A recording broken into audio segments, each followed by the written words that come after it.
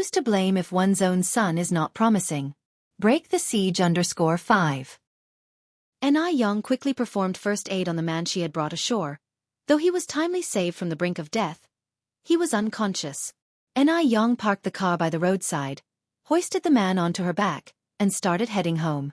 Upon seeing her return with a carried load, Anew exclaimed with surprise, "Yang, what happened?" Anew briefly explained the situation. Anew, a sympathetic person herself, immediately said, "Take him to the room quick, then go shower with warm water. I will go bring the car back." Just then, Anew walked in from outside, and after hearing the situation volunteered, "Sister Yang, I'll go bring the car back. You stay home and assist Yang." "Thank you, Sister Changui." Anew hadn't felt cold while rescuing the person earlier, but now upon making it at home, the bone-chilling cold was seeping in. Anew took a hot bath, and Anew warmed up a bucket of water to wash the unconscious woman on the bed. She then fetched a set of her clothes for the woman to change into. The woman wasn't very attractive. Her hands were fair, but her face was dotted relentlessly with pimples, which made her hard to look at. Oh, she must be truly pitiful to attempt a suicide. Anew sighed continuously. After her bath, Anew checked on the woman, and confirming she was in a stable state, she went to cook.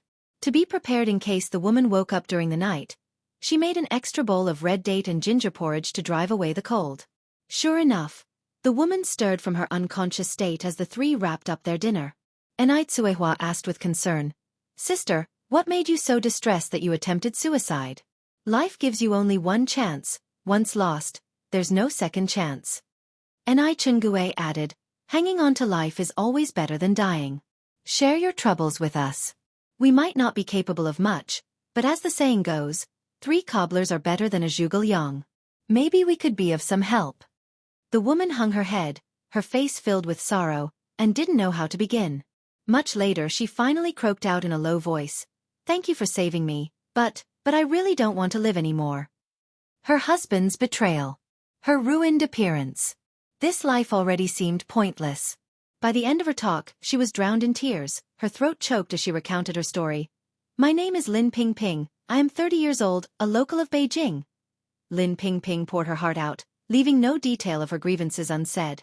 In the past, out of fear of humiliation, she had never shared these with anyone. Now she didn't care about any of that. She just wanted someone to confide in. Listening to her, Aneihua's eyes got teary. She seemed to see her own reflection in Lin Pingping. Anew was also wiping her tears sympathetically and cursing the Hong family. Anew slightly furrowed her brows unnoticed. Be it the present Lin Pingping or the past Anew, they all were victims of the times. Anew crouched down to Lin Pingping's eye level. Her clear eyes were devoid of any disdain or revulsion. Her lush lips parted slowly and she began to speak. "Aunt Lin, you shouldn't have tried to kill yourself. You should live on, go to the court for a divorce and claim what's rightfully yours. His infidelity and his affair resulting in a pregnancy, that's nothing but shameless sleaziness. He not only deserves jail time but also to compensate for the waste of your 10 years. Trying to commit suicide at this point in time is like abdicating to that other woman. It's an extremely irrational move." Lin Pingping raised her head and upon seeing Aneyang's face, she was taken aback momentarily. Wasn't this young girl the one she had seen in the noodle restaurant in the morning? After a while she echoed, "Divorce?" In this era, divorced women were shamed. Furthermore, Lin Pingping's old-fashioned upbringing made it challenging for her to envision living as a divorced woman, carrying the scorn associated with it. "Yes," Anew affirmed, "divorce. But, Anew carried on saying, "Aunt Lin, times have changed. Divorced women are everywhere, and divorce is not shameful. Everyone has their moments of blindness." Hearing this, Anew agreed fervently. "Sister, Yang is right. Divorce isn't a disgrace. Look at me, I'm living quite well now, right? My past was even worse than yours." Who's to blame if one's own son is not promising? Break the siege_6. Anew was sharing her own story with Lin Pingping. Lin Pingping listened, her face gradually showing an incredibly shocked expression. She thought she was unlucky enough, but she hadn't expected that there were people in this world who were even unluckier than her. If she hadn't heard it with her own ears, she wouldn't have believed that there were people in this world who would abandon their own children. Sister, Anew said with a sigh, take my advice, get a divorce. You still have a long life ahead of you. Why ruin it over a man like this? Lin Pingping was a smart person who got the point quickly. The reason she was confused all these years was because she never showed her scars to others. Everyone thought she was happy, so naturally, no one talked to her about these things. Okay sis, I got it, thank you all. Anew said happily, I'm glad you understand. Yang brought a bowl of porridge in from outside. Auntie Lin, have some red dates and ginger porridge to warm up first. Thank you. Lin Pingping took the bowl of porridge with both hands and slowly drank it. That night, Lin Pingping and Anew talked until late. She gained a lot of insights from Aneihua's words and felt more and more that she was so foolish in the past. The next morning, Lin Pingping asked to say goodbye. Anew handed her a bottle filled with a brown liquid. Ping, this is an acne cream made by Yang. She said it can cure the acne on your face. Lin Pingping refused. Sister Hua, you, Yang, and Sister Jianghu are all good people. You saved my life. How can I take your stuff now? Just take it, Anew smiled. Stand up for us women and live a good life. Lin Pingping took the bottle, nodded resolutely, and said, Thank you, Sister Hua. After returning to the urban area, Lin Pingping didn't go back to the Hong family immediately. Instead, she found a classmate who was a lawyer and then visited a private detective agency. After doing all these, she went back to the Hong family as if nothing had happened. Just as she got home, Hong Bin immediately asked her for money. Lin Pingping smiled and said, My aunt said that she would give us a bank book in a few days, don't worry. Hong Bin exclaimed, Really? Lin Pingping nodded. Of course it's true. Hong Bin said, When you get the bank book, you should give it to my mom for safekeeping. Sure, Lin Pingping nodded. I'll listen to you. Because the price of milk tea was 3 times higher than sour plum soup. Yang originally thought that milk tea wouldn't sell well that day.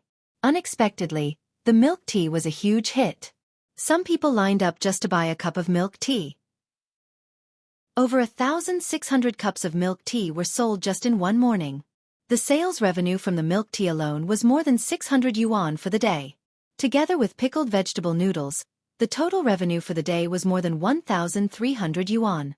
This was the revenue when milk tea was sold out. If there was enough milk tea, the total could be even higher. Since milk tea was so popular, she had to plan ahead. Yang thought for a while, and during lunch break the next day, she went to the trademark office to register a trademark for the milk tea, called New York milk tea. Yang was a person of vision. She never left trouble for herself or loopholes for her competitors when she did things. She had a clear goal. To do big things. To earn big money. The second day after Lin Pingping returned, she finally had time to look at the acne cream Yang gave her.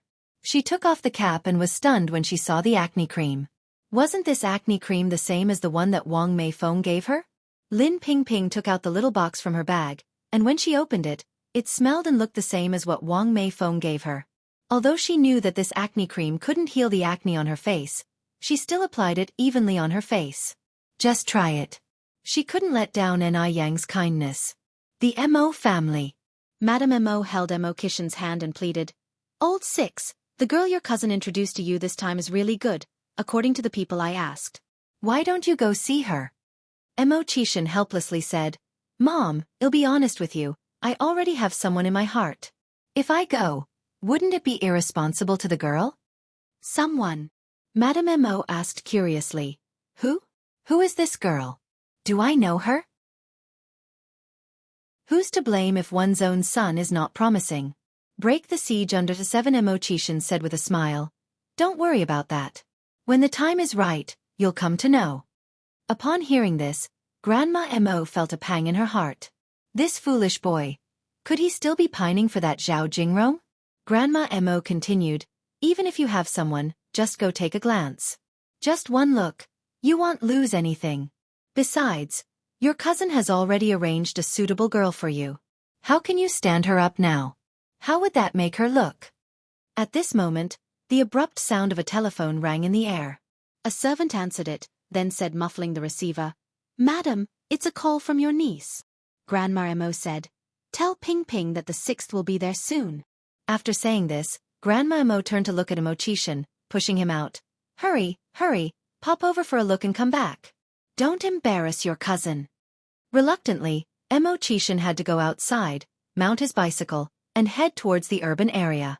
Lin Pingping had arranged for Xianxia to meet a marriage prospect named Huang Ro. Huang Ro, true to her name, was very beautiful and gentle. But upon seeing that Xianxia had arrived on a bicycle, her expression instantly darkened. Wasn't it said that Xianxia's family was quite wealthy? Why had he come on a shabby bicycle? Was he deliberately testing her? Number 6, over here. Lin Pingping waved at Xianxia. As Pingping had only just started applying acne cream, there was no visible change to her face. Cousin. Xianxia got off his bike. Lin Pingping laughed and said, Number 6, this is Comrade Huang Ro. Little Ro, this is my cousin, Xianxia. Huang Ro nodded her head. Lin Pingping continued, Number 6, why don't you take Little Ro for a stroll? I have some work at my office, so we'll be heading back first. Having said that, Lin Pingping turned and left. Mr. Mo, I heard from Sister Pingping that your family conditions are pretty good? Huang Ro asked tentatively. Honestly, Xianxia was quite handsome. But Huang Ro was a pragmatic person. What did good looks account for? Could they be spent like money, or eaten like food? Xianxia chuckled. Miss Huang, if there's a chance that we'll be spending the rest of our lives together, I don't wish to hide anything from you. My name is Xianxia, I dropped out of high school, I have 4 older brothers, my parents are both alive, and while my family's conditions are fairly good, that's all to my brother's credit. It has nothing to do with me. So after getting married, I'll have to move out. But don't worry, as long as we're diligent, I'm confident we can change our circumstances and live a good life. Are you saying that you have nothing? Huang Ro raised an eyebrow. Yes. Xianxia nodded. This was completely different from what Lin Pingping had described. Huang Ro felt like she'd been seriously deceived. You have nothing, yet you have the audacity to come and meet me for a setup date? What makes you think you, a penniless fool, deserve me? Huang Ro screamed. Have you even looked in the mirror? Do you see what kind of person you are? A toad wishing to eat swan meat. Have you no shame? People like you will never get married in this life. You make me sick. Comrade, if you don't like him, fine. But there's no need for personal attacks, right? Just because you don't like him doesn't mean others won't. A gentle voice came from the air. Huang Ro looked up to see an extraordinarily beautiful face. She scoffed. Who would like this kind of penniless wimp? Anew walked over, naturally taking Xianxia's hand. I do. Brother Mo, ignore her, let's go. Huang Ro was speechless. Are you blind? You're interested in this kind of person. Anew paused, looking back at Huang Ro. We simply have different values. You value money, I value people. So, you can't negate me, and I can't negate you. Crazy! Huang Ro muttered, then quickly walked away from there. Once sure that Huang Ro was out of sight, Anew let go of Xianxia's hand. Brother Mo, I'm sorry. Anew, who in her previous life had experienced so many grand scenes, now had a layer of sweat on her palms. Her heartbeat was a little haphazard. Although it was early winter, she felt unexplainably hot. Xianxia was no better. His ears were burning red, and his hand remained in a semi-grasping state. It was his first time holding a girl's hand. How could he not be nervous? Trying to remain calm, Xianxia said, It's all right, thank you. Anew chuckled. No problem, you helped me before, remember? By the way, was that your girlfriend just now? Xianxia said, No, she was a blind date arranged by my family. I really didn't want to come, but my mom... Xianxia, normally such a smooth talker, suddenly didn't know how to explain what had just happened. Anew nodded. Ah, I see. Yang, how come you're here? Xianxia changed the subject. Anew said, I happened to be out during lunch, wandering around, looking for a factory that could make disposable paper cups. I didn't expect to run into you here. If Anew wanted to expand her bubble tea business, she would need to find a good manufacturer of disposable paper cups. The bubble tea she was currently selling was served in glass cups.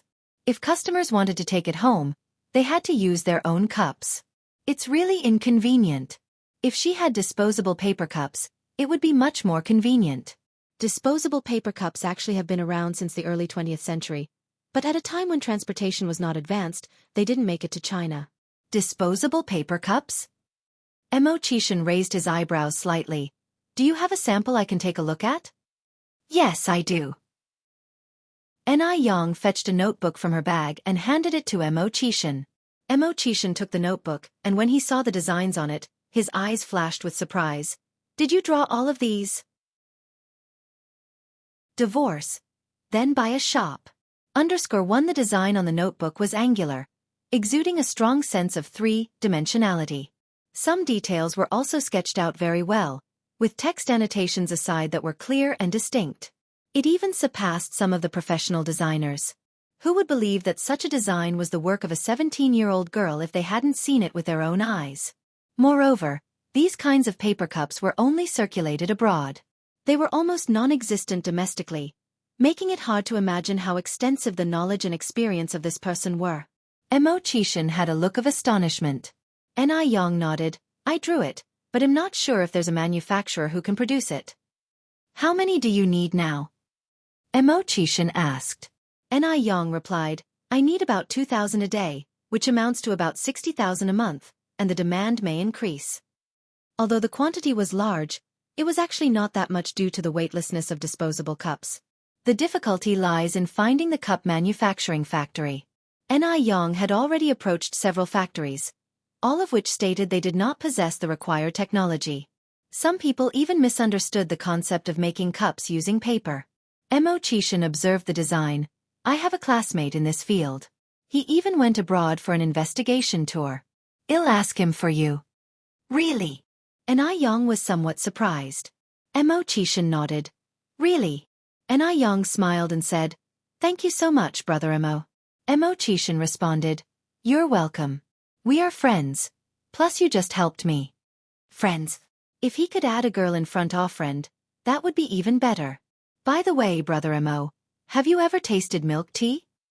Yang asked. No. Chishan responded immediately. Yang continued.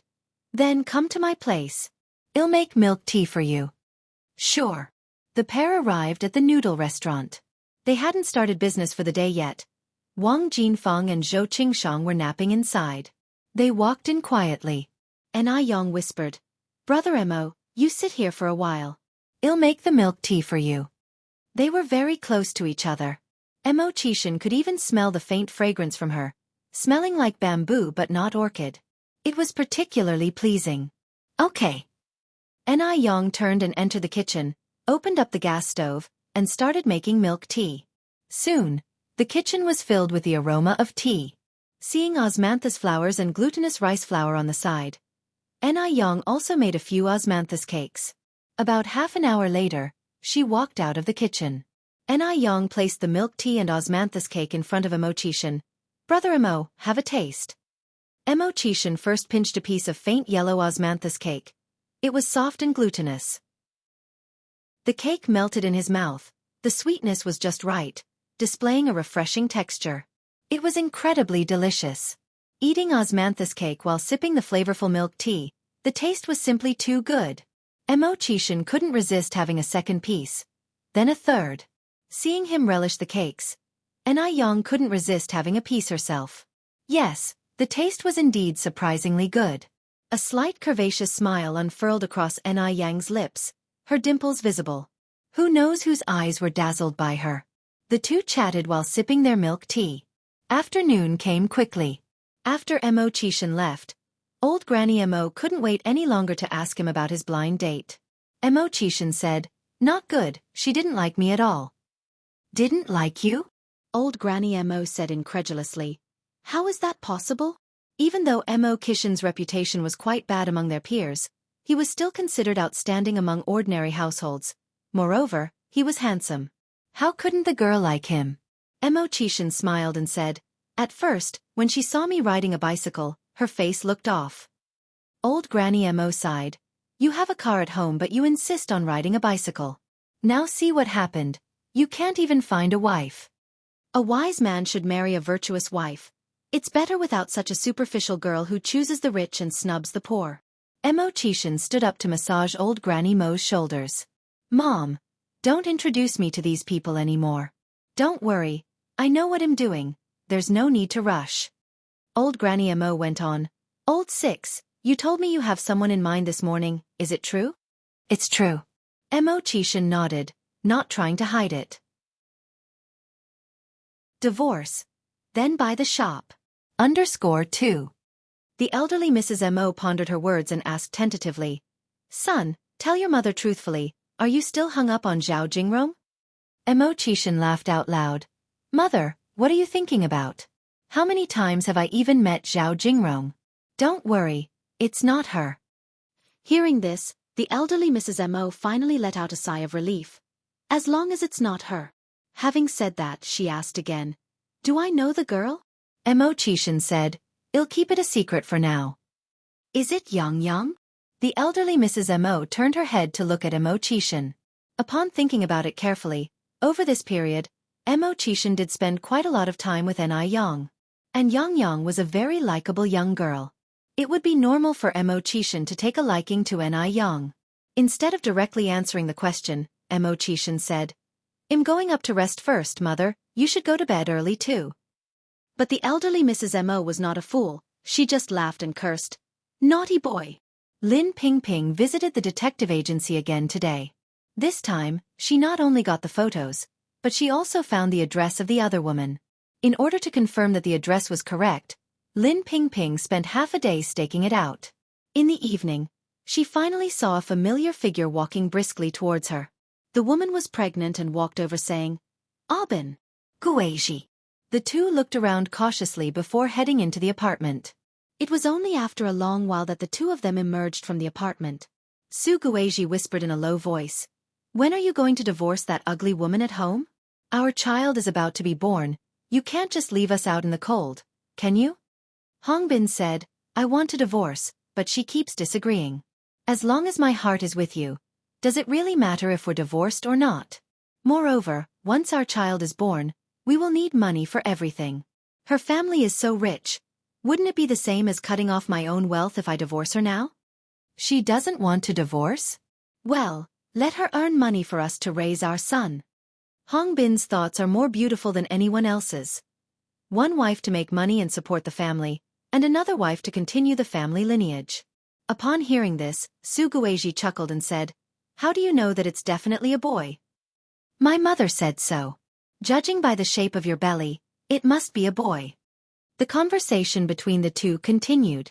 Lin Pingping reached out and held onto a tree branch tightly, her grip so strong that her fingernails dug deep into the bark of the tree. 10 years. She had wasted 10 years of her youth on this ungrateful man. Disgusting. Lin Pingping struggled to control her rage. After a long while, she finally turned around and left. When she returned to the Hong family, it was already very late.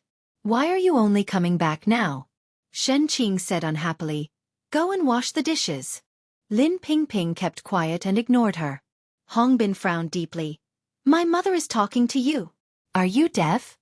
Lin Pingping looked up at him. Am I your family's maid? To her recollection, Lin Pingping had never acted this way before. She had always been one to endure.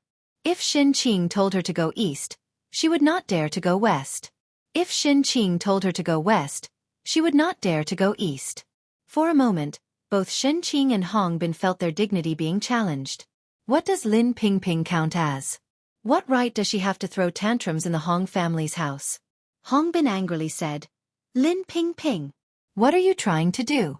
I'm already being nice by not rejecting you with the way you are now. And you still dare to create problems. And show no respect to seniors. My mother has been tired all day. What's wrong with her asking you to wash the dishes? Lin Pingping smiled faintly. May I ask, was I like this on the day I married you? Hongbin, ask yourself, what have you given me in these 10 years? Have you fulfilled your duties as a husband? Has anyone in your family ever treated me like a human being? Hongbin's brow knitted and his face was filled with disgust. If it weren't for the money, he would find it disgusting to even take a second look at Lin Pingping. Complain? What does Lin Pingping have to complain about? It was Lin Pingping who pursued him in the first place, and it was Lin Pingping who insisted on marrying him. It's not like he can't find a wife. Xianxia jumped out and cursed, "You ugly bitch, what do you mean by that? If you don't want to be in this relationship anymore, pack your things and leave the Hong family immediately. If it weren't for you insisting on marrying our Binbin back then, maybe he would have been successful by now. It's because of you, you jinx. You ungrateful bitch." Divorce. Then buy the shop. 3. Your Hong family? Lin Pingping turned her head to look at Xianxia, smiling. How dare you say that? Have you forgotten that this apartment was bought with the money my aunt gave me? How does it have anything to do with your Hong family? Xianxia was livid. How dare she? This unattractive woman now dared to speak to her this way. If she didn't show her power, Lin Pingping might actually think she was a pushover. You shameless, lowly woman. Are you planning on denying our ownership of this house? Divorce. I want a divorce right now. The Hong family doesn't need disgraceful people like you. Xianxia held her head high, waiting for Lin Pingping to kneel and beg her. Previously, any mention of divorce would scare Lin Pingping half to death. Would Lin Pingping agree to a divorce? Never. Don't worry, even if you don't mention it, I want a divorce too. I've had it with your family. What? Lin Pingping wanted a divorce? At her words, the atmosphere in the room quiets immediately. Even Hong Yuanyang, busy reading the newspaper, put it down. Lin Pingping, do you have any idea what you're saying? Hongbin looked at her in disbelief. Lin Pingping loved him so much, how could she possibly want a divorce? Was she running a fever? Lin Pingping enunciated every word. I said I want a divorce. This is my house, a house that I bought. I want you and your family out of here now. Beyond shameless. Has Lin Pingping no shame? Xianxia was furious. She grabbed a broom and aimed it at Lin Pingping. This is my son's house, the Hong family's house. If anyone should leave, it's you, you slut. Get out now, get out. They had been living in this house for 10 years. How dare Lin Pingping try to take it from them? Impossible. Lin Pingping grabbed the broom and pushed hard. You old hag, you don't have the right to hit me. Xianxia was unprepared. The Lin Pingping she knew wouldn't resist or talk back. Xianxia fell over. Lin Pingping, how dare you do this to my mother? Hongbin rushed over, grabbing Lin Pingping by the hair, his face twisted with rage. Good, very good. There was a mocking smile on Lin Pingping's face. At last, she saw Hongbin's true colors. Lin Pingping, I'm giving you one last chance. Apologize to my mother immediately. Or else, this isn't over. You really think I won't dare to divorce you? In Hongbin's eyes, Lin Pingping's demand for a divorce was nothing more than a threat to scare him. Under ordinary circumstances, he wouldn't stoop to her level. But Pingping had dared to retaliate against Xianxia. That was unacceptable.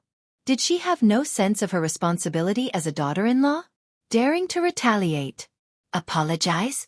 Why should I apologize to that old hag? Not only will I not apologize, I wish that she would die soon and be reborn. Lin Pingping gritted out. Xianxia shrieked with rage. She's out of line. Out of line. Binbin, hurry. Kill this bitch. Hongbin was beyond angry. He felt his masculinity was being trampled, grabbed Lin Pingping's hair tightly, and started bashing her head against the wall. Bang, bang, bang. Soon, Lin Pingping's head was bleeding profusely.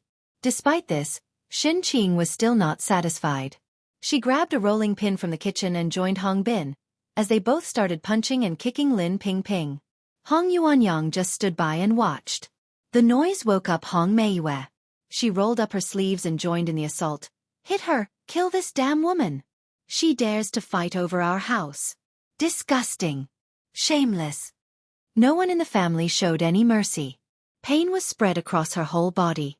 Just then, the door was pushed open, and a few uniformed police officers walked in. Like a stream of light piercing through darkness. At that moment, Lin Pingping saw hope. She shook off the punches and kicks, trying to crawl towards the police, leaving a long trail of blood on the floor. Police officer! Please help me! After saying that, she fainted. Comrade, are you all right? Two female officers rushed over to help Lin Pingping. The entire Hong family was stunned. They had not anticipated that the police would suddenly show up, especially at this moment. Shen Qing was the first one to react. She laughed and said, "It's a misunderstanding." "Officer, it's just a misunderstanding. We're family, just having some fun." "Nobody move," a stern voice came. "We received an anonymous tip that the four of you are trying to murder someone. You're all coming with us." Divorce. Then buy the shop. _4. Attempting murder. Such a grave accusation. It's too heavy for anyone to bear. Hong Meiyue burst into tears instantly. "No, I didn't. Mom, I don't want to go to jail." Shen Qing was crying and making a scene, publicly throwing a tantrum. Injustice. Oh heavens, it's really unfair. Does our own family fooling around constitute a crime? The people's police aren't fooled by Shen Qing's ploy. After all, when they arrived, their family of 4 was causing harm to someone's life. Fooling around? And during this fooling around, blood was shed? 4 family members were forcibly taken away. Lin Pingping was sent to the hospital. The hospital examination results showed severe concussion, extensive soft tissue contusions all over her body, a fractured tibia, and deemed a critical first-degree injury. The 4 members of the Hong family suspected of murder were detained in the police station for investigation. When Madame Mo arrived at the hospital that night, she burst into tears, crying out that she was sorry for Lin Pingping. Lin Pingping lay on the hospital bed, wiping away tear stains from Madame Mo's face. "Auntie, I'm fine. Don't cry. It's not your fault. It's mine for not standing up for myself." If she had taken Madame Mo's words to heart back then, she wouldn't be in this situation today. Mo Chishan frowns deeply and lands a punch on the window. "Where is that beast? Where is he now?"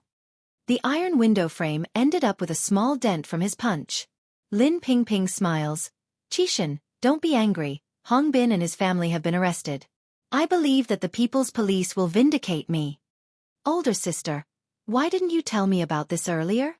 Mo Chishan turns his eyes towards Lin Pingping. Lin Pingping sighs softly, refraining from a response. Madame Mo gently pats Lin Pingping's hand. "Good girl, it's all in the past."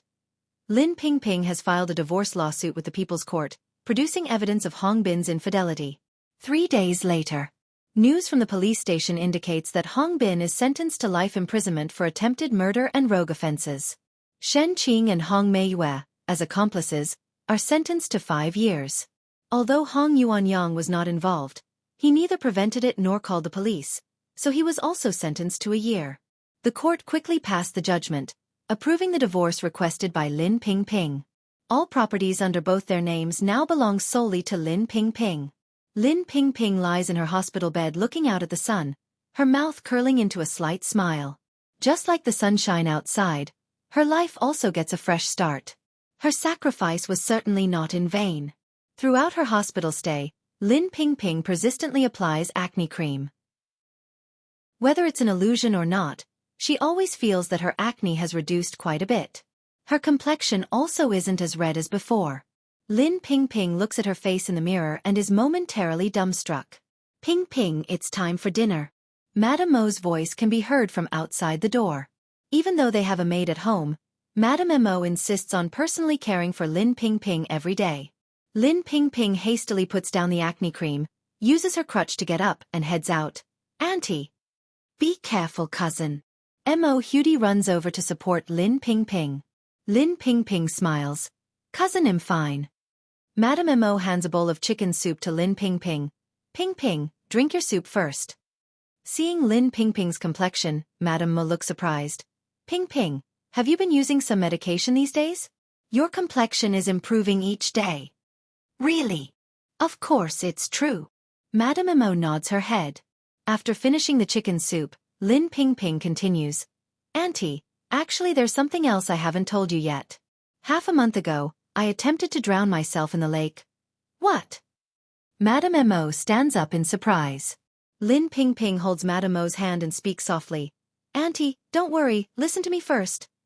Lin Pingping recounts everything to Madame Mo. Madame Mo listens with trembling heart. She never expected that Lin Pingping would actually attempt to jump into a river. Luckily, a benefactor appeared. If it weren't for this benefactor, Lin Pingping would now be As she listened, Madame Mo sensed something was not right. She grabbed Lin Pingping's hand. Ping Ping, what was the name of the girl who saved you? Her name is Anew. Yang. Madame Mo looked surprised. Auntie, do you know her too? Lin Pingping is also surprised. Divorce. Then buy the shop. 5mo Hudi excitedly said. Cousin, sister Anew is the one who cured me. Is it really the same person? Lin Pingping continued. The Anew I know, she even opened a noodle restaurant in the city. Mrs. Mo was thrilled. It is her. It knows doubt about it. It's Xianxia. She even prepares breakfast for me every morning. I didn't expect Xianxia to be so kind-hearted. She is indeed the little lucky star of our family. We must find the time to thank her properly. Lin Pingping was still a little incredulous. Mrs. Mo laughed. I ask you, isn't Xianxia really beautiful, and doesn't she have 2 dimples when she smiles? Not everyone could earn Mrs. Mo's praise for being beautiful. Moreover, dimples are rare. You might meet one in 10,000 people. Lin Pingping nodded excitedly said. Yes. Aunt, we are really talking about the same person. At the moment, the niece and nephew praised Anew from head to toe without hesitation. In the noodle restaurant, Anew, who was busy wiping the table, inexplicably felt her ears burning. She touched her ear. It was a little hot. Wang Jinfeng teased her. Xianxia, if your ears are hot, someone must be thinking of you. Anew laughed and said, Aunt Jinfeng, all you know is joking with me. Why don't you say someone is scolding me? Wang Jinfeng said, Xianxia, whoever dares to scold you, your Aunt Jinfeng will be the first to not let them go. At that moment, the door was pushed open, and a tall and straight figure came in from outside. Wang Jinfeng gave Zhou Qingsheng a wink, and the two tacitly turned and went into the back kitchen. Brother Mo. Seeing the figure, Anew walked over with a smile. Xianxia. Mo Qishan was almost blinded by the 2 shallow dimples. His wife seemed to be more and more beautiful. It's all right for her to look good. Why are even her dimples so charming? Mo Qishan followed Anew in, looking at Aneyang's back. He cooled off a bit. Brother Mo, sit. Anew pulled out a chair. Thank you. Mo Qishan bent over to sit down, took out several cups from his bag. Xianxia, these are the disposable paper cups you asked for last time, a few samples brought by my friend. Check if this is what you need. 4 paper cups in total. All were made according to Aneyang's design, but the material and thickness were different. Anew picked up 4 cups for comparison, then pointed to one of them and asked, How much is this one, Brother Mo? This question. Mo Qishan really hadn't thought about it. 3 for a penny. Mo Qishan hesitated a moment, then replied. After all, they are just disposable items. It would be unreasonable if they were too expensive. This price should be pretty fair, right? Is it so cheap? Anew was a little surprised. Although disposable paper cups are indeed not expensive and have a low cost, the current technology in the country is still immature. Not many people can produce this type of paper cup. The price should be a bit more expensive. After all, rarity makes a thing precious. Anew speculated that one had to import equipment to make them. Mo Qishan laughed. Is it still cheap? I was intending on bargaining with you. Don't think the paper cup is hard to make in other factories. But at my friend's, there is hardly any difficulty at all. As the saying goes, no cheater, no merchant. Are you worried that he will lose money? That seems to make sense. Anew went on to say. Then Brother Mo, could you help me order 10,000 of them? Mo Qishan nodded. Okay, remember, if I'm not around in the future, you can call this number to have them deliver. He handed Anew a piece of paper with a phone number. Then I'll pay you first. Anew took out 4 large notes and handed them to Mo Qishan. Mo Qishan laughed and said, Well, take care of that when they arrive.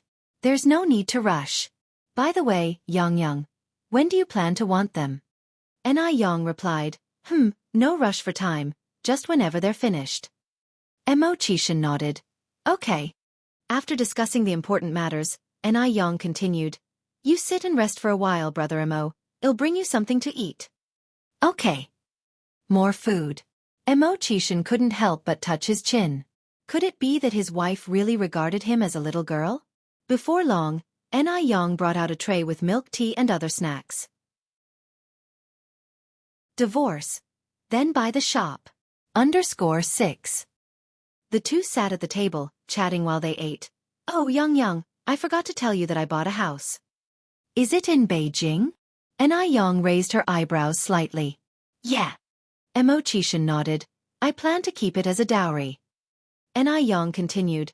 Brother Mo, if you really want to keep it as a dowry, I suggest that you should buy a house near Donghuching River. Donghuching River is located on the second ring road in the future. In her future memories, houses within the second ring road in Beijing sold for more than tens of thousands of yuan per square meter. Ordinary people couldn't afford such a house in their lifetime. But at this time, no one wanted houses within the second ring road. The price per unit was only 100 yuan per square meter. It was 4 or 5 times cheaper than a commercial property. Yang also planned to buy several houses along the second ring road once her business started to stabilize. Mo Qishan laughed. It looks like I need to work harder to make money. Otherwise, I won't be able to afford a wife. Yang lifted her cup of milk tea towards him. Let's work hard together. Mo Qishan clinked his cup with hers. Cheers to that. After leaving the noodle restaurant, Mo Qishan rode away on his bicycle, disappearing around the corner.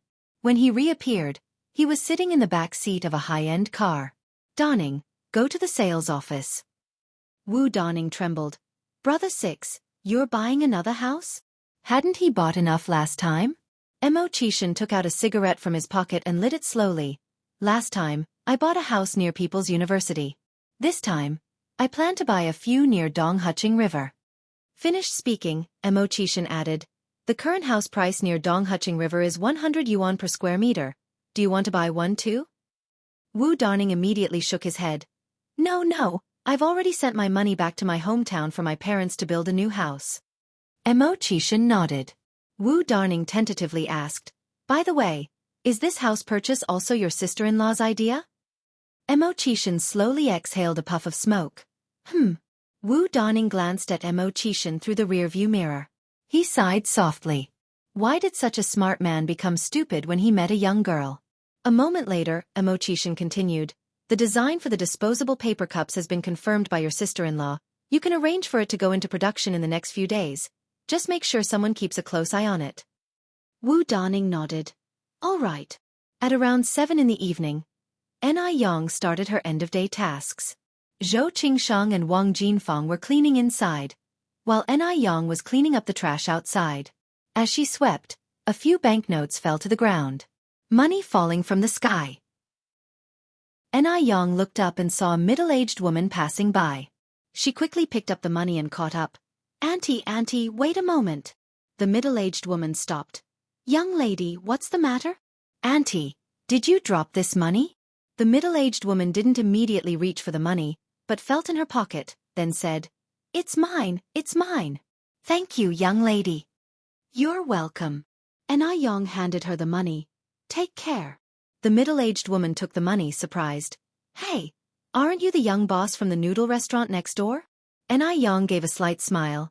My name is Yang, do you know me? The middle-aged woman laughed. I run the stationery shop next door. Yang said, so we are neighbors, would you like to sit for a while at my place? When it comes to doing business, maintaining a good relationship with your neighbors is crucial. The middle-aged woman went on, actually, we're moving out in a few days. As a matter of fact, we're selling our shop. Selling. Yang continued, Auntie, can I take a look? The middle-aged woman nodded. Sure, young lady, come with me. Yang followed the middle-aged woman's steps. Auntie, you can just call me Yang. The two arrived at the shop next door, and the middle-aged woman turned on the lights. The shop was not very big, only about 20 square meters. There was a counter at the front, and inside there was a small table and a bed.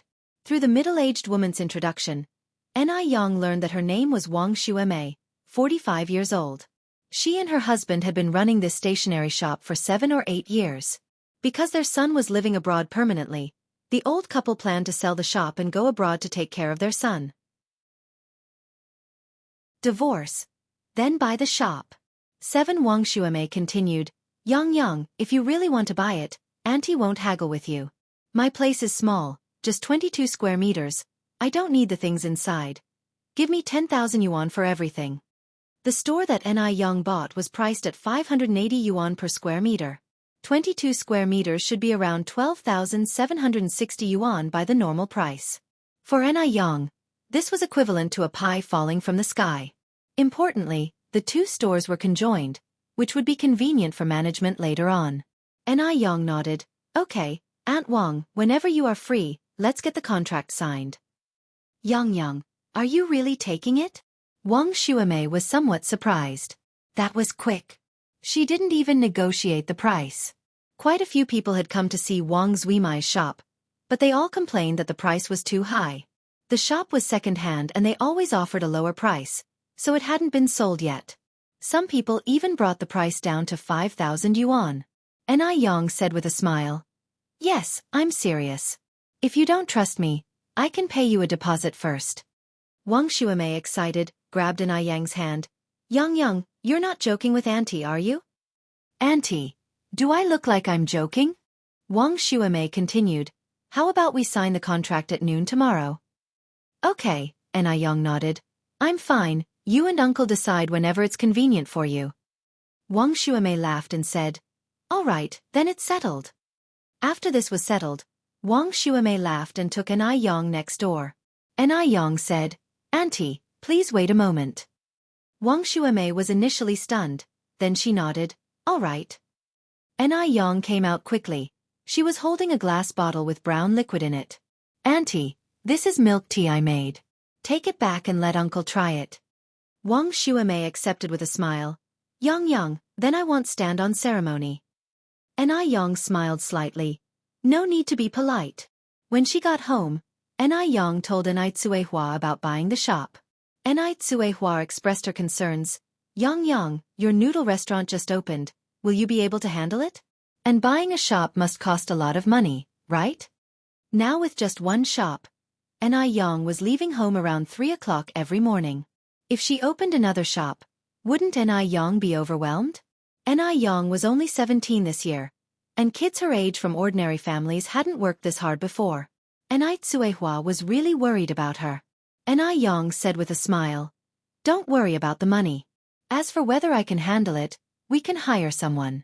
There are so many people in the village, there has to be someone suitable. Hearing what Anew said, Anew was relieved. If we're hiring, I think Gooden's mom and Xiaowa's mom are pretty good.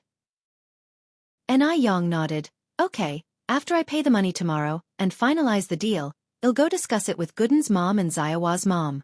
Oh Mom, how's the aloe harvest these days? Anew replied. Now it's winter, and the aloe doesn't pup anymore. Everyone went to the mountains to find it. Yesterday, they brought about 20 jin in total. Okay, Mom, remember, no matter how much aloe they bring, we take it all. Don't worry about stockpiling. Anew nodded her head. These days, Anew has learned how to make face wash and aloe gel, so she can pretty much handle all of the skincare product making, and Anew doesn't need to worry about it. Anew played with little Anew for a while, then went to the kitchen to cook. First, she took out some beef bone that was bought yesterday, and half of an old mother chicken. After washing them and parboiling, she put them in the casserole to make soup. With seasonings like green onions, ginger, and star anise added in, the aroma soon filled the air. Anew went to wash some greens, tofu skin, mushrooms, and meatballs. While the soup was simmering, Anew prepared 3 appetizers that were good for beauty and skin nourishment. About an hour and a half later, the kitchen was filled with a fragrant aroma. After the soup was done, Anew started to blanch the rice noodles. She put the blanched rice noodles in a large bowl, layered cooked greens, tofu skin, meatballs and so on, then sprinkled some green onions, chopped garlic, and cilantro, and finally poured in the well-cooked soup. If you like spicy food, you can add a spoonful of chili pepper. A comforting bowl of rice noodles was ready. The rice noodles were chewy and full of taste. When you bite into it, the delicious flavor of the beef bone soup and the chicken soup infused in the rice noodles is irresistible. When Anew eats rice noodles, she likes to roll them up with chopsticks. It's quite satisfying to bite into a mouthful, and the taste of the rich and flavorful soup after finishing the noodles is unspeakably delicious. Anew squinted her eyes in satisfaction. showing a slight dimple on her cheek. Besides the busy times every day, this was probably her happiest time. Jianghu ate a large bowl and then scooped up half a bowl more. Yang, these rice noodles taste really good. He absolutely loved it. Hua also had 2 bowls of it. With Yang's beauty recipes, they were not afraid of gaining weight. After dinner, Jianghu did the dishes. Hua put Yun to bed, and Yang was sent to rest. With nothing to do, Yang went back to her room and counted the money she had earned these days. She was originally planning to deposit this money in the bank tomorrow, but an unexpected opportunity fell into her lap. Yang counted and found out that her savings now totaled 15,896 yuan. She had more than 4,000 yuan when the noodle restaurant opened, and the remaining 800 yuan was earned from selling skincare products these days. In other words, the turnover of the noodle restaurant has reached 10,000 yuan in just 8 days. But after paying for the shop tomorrow, her savings will be back to square one. It's okay. Once the milk tea shop opens, her turnover is likely to double. When the money keeps rolling in, her business can grow bigger and bigger. Yang sorted out 10,000 yuan and put it in her wallet. The next morning, Yang went out early. At lunch break, Yang went to the neighboring shop with the money. Wang Zuimai's husband, Zhao Shang, like Wang Xuemei, is also an honest man. Seeing Yang coming, he quickly began to make tea and take out sunflower seeds for her. Yang laughed and said, "Uncle, you don't have to fuss." Wang Xuemei said, "Let him, just let him. We'll chat while drinking tea in a moment. By the way, Yang, the milk tea you gave us last night was really tasty. Much better than the big pear soda sold outside." Became the favorite in the village, found out about Li Xianxian's background under Unforgettable pear soda. Even Waha and Jianlibo drinks don't taste as good as the milk tea made by Yang. No wonder Yang's noodle restaurant has such a long queue every day. It turns out the food and beverages are that delicious. If it were her, she would be willing to queue every day. Zhao Shang came over, handed the brewed tea to Yang. Yang, have some tea. Thank you, uncle. Yang stood up, took the teacup with both hands and thanked him. Zhao Shang discreetly took a good look at this young lady, full of admiration. Despite her young age, her manners, conduct, and courtesy all surpassed any adult standards. How many other children would know to receive a teacup with both hands? And to stand up to give thanks? Although it's just a simple action, it embodies the 5,000-year-old history of tea etiquette in China. This little girl is destined for big things in the future. Yang took a sip from her teacup then put it down on the table. Wang Xuanyi added, Yang, although my shop is small in size, it's really well located, and warm in winter, cool in summer. It's not only good for business, but also for living. If it weren't for us going abroad, your uncle and I would hate to sell it. Yang continued, actually, you could consider renting out the shop. By the time you and uncle decide to come back, you could reclaim it. Even though she really wanted to buy the shop, she wasn't going to force anyone. Trades like these require satisfaction from both parties. Wang Xuemei smiled. This trip abroad might be permanent for us. Our son has strictly instructed us to settle everything domestically before leaving. Yang nodded. Wang Xuemei then brought out the contract. Yang, we have prepared the contract. If there are no issues, we can sign it. The contract was produced in duplicate. Yang took one, skimmed it carefully. After confirming there were no issues, she signed her name. Her autograph was bold and free, clean and forceful. It didn't look like a young teenage girl's handwriting at all. Zhao Shang's 25-year-old son was an international student in M country. Even he couldn't write such good handwriting. Zhao Shang kept his copy of the contract and said, Yang, if you're tight on money, you can first pay us 5,000 yuan. The remainder can be transferred to us via bank after we leave the country. Wang Xuemei nodded. Yes, Yang, don't worry about the money, your uncle and I are in no great rush for it. The couple knew that Yang was just a little girl who was struggling on her own. They would never be this lenient with anyone else. Since Yang didn't look like someone who would default on payments, they trusted her. Yang smiled. Thank you, uncle. Thank you, auntie. However, I do have just enough money right now. I would prefer to pay everything up front to avoid any future hassles. On hearing this, the couple was taken aback. This was not a small amount. They had scrimped and saved for many years to put aside a little over 100,000 yuan. Anew had only been running her business for a few days and she had already made this much money?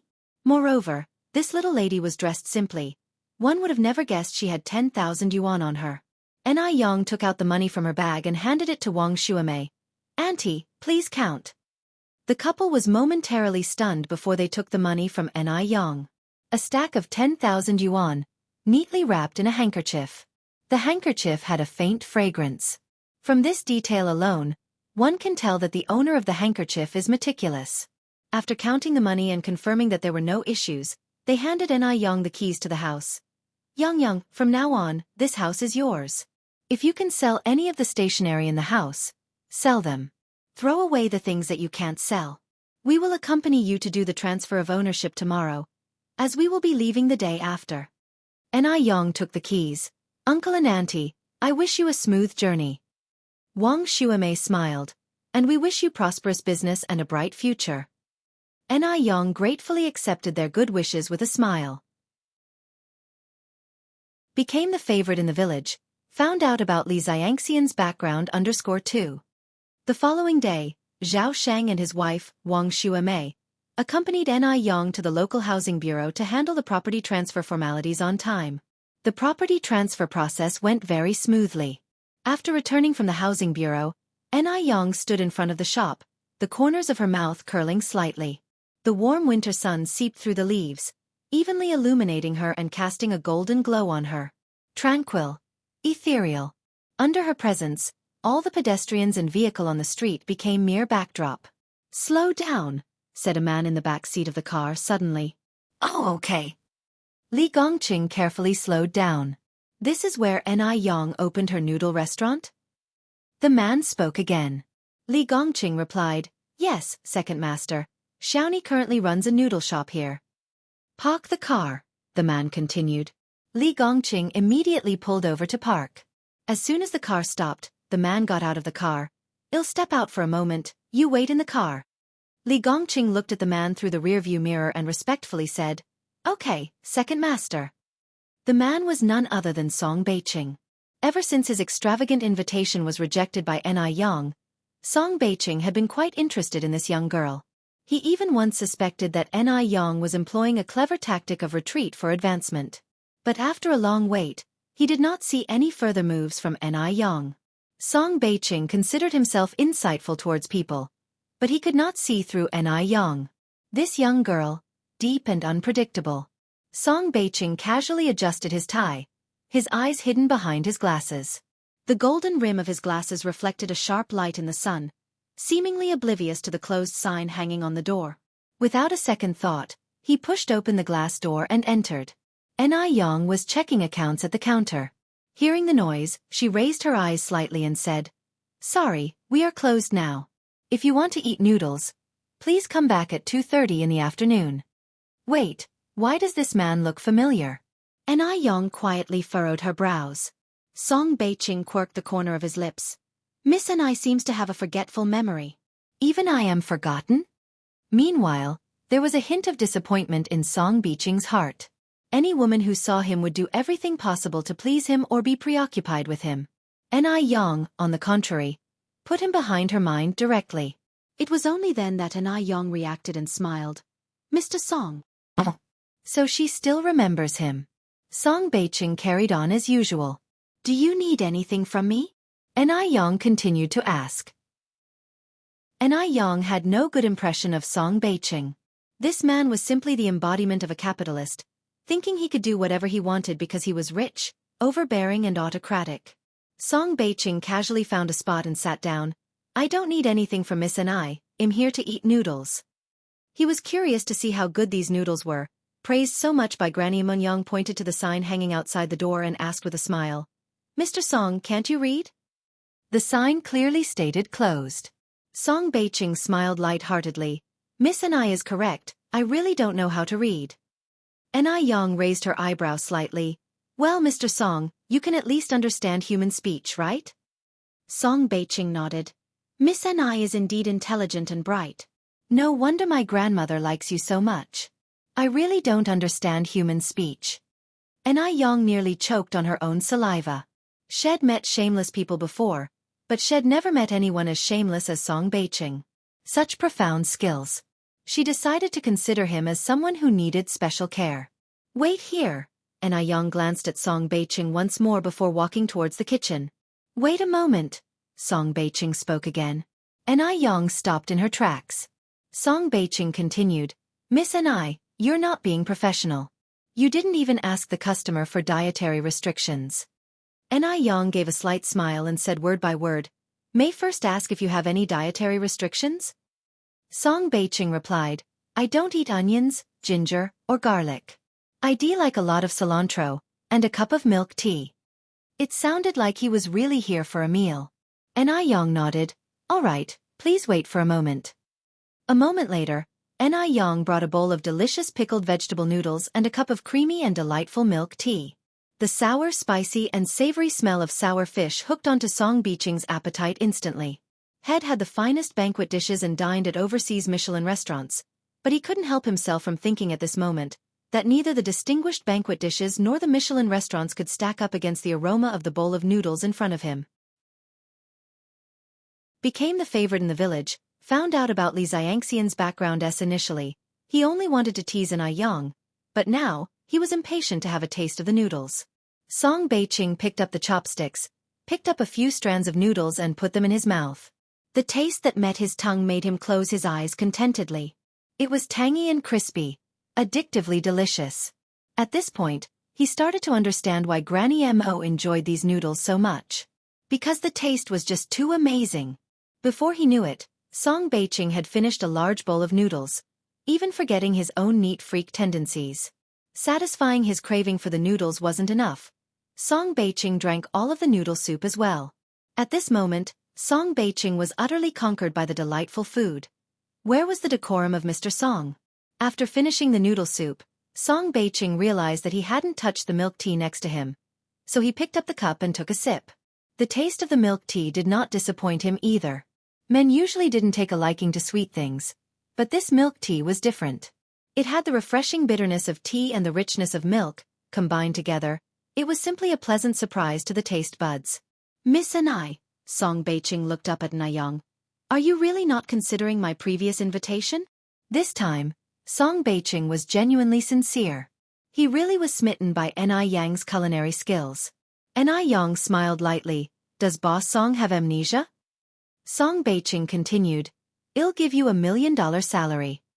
As he said this, he held up 2 fingers. 2 million. Really throwing his money around. The girl looked so beautiful, and her cooking was excellent. Bringing her back for 2 million wouldn't be a loss for him. Yang was silent, continuing to play with the abacus under her fingertips. 2.5 million? 3 million. 3,100,000? All that answered Song Beiqing was the click-clack of the abacus beads. Song Beiqing slightly raised an eyebrow. Could it be that she was calculating how much money she could make in 2 years, 3 years? He knew it. No one could resist the allure of money. Even Yang, who professed to be self-reliant, couldn't refuse this astronomical sum. No need to calculate, Song Beiqing continued. 1 year is 3. 1 million, 2 years is 6. 2 million, 3 years is 9. 3 million, 10 years is 31 million. But Yang acted as if she hadn't heard Song Beiqing's words, continuing to play with her abacus. Why wasn't she speaking? Song Beiqing frowned. Could she have been scared dumb by these large figures? Indeed, her bowl of noodles only sells for 3 cents a pop. She'd have to sell 100 million bowls of noodles to earn back 31 million. 100 million bowls of noodles. Enough for her to sell for a lifetime. Song Beiqing chuckled. Miss why aren't you speaking? Don't worry, Song, don't have many good qualities, but one never go back on my word, since I promised a salary of 3.01 million. I will definitely keep it. If you...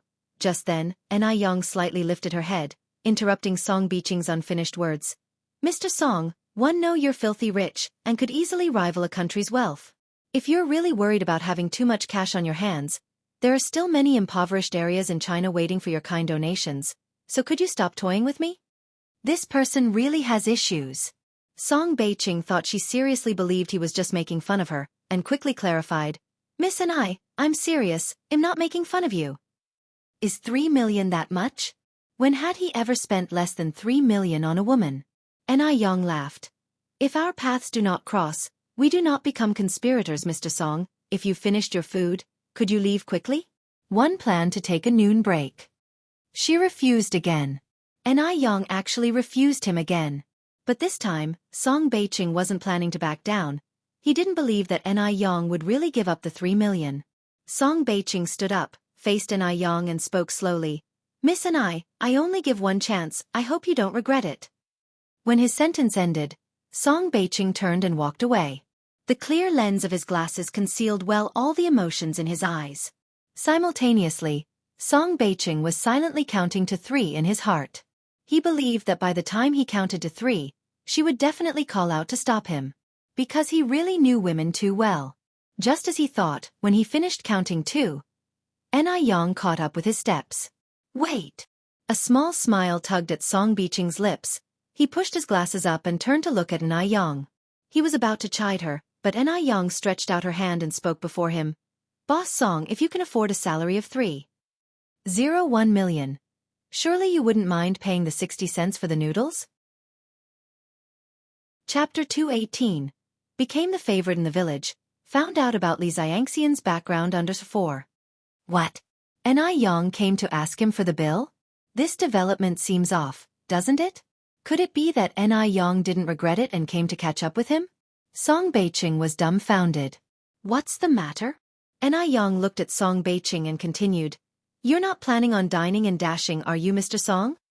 A shallow dimple appeared at the corner of her mouth, and her bright peach blossom eyes, mischievous like a cat's, caused Song Beiqing to become transfixed. "Mr. Song." Anew spoke again. Song Beiqing finally snapped out of it and took out a large unity note from his pocket. No need for change. Anew fished out some spare change from her pocket and forced it into Song Beiqing's hand. "Don't worry, Mr. Song, we are not some kind of black shop." Song Beiqing looked at Anew. "Anew, you really don't regret it?"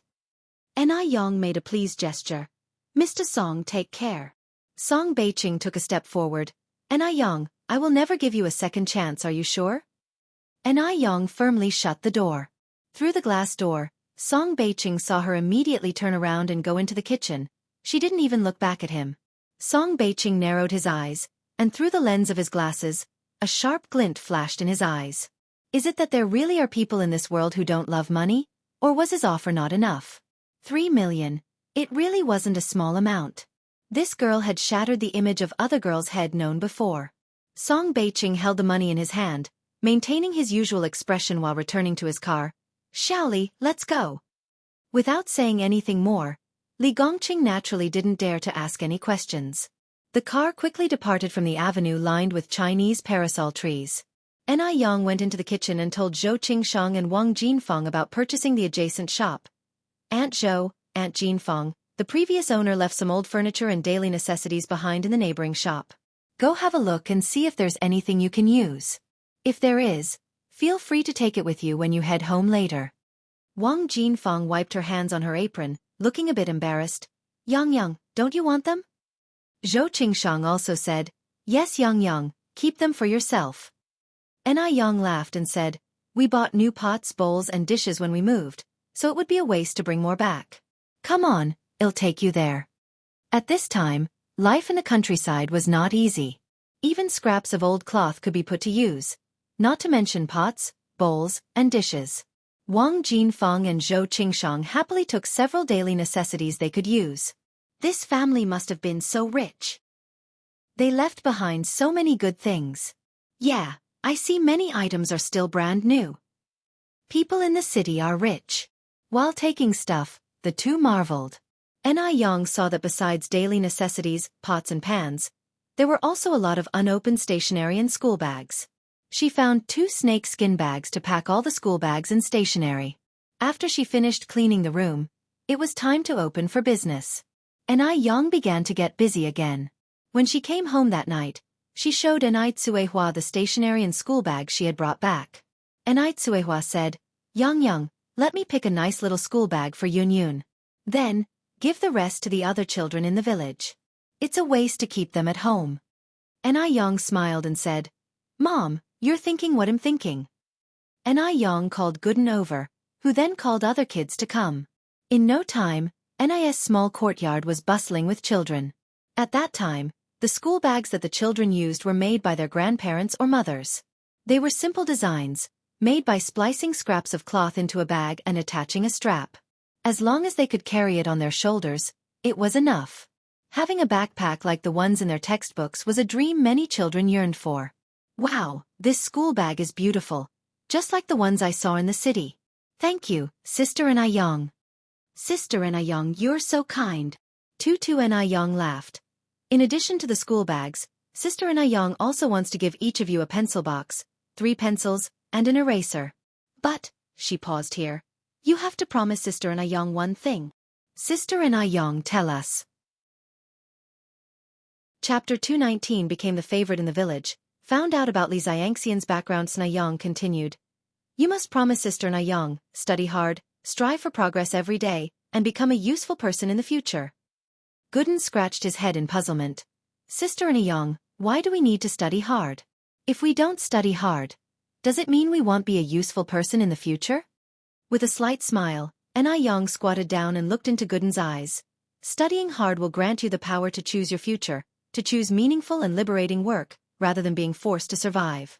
When you feel your job is meaningful, you will feel accomplished.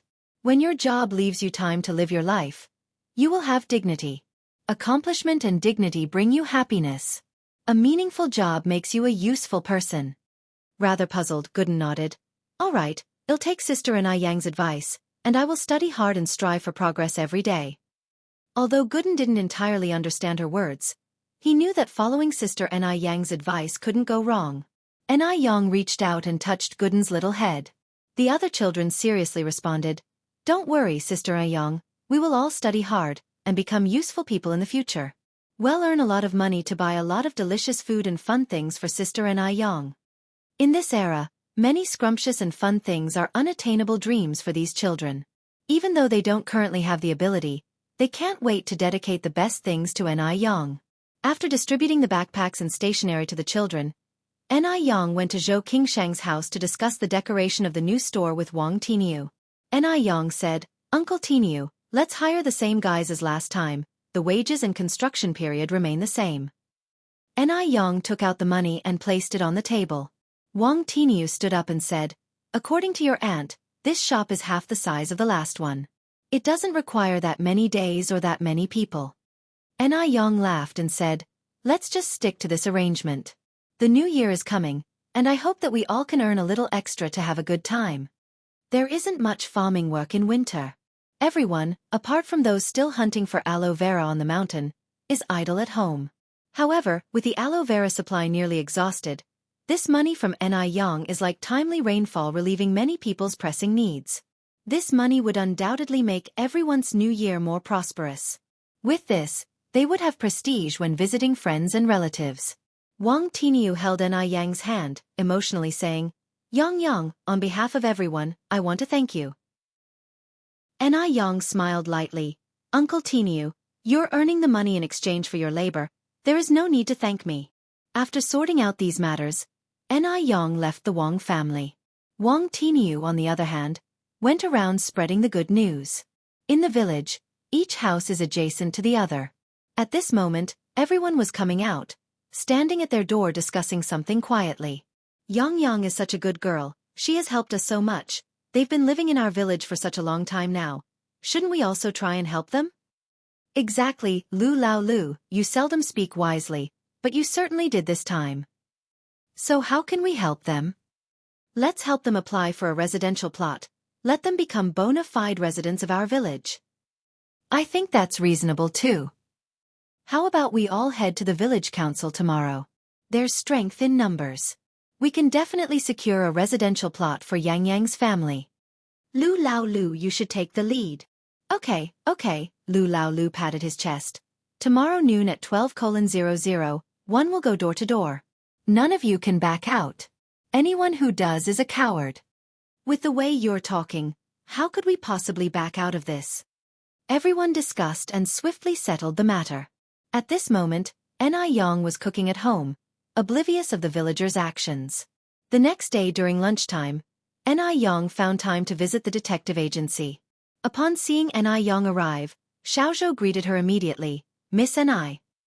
Anew nodded in acknowledgement, dispensing with the small talk. She went straight to the point. "How's the investigation coming along?" Xiaozhou beamed.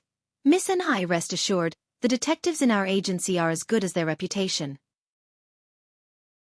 Chapter 220 became the favorite in the village. Found out about Li Xianxian's background _6.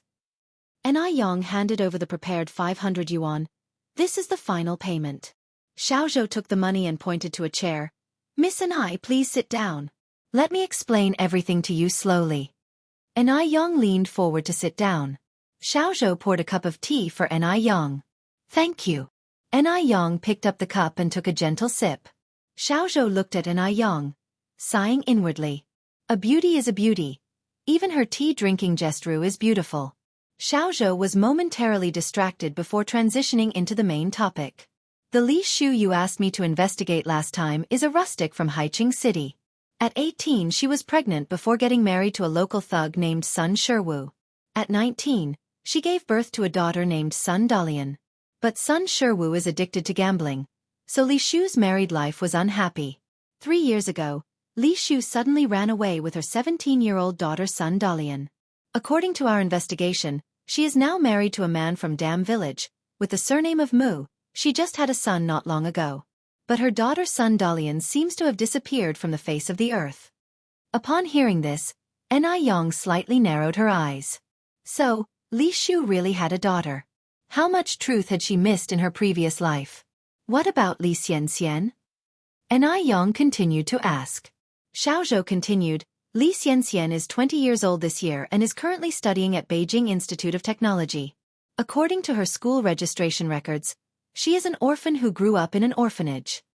Oh, by the way, a year ago, while she was in school, she displayed her bravery by helping the old lady Mo who had been robbed, even saving her life. So, Miss Anew, I advise you not to set your sights on Li Xianxia. The Mo family isn't someone we can afford to offend." Anew maintained her composure, asking, "Do you have Sun Shiwa's specific address?" "Yes." Xiaozhou nodded and handed Anew a document bag. "In here is Sun Shiwa's family situation as well as his detailed address." "Thank you." Anew reached out and took it. Xiaozhou smiled and said, "You're welcome, it's our duty." Aneyang's gaze swept over Xiaoza's features, then she said, "Mr. Zhou, have you been losing your appetite and suffering from insomnia recently?" Yes. Xiaozhou immediately nodded. "Miss Anew, how did you know?" Anew gave a faint smile. "I happen to know a bit of traditional Chinese medicine." Xiaozhou asked, "Then Miss Anew, is there any hope for my situation?" He had been suffering from insomnia for a long time, causing him to be lifeless for any work. He had visited the hospital several times and was given many sleeping pills by Western doctors. Initially, a few sleeping pills worked, but gradually, even sleeping pills didn't work. Anew said with a smile, "It's not that serious. In your case, you just need to buy some sour jujube kernels from the pharmacy. Use 15 to 30 grams each time, crush it and boil with water until it becomes a paste. Drink it before bed every night." Xiaozhou exclaimed in surprise. "Is it that simple? Does this really work?" Anew nodded. "It's that simple." Anew isn't a talkative person, and she wouldn't have given advice for such a small problem.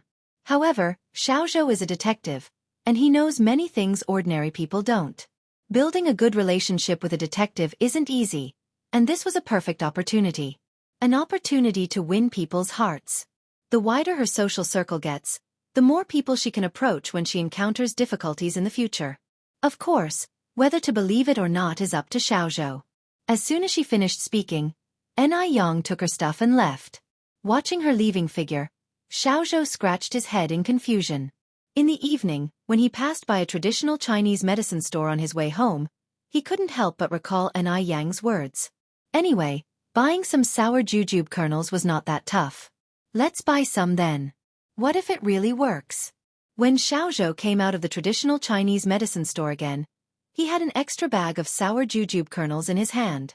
That night, Anew lay in her bed, thinking about the matters regarding Li Shu, Sun Dalian, and Li Xianxia. She now has a bold hypothesis. If Sun Dalian is Li Xianxia and Li Xianxia is Sun Dalian, then the mother-daughter relationship between Li Xianxia and Li Shu would hold true. The reason why she was tricked by the Mu family into marrying an eunuch was also orchestrated by Li Shu. And in her previous life, the person she saw at the moment of death was Li Xianxia. Could this mean that Li Xianxia, like herself, had also been reborn? Except, Li Xianxia had already been reborn in her previous life. Moreover, the reason for Li Shu's marriage to the Mu family was also because Li Xianxia wanted to keep herself in check. Chapter 221 became the favorite in the village, found out about Li Xianxian's background. 7 After all, this mother-daughter duo were both hoping to see her dead. With that thought, Anew sat up on her bed with a start, like a carp leaping up from water. She grabbed the glass on her nightstand and gulped down a large mouthful of water. What was Li Xianxian's motive to harm her? In her previous life, she had barely any direct contact with Li Xianxia. Li Xianxia. Anew squinted her eyes, a glimmer of light flashing in her pupils. Right, wasn't Li Xianxia most concerned about the Mo family? Then she will first dismantle the Mo family's trust in her. A fox, after all, will show its tail one day. Air! A shrill scream tore through the silence of the early morning. What's wrong? What's wrong? Ping Ping, what's wrong? The old Mrs. Mo pushed open the door, rushing into Lin Pingping's room with anxiety. Ever since Lin Pingping was discharged from the hospital, she had moved into the Mo family's villa. Auntie, look at my face. Lin Pingping was so excited she was beside herself. Under the light, Lin Pingping's face was glowing, perfectly blending shades of white and pink. There wasn't a single pimple or even a pimple mark in sight. Her skin was soft and smooth like tofu. It's better. It's better. Old Mrs. Mo covered her mouth in astonishment, her voice trembling. Ping Ping, your face is better. Lin Pingping jumped up in joy. Auntie, I'm healed. My face is finally healed. The aunt and niece embraced, crying, Ping Ping, your pain has finally turned sweet. Lin Pingping's voice choked up, unable to say anything. After a while she finally said, all thanks to Yang, without her, I would never have today. Had it not been for Anew saving her, for Anew awakening her, for Anew generously giving her the acne cream, Lin Pingping could not even imagine where she would be now. Perhaps, she would already be a corpse at the bottom of a lake. Even if she had lucidly survived, she might still be the servant of the Hong family. Anew was like a beacon of light guiding her way in life. Without Anew, she would still be lost in the darkness. Old Mrs. Mo gave a long sigh. Yang is a lucky star for our family. I hope that number 6 can show some spirit, put forth some effort, and marry Yang home early. Upon hearing this, Lin Pingping looked surprised. Auntie, are you saying that number 6 likes Yang? Yang is such a beautiful girl, said old Mrs. Mo with a chuckle. Not just number 6. Even one like her when I see her. Upon finishing her sentence, old Mrs. Mo looked a little worried, just unsure whether Yang has feelings for number 6. Just then, a rush of footsteps came from outside the door. Mrs. Mo. Mrs. Mo. What is it? Old Mrs. Mo turned her head to look at the maid. Speak slowly if something is wrong. The maid continued. We just received a call from the hospital. Miss Xianxia has now awoken. Old Mrs. Mo looked excited. Really? Indeed. The maid nodded. Old Mrs. Mo clutched Lin Pingping's hand tightly and laughed. Oh my, it's such a blessed day, all the good news came at once. Li Xianxia has woken up, and Lin Pingping was extremely happy too. Great auntie, let's go to the hospital and see Xianxia. Yes, old Mrs. Mo agreed. Let's bring Baichuan along and go together. Mo Baichuan, who was busy at the base camp, was called home by old Mrs. Mo with a phone call. Upon hearing the news that Li Xianxia had awakened, he was first taken aback. Then, inexplicably, his mind went to Anew. Li Xianxia was Aney's love rival, and knowing that Li Xianxia had woken up would certainly make Anew very angry. So what if Anew didn't save Li Xianxia? She's not the only doctor in the world. Originally, Mo Baichuan had refused to see Li Xianxia, but instead, thinking of Anew, he decided to go. Though Li Xianxian had awoken, she was incredibly frail, her face was pale as a sheet, even her lips were white. Upon seeing Mo Baichuan, Li Xianxian felt a surge of joy, her heartbeat quickened. She knew that she must exist in Mo Baichuan's heart. Otherwise, an arrogant man like Mo Baichuan would never bend to visit a woman in the hospital. Xianxian, you're finally awake. Old Mrs. Mo held Li Xianxian's hand tightly. You have no idea how worried I've been these past few days. Li Xianxian burst into tears. I'm sorry, Grandma, I've failed you. If it weren't for me, Xiao Dai wouldn't. I'm sorry, I'm truly sorry. Oh, you silly child, this is not your fault. It's our own doing that led to this. Old Mrs. Mo said gently, patting Li Xianxian's back. Xianxian, don't worry or blame yourself. Xiao Dai is okay now. What? Li Xianxian went rigid, thinking she must have misheard. Mo Hudi is alive? Mo Hudi is actually alive. How could Mo Hudi be alive? Li Xianxian had put on an appearance of utter despair, so nobody noticed her abnormal reaction. Li Xianxian took a moment to compose herself before she managed to choke out, Grandma, is Xiao Dai really okay? Please, don't try to comfort me by. Old Mrs. Mo laughed. Silly child, why would I lie to you about such a thing? Not only is Xiao Dai okay, she has been running around energetically, and can even start school next year. What the hell happened? Could she have made a mistake? Li Xianxian hugged old Mrs. Mo crying, That's great, Xiao Dai is safe, Xiao Dai is safe. It's all right, it's all right. Wiping her tears, Li Xianxian continued, Grandma, who saved Xiao Dai, please tell me, I need to thank them. Old Mrs. Mo laughed.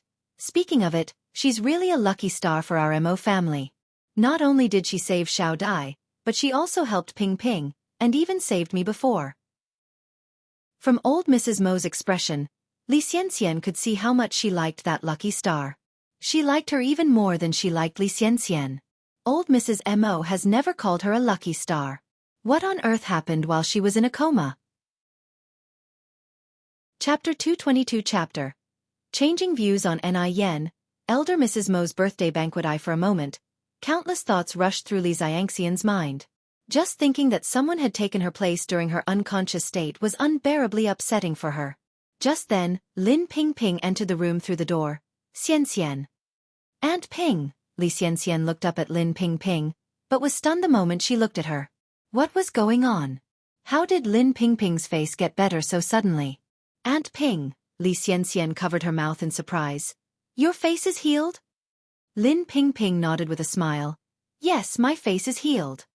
The old lady Mo chuckled. Ping Ping's face was also cured by that lucky star. Oh, our Mo family is so fortunate to have met him in this life. Him again? Li Xianxian contained her anger and tightly clutched the bedsheet beneath her. Regret filled her. She regretted not helping Lin Ping Ping sooner. She clearly had a way to cure acne too. Initially, Li Xianxian wanted Lin Ping Ping to suffer a bit more because only after Lin Ping Ping suffered enough would she feel more gratitude towards Li Xianxian when she extended a helping hand. She would be seen as a lifesaver. But Li Xianxian never expected that someone would swoop in and steal the credit that belonged to her while she was unconscious. Who exactly is that lucky star? Li Xianxian's gaze was filled with malevolence as she hung her head low. She absolutely wanted to kill this lucky star to vent her anger. After a moment, Li Xianxian looked up at Lin Ping Ping and smiled. Congratulations to Aunt Ping then. Lin Ping Ping smiled back. Thank you. Old Lady Mo turned to Mo Baichuan. Chuan, you go ask Dr. Wang if Xianxian can be discharged now. Mentioning Mo Baichuan, Li Xianxian's eyes softened. She had lost too much. No matter what, she couldn't afford to lose Mo Baichuan anymore. Mo Baichuan nodded and left the room. The ward was too stuffy. Especially seeing Li Xianxian's infatuated face, Mo Baichuan felt more annoyed. He didn't understand why all the girls had the same expression when they saw him. Except for one person who was different. Suddenly, an image of a beautiful face came to Mo Baichuan's mind, making his heart flutter. After Mo Baichuan left, old lady Mo chuckled. Xianxian, I've never seen Chuan care this much about any girl before. You are the first. Li Xianxian playfully pouted. Grandma, don't tease me. Lin Ping Ping added, I also think that our Baichuan treats Xianxian differently. At her words, Li Xianxian's eyes gleamed with triumph. Mo Baichuan would never spare a glance at other girls outside, but now he was willing to see Dr. Wang personally for her. If this spreads out, she'll be the object of everyone's envy. Soon, the door of the ward was pushed open again. Li Xianxian looked up joyfully. Without surprise she saw Mo Baichuan's stern face. No matter when, Mo Baichuan always looked expressionless. Aloof. Li Xianxian just adored his cold and detached demeanor. Every time Li Xianxian saw Mo Baichuan like this, she lost control of herself. After all, which woman wouldn't love a man with power, wealth, beauty, and prestige? Li Xianxian gazed at him lovingly, her eyes brimming with adoration. Mo Baichuan frowned slightly. The moment his eyes grazed over Li Xianxian, they filled with a hint of disgust. Dr. Wang held Li Xianxian's medical records and said, "My lady, Miss Li can be discharged from the hospital now, but she needs time to recover and must not be disturbed." Old Lady Mo nodded. All right. I understand." Chuan, did you hear what the doctor said?" Old Lady Mo turned to Mo Baichuan. Mo Baichuan nodded. "One heard." Old Lady Mo continued. "Since you heard, then you will take Xianxian home. Remember what Dr. Wang said, she can't work during this period, and you need to help her take a leave from school as well." Mo Baichuan wanted to refuse, but thinking of Ni Yang, he swallowed his words of rejection. Ni Yang doesn't like Li Xianxian, doesn't he? So, he wanted to show an affinity for Li Xianxian. Let Ni Yang be jealous of Li Xianxian. Jealousy makes people ugly. Then, Ni Yang will eventually reveal his feelings for him. Chapter 223 Changing Opinions about Ni Yang. Granny Mo's Birthday Banquet _2. Yes, exactly like that. Meanwhile, Li Xianxian expectantly looked at Mo Baichuan. She was wagering whether Mo Baichuan would agree with the old Mrs. Mo. If he did, it meant that he was indeed treating her differently. "Sure, Granny." He agreed. Mo Baichuan had agreed to take her home. Li Xianxian's heart was beating so fast with excitement that she even forgot that there was another little angel in the Mo family. "Mr. Mo, thank you," said Li Xianxian, looking at Mo Baichuan with shyness in her eyes. The expression on Mo Baichuan's face was somewhat indifferent. "No problem." Old Mrs. Mo teased. "Xianxian, you and Chuan have known each other for so long. Why are you still calling him Mr. Mo? That's so formal. You should just call him Baichuan." Calling Mo Baichuan by his name? Li Xianxian was overjoyed, but she managed to control her emotions. She looked cautiously at Mo Baichuan. "Can I?" "Sure." Mo Baichuan suppressed his distaste and nodded. He wanted to show Ni Yang how good and special he was to Li Xianxian. Otherwise, he couldn't provoke Ni Yang. Li Xianxian was so thrilled she didn't know what to say. She was probably the first girl in history who could call Mo Baichuan by his name. This felt absolutely glorious. Both older Mrs. Mo and Lin Pingping had smiles in their eyes. Although Mo Baichuan didn't do anything special for Li Xianxian, anyone could tell that he was treating her differently. Normally, would Mo Baichuan allow a young girl to call him by his name? Mo Baichuan had driven here. He saw old Mrs. Mo and Lin Pingping off to the car carrying Li Xianxian. Seeing Li Xianxian get into the co-driver's seat, Mo Baichuan's face immediately darkened. She was too presumptuous. Did she think he was blind to be interested in someone like her? Suppressing the anger in his heart, Mo Baichuan leaned into the car. "Granny Aunt, you go back first. I'll take care of Xianxian." Xianxian? Did she hear it wrong? Mo Baichuan actually called her Xianxian. Li Xianxian's face took on a rosy hue immediately. Mo Baichuan had kept his emotions hidden deep. Clearly, he was very fond of her. Previously, he always pretended as if he was indifferent. His current transformation had to do with the near-death incident she just went through. Because he can no longer bear the fear of loss. Although Mo Hudi wasn't eliminated, this could still be considered a blessing in disguise. That Mo Baichuan realizes he likes her, indicating that her wrist wasn't cut for nothing. With this thought, Li Xianxian felt much better and a smile appeared on her face. The old Mrs. Mo cheerfully said, "All right, drive slowly on the road." "Sure." Mo Baichuan held his patience, waved goodbye to old Mrs. Mo, and then the car slowly disappeared from their sight as he stepped on the gas. Once the car windows were closed, A deathly silence fell inside the car. Mo Baichuan silently stared at the steering wheel. His grim expression could scare anyone to death. Li Xianxia glanced at him from the corner of her eye, wanting to say something but didn't dare to. Although she knew Mo Baichuan liked her, his temperament was rather eccentric. It would be better for her to avoid provoking him, as he could easily turn a cold shoulder if slighted. Their relationship was still unstable. It was best to take things slowly, one step at a time. Shortly after, they arrived at their destination. After parking the car, Mo Baichuan had no intention of getting out. What was he planning to do? Stay in the car with her and make a conversation? After realizing this is what could be happening, Li Xianxian's face quickly turned crimson. Li Xianxian bit her lip, feeling inexplicably nervous as Mo Baichuan did not speak and she was too shy to say anything. A woman should always be reserved. Since Mo Baichuan liked her, he should be the one to initiate conversation. After what seemed like a long time, Mo Baichuan finally spoke. "Get out of the car." Although it was only 2 words, they were laced with coldness that startled Li Xianxian and she almost fell off her seat. Get out of the car? She turned her head in surprise to look at Mo Baichuan. Why was this happening? Why would Mo Baichuan ever ask her to get out of the car? Does Mo Baichuan have no other things to say to her? Ball. Baichuan. Mo Baichuan's face was expressionless, but his words were icy cold. I told you to get out of the car. Chapter 224 Changing Views on Ni Yen. Elder Mrs. Mo's Birthday Banquet _3. Li Xianxian looked at him, a bit aggrieved. Baichuan, did I do anything wrong that made you angry? I can change. Can you stop being angry, okay? Mo Baichuan's face was gloomy. Get out of the car, don't make me repeat a 3rd time. Li Xianxian knew Mo Baichuan all too well. She knew that this was a sign that Mo Baichuan was about to lose his temper. If she didn't get out of the car now, Mo Baichuan might even resort to physical force next. She'd better get out first. It was already really nice for her to be able to ride with Mo Baichuan today. After all, who in Beijing has ever sat in Mo Baichuan's passenger's seat? Big shots always have a bit of a temper, don't they?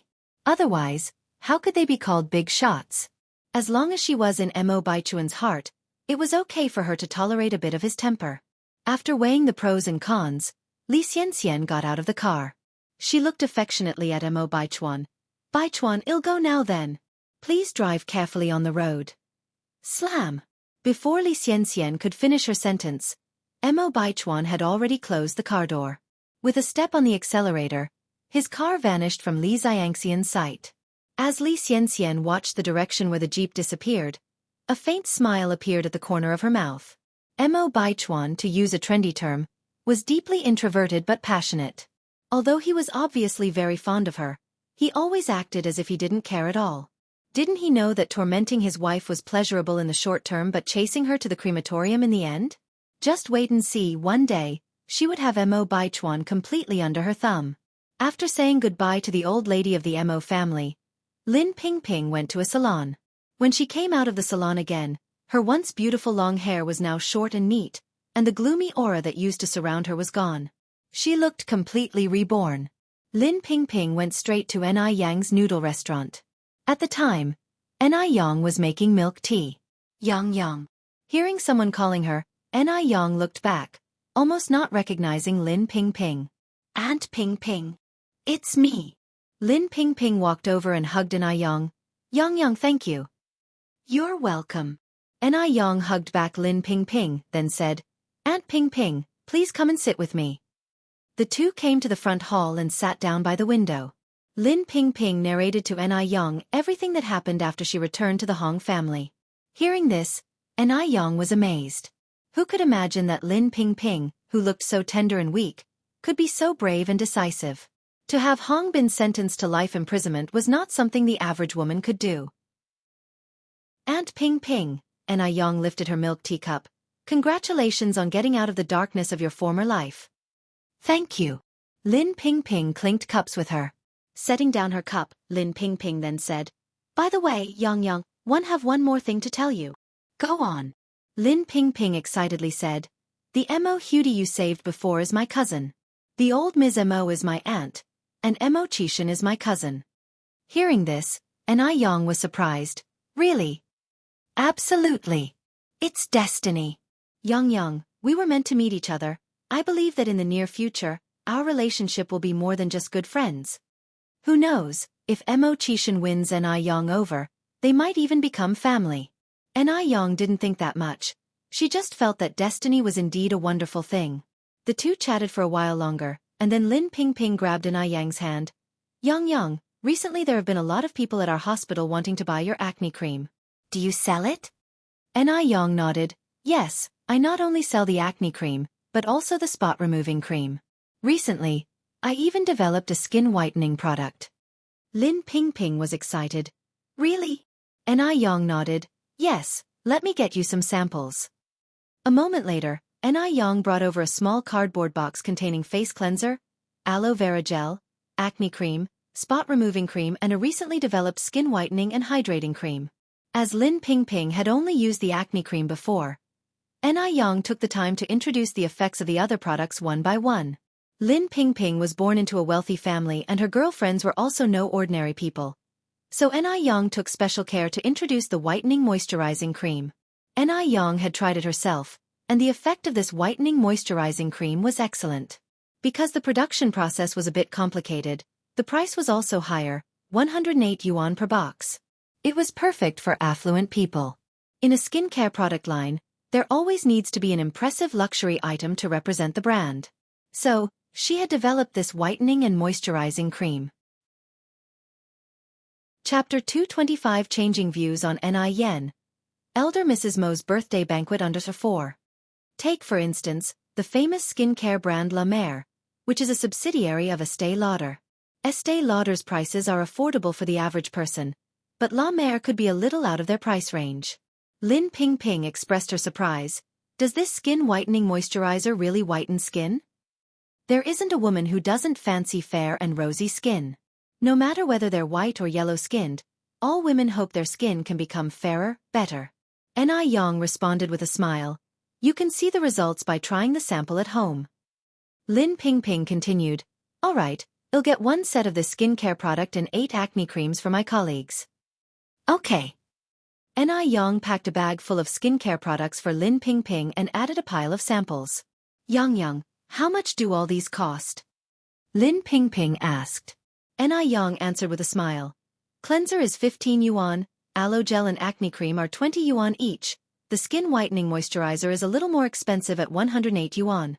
The total comes to 303 yuan. You can pay 300 yuan. Her mental arithmetic was pretty good. It would usually take a minute or two for a regular person to calculate these prices, but Yang gave the answer immediately, without thinking. Lin Pingping was secretly surprised. She pulled out 400 yuan from her pocket and gave them to Yang.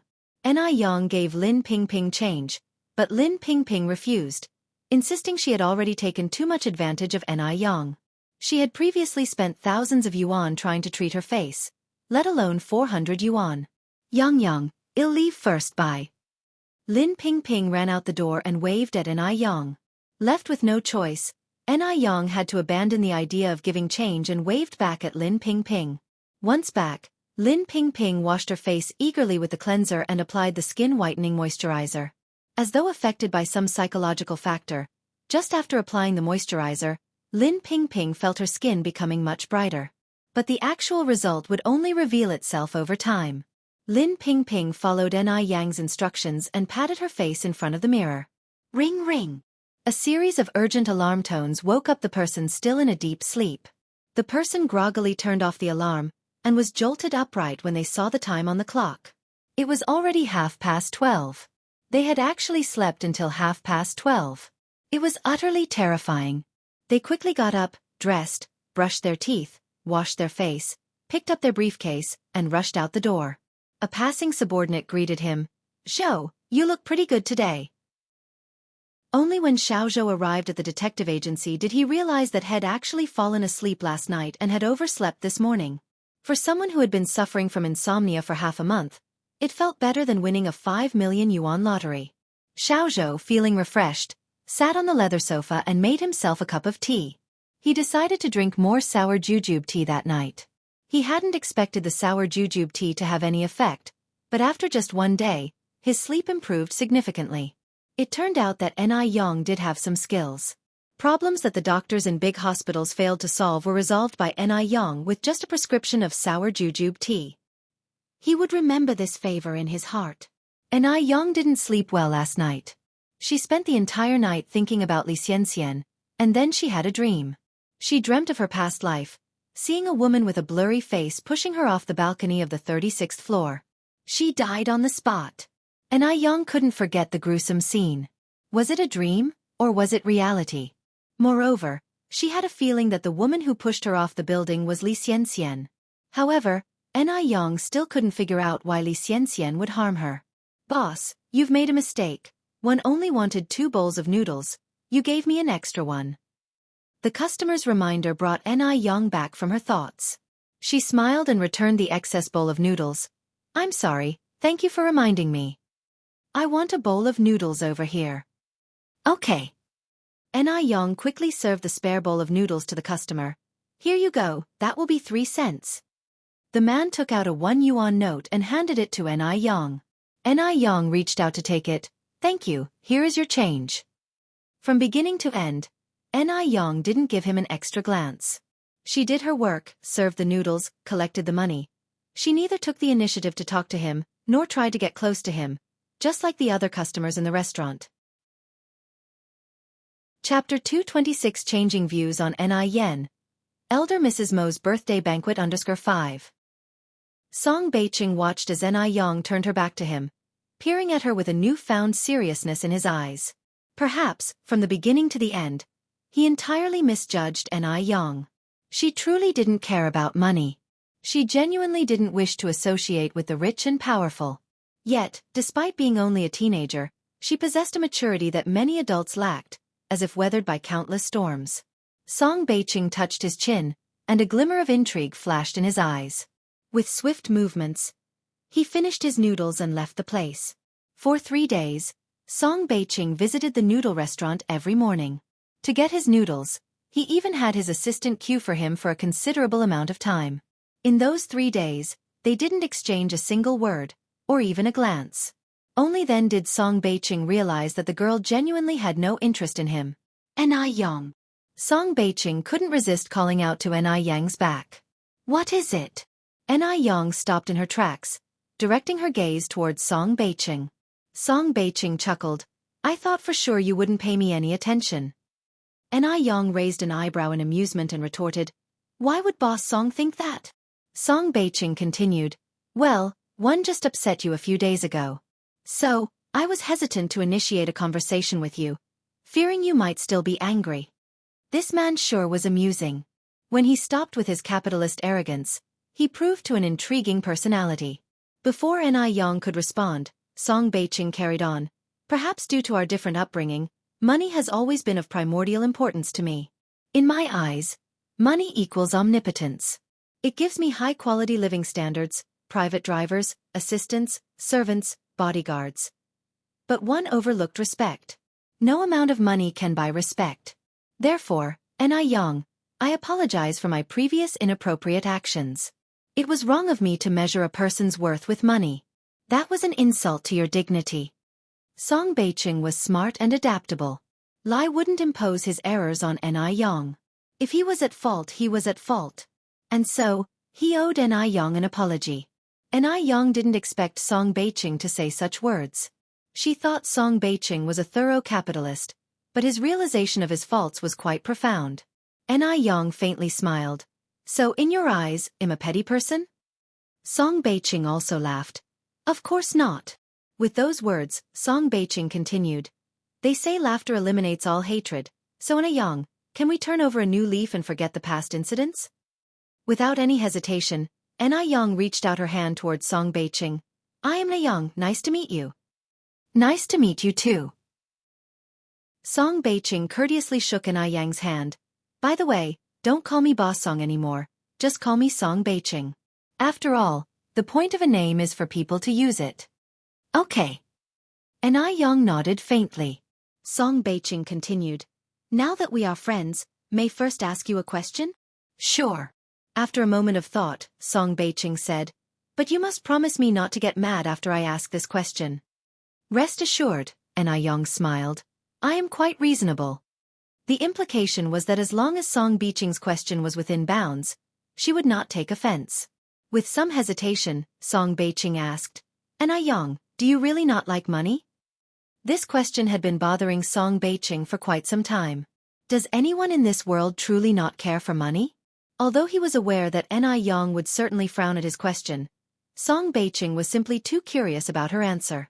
Unexpectedly, Anew not only did not get angry but also broke into a hearty chuckle. Like money? Of course one do. If one didn't, why on earth would I open this noodle restaurant? Just like you said, money provides a superior lifestyle. Everything I am doing is for a better tomorrow. There are no people in this world who do not like money. Money is essential for survival. Without money, even the most basic needs can't be met, let alone prospering in life. Anew liked money, but she wasn't a gold digger. There was no point hiding what she genuinely liked. Then why did you reject? Anew continued for him. You mean why did I reject your exorbitant invitation? Chapter 227 Changing Views on Anew, Elder Mrs. Mo's Birthday Banquet _6. Song Biqing nodded. Anew said, I like money, but at the same time, I only like the money I earn myself. Your sky-high solicitation to me is no different from charity, so I choose to reject it. I prefer being down to earth rather than unexpectedly rich overnight. Song Biqing was taken aback. He didn't expect such an answer from Anew. She had her own thoughts and was very frank. She was not like a typical girl.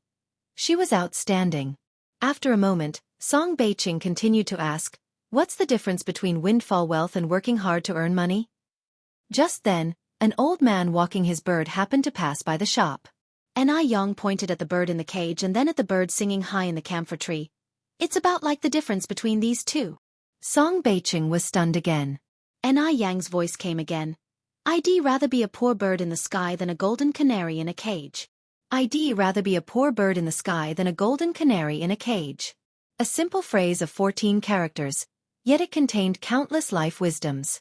If he hadn't heard it with his own ears, Song Biqing would never have believed that these words came from the mouth of a young girl. Song Biqing had been around for a long time. Had seen too many people blinded by wealth, including young girls Anew's age or even younger. These girls of tender years, willing to sell everything for a better life. Refused to be a golden canary? They were just afraid they wouldn't get the chance to be one. Because Song Biqing had seen too many people like this. He initially thought Anew was one of them. He didn't expect to be wrong once. A helpless smile emerged in Song Biqing's eyes. Anew, it's an honor to know you, Song Biqing said to Anew earnestly. Anew laughed lightly. I'm flattered that I've managed to impress Boss Song. Song Biqing chuckled. You're still calling me boss? Isn't this mocking me? It's just a slip of the tongue, Anew replied. I haven't gotten used to the change yet. Just then the sound of Li Gongqing urging came from outside the door. Master, it's time. Song Biqing looked at his wristwatch. I have something else to attend to. I'll leave first. We can talk again when we both have leisure. Okay. Anew nodded. Song Biqing pushed the door and left. Even as he sat in the back seat, a light smile still lingered on his face. Song Biqing was genuinely happy today. He hadn't met a girl as straightforward as Anew in a long time. The feeling was akin to finding a soulmate. There was no gender difference involved. Communicating with Anew was a delightfully relaxed affair. She was nothing like other pretentious wealthy daughters. Instead, she exuded an unbridled spirit of freedom. This was something the females of this era lacked. Sitting back in the rear seat with his legs crossed, Song Biqing's right index finger intermittently tapped on the car window. Seeing the contented face in the rearview mirror, Li Gongqing was utterly impressed by Anew. Anew was truly amazing. She had even managed to bring Master Song to submission. After resting at the base for a few days, Li Xianxia came to the Mo family to visit Old Lady Mo and Mo Hudi. Xianxia, how do you feel now? Asked Old Lady Mo with concern. Li Xianxia smiled. Granny, you don't have to worry. I'm feeling much better now. That's good, that's good.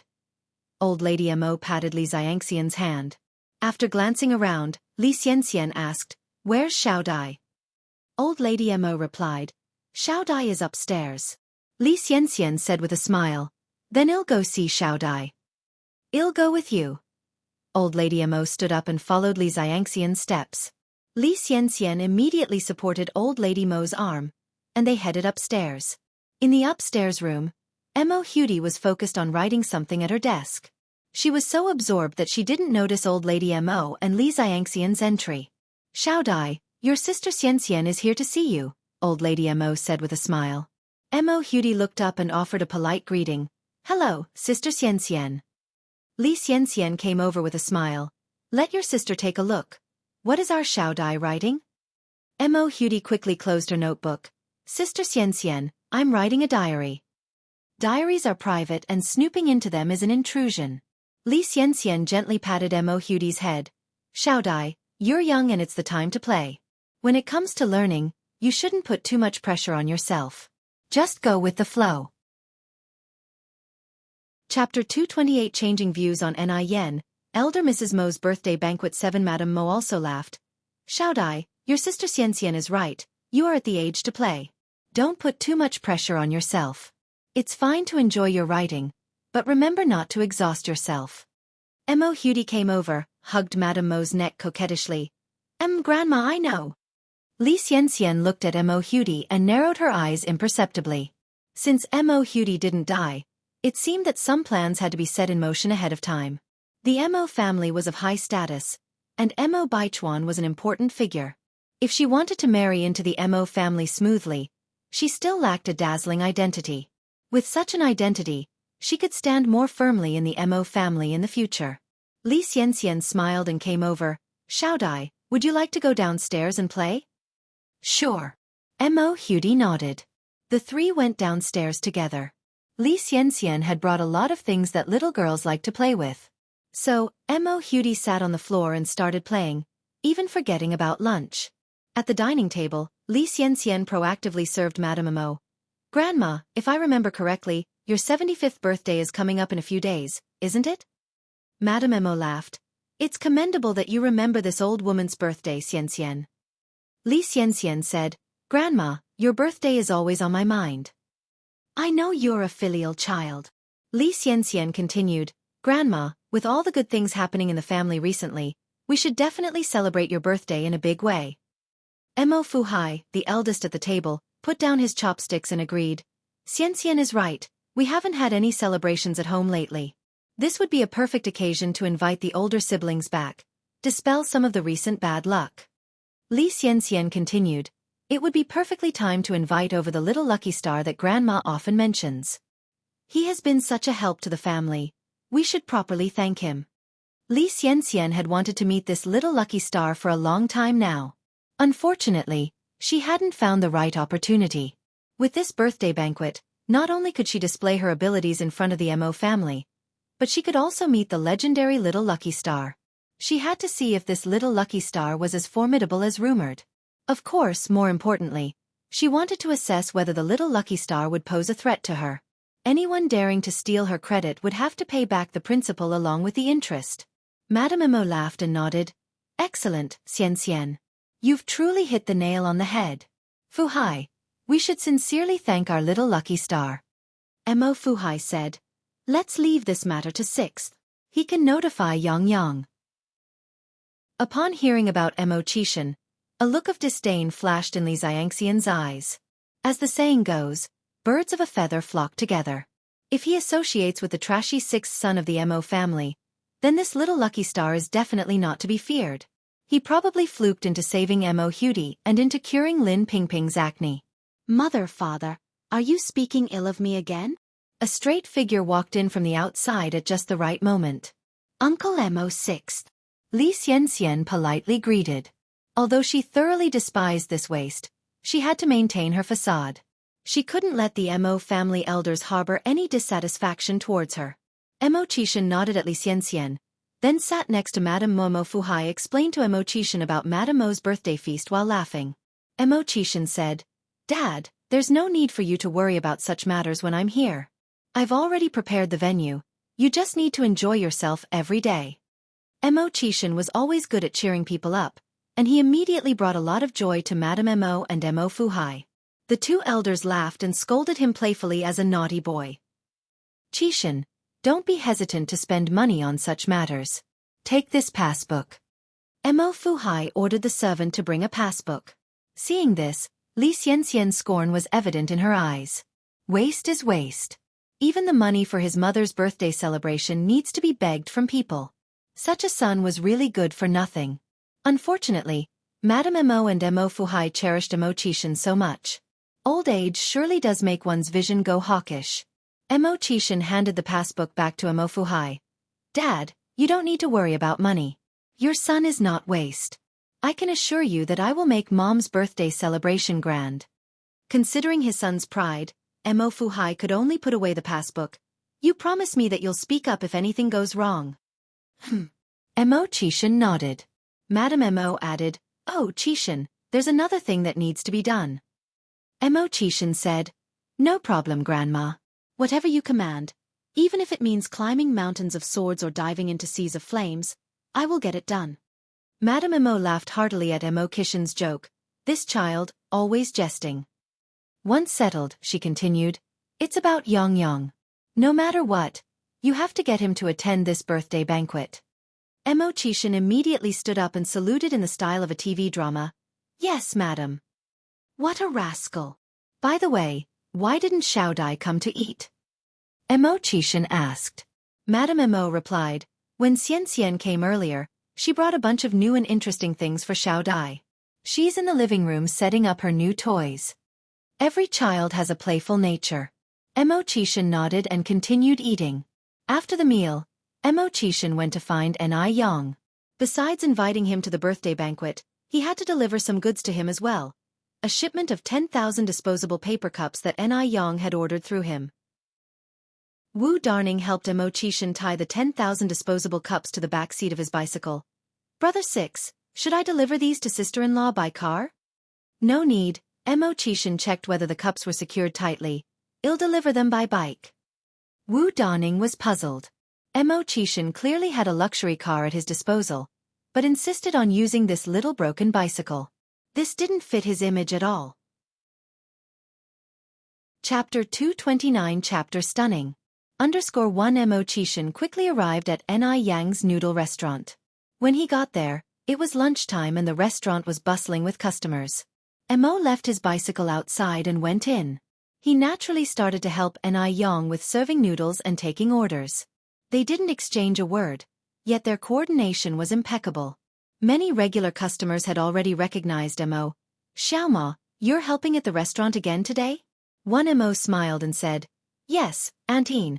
Are you having your usual pickled vegetable noodles with a cup of milk tea today? Auntie nodded happily. Exactly. Xiaoma, I'll have a bowl of noodles and a cup of milk tea too. All right. For a while, Mo's popularity was nearly on par with Yang's. Xiaoma, a middle-aged woman wearing golden earrings, said, Can Auntie ask you a question? Mo replied politely, Of course.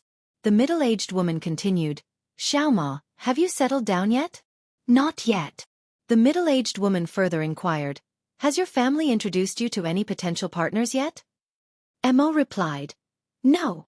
The middle-aged woman smiled, How about Auntie introduces you to someone? My niece is extraordinarily beautiful. In this era, where exorbitant dowries weren't customary yet, any good-looking chap, even if he came from a poor family, won't have to worry about finding a bride. Moreover, Mo Qishan was not only handsome but was also well-dressed and rode a bicycle. Among the common folks, he was quite a catch. Not just the middle-aged woman having her meal.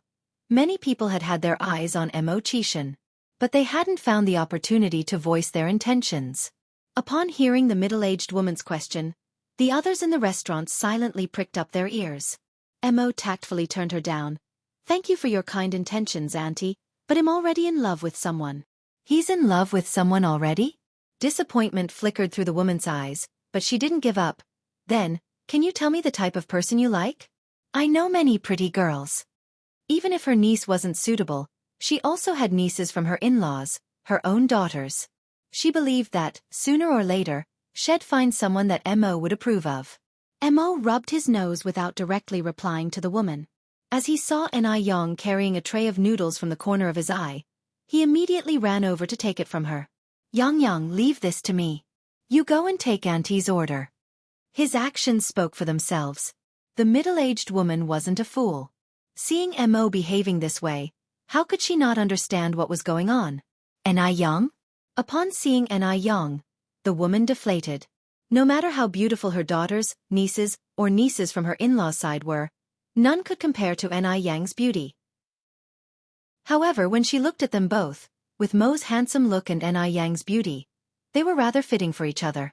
Seeing this, the others also dropped their ideas of introducing Mo to potential brides. After a hectic morning, it was time for lunch. As always, Yang cooked 2 big pots of luxury version of pickled fish noodles. She combined 4 small tables in the restaurant into 1 big table and invited the construction workers from next door to join them. The luxury version of pickled fish noodles was filled with ingredients: fish, beef, and green vegetables. It was utterly satisfying with every bite. In the countryside, most men drank alcohol. So Yang prepared 2 bottles of liquor and 3 side dishes to go along with it. As for those who didn't drink alcohol, they could have milk tea. Yang brought the alcohol glasses. Brother Mo, are you drinking? Wang Tinyu walked in laughing. Yang, who are you kidding? How many men don't drink? Exactly, somebody chimed in from the crowd. How can you even call yourself a man if you can't drink? The rest joined in the banter. These men had already secretly conspired to get Mo, the city lad, drunk. This was like dealing with a new son-in-law in the countryside. In the countryside, when a girl got married, her new husband's first visit to her parents' home was seen as a testing ground. The bride's relatives would invite the villagers who could hold their liquor well to join the meal and get the new son-in-law drunk. This was to show their support for the bride and ensure she wouldn't be bullied at her in-laws' house. This was their way of showing support for Yang and protecting her. Mo wasn't perturbed by their teasing. He helped to serve the noodles on the table, took out cigarettes from his pocket, and started distributing them to everyone. Chapter 230. Chapter Stunning. 2. I appreciate the respect from all you uncles, so I will accompany you in a few drinks. Everyone took the cigarettes and had a look. Goodness! Yellow Crane Tower cigarettes. At this time, Dakianman cigarettes were priced 5 cents per pack, unaffordable to ordinary people. Hence most people smoked rolled dry tobacco. This young man, on the other hand, handed out Yellow Crane Tower cigarettes. Yellow Crane Tower retailed for 20 yuan per pack. There are a total of 20 cigarettes in a pack, which means 1 Yellow Crane Tower cigarette can buy 2 packs of Dakianman cigarettes. Oh my! What does this young man's family do for a living? How come he's so rich? Moreover, Mo Chishan gave out cigarettes round after round, took the initiative to light them for everyone, behaving properly like a junior. In a little while, everyone was all smiles. If the difference in seniority wasn't there, everyone would have wanted to become brothers with him. Yang quietly praised Mo Chishan in his heart. This man's social skills were really impressive. To start with, Yang was worried that someone as particular as Mo Chishan would mind that Wang Tinyu and the others had just come back from the construction site and were dirty, and hence not want to talk to them. After all, Mo Chishan was a scion of a wealthy family. But now, it seemed that this concern was completely unnecessary. Though Mo Chishan was born into a wealthy family, he didn't look down on anyone. He was polite to everyone, unlike some people who flaunted their wealth, stuck up their noses, hardly seeing anyone else. At the table, Mo Chishan toasted to Wang Tinyu and the others one by one.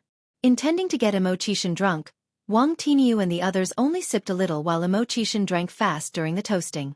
After going around, Mo Chishan had already drunk a dozen, while Wang Tinyu and the others had only had half a glass. After drinking about 10 glasses, equaling to 5 or 6 liang of liquor, amazingly, Mo Chishan was neither flushed nor shaky, showing no signs of drunkenness. Seeing Mo Chishan not drunk, Wang Tinyu exchanged glances with the rest, stood up, and raised his glass. Xiaoma, you just toasted to us, now it's our turn to toast to you. Mo Chishan immediately stood up. Uncle Tinyu, you are my elder. It's against propriety for you to toast me. I should be the one standing. Please sit down. A satisfied expression emerged from the depths of Wang Tienius' eyes. He took a seat. All right then, I won't insist, I'll drink first. Mo Chishan also swallowed the wine in his glass. Another round, and Mo Chishan drank a dozen more, adding up to over a caddy. yet he showed no signs of drunkenness. After this round, Mo Chishan continued to offer cigarettes to everyone. "Uncles, have a smoke." Seeing Mo Chishan being so well behaved and having such good tolerance for alcohol, and since they still had work in the afternoon, everyone didn't want to give him a hard time, cheerfully accepting the cigarettes. It won't be a man's drinking party without bragging. As a young bachelor, Mo Chishan couldn't participate in such topics. Therefore he was busy pouring drinks, handing out cigarettes, lighting them, thoroughly filling the role of a junior. The doors of the restaurant were transparent, clearly displaying the inside from the outside when a black luxury car quickly passed by. Two blonde-haired, blue-eyed people from the F country were seated in the car. The driver hit the brakes, tugged at his companion, and swallowed hard. "Morris, look quickly, who's that inside?" When Morris impatiently turned to see what was happening inside, the impatient expression on his face gradually turned to shock. "My God! Marcus! I couldn't have gone blind." The whole demeanor of Marcus froze. If they hadn't seen it with their own eyes, they would never believe what they were seeing. The two just kept staring at the scene inside the restaurant, stunned, so much so they barely moved for a while. Only after receiving a warning look did Marcus nervously step on the gas, driving the car away from the noodle restaurant. Mo Chishan slowly turned his gaze back, eating his noodles in a leisurely manner. Due to a good upbringing, his posture was especially elegant when eating. Even his every movement exuded an aristocratic ambience. The bragging at the table continued. Yang quietly handed a cup of water to Mo Chishan. "Brother Mo, have some honey water, it helps with the alcohol." Mo Chishan had drunk at least over a caddy of liquor. Despite appearing no different from someone sober, Yang was concerned about a delayed effect of the alcohol. Chapter 231 Chapter Stunning. 3. Thank you. Mo Chishan reached out and took the cup. His slender fingertips accidentally grazed the back of Yang's hand, feeling slightly cool. In this instance, Mo Chishan suddenly thought of an exquisite ancient jade he had come across last summer while he was in F country. The sensation of touching this jade was similar. The honey water was sweet with a faint hint of lemon. A single sip managed to soothe the burning sensation in his heart. Taking advantage of the action of picking up food, Mo Chishan whispers into Yang's ear, Yang, I can hold my liquor very well. I'm not drunk at all. You don't have to worry."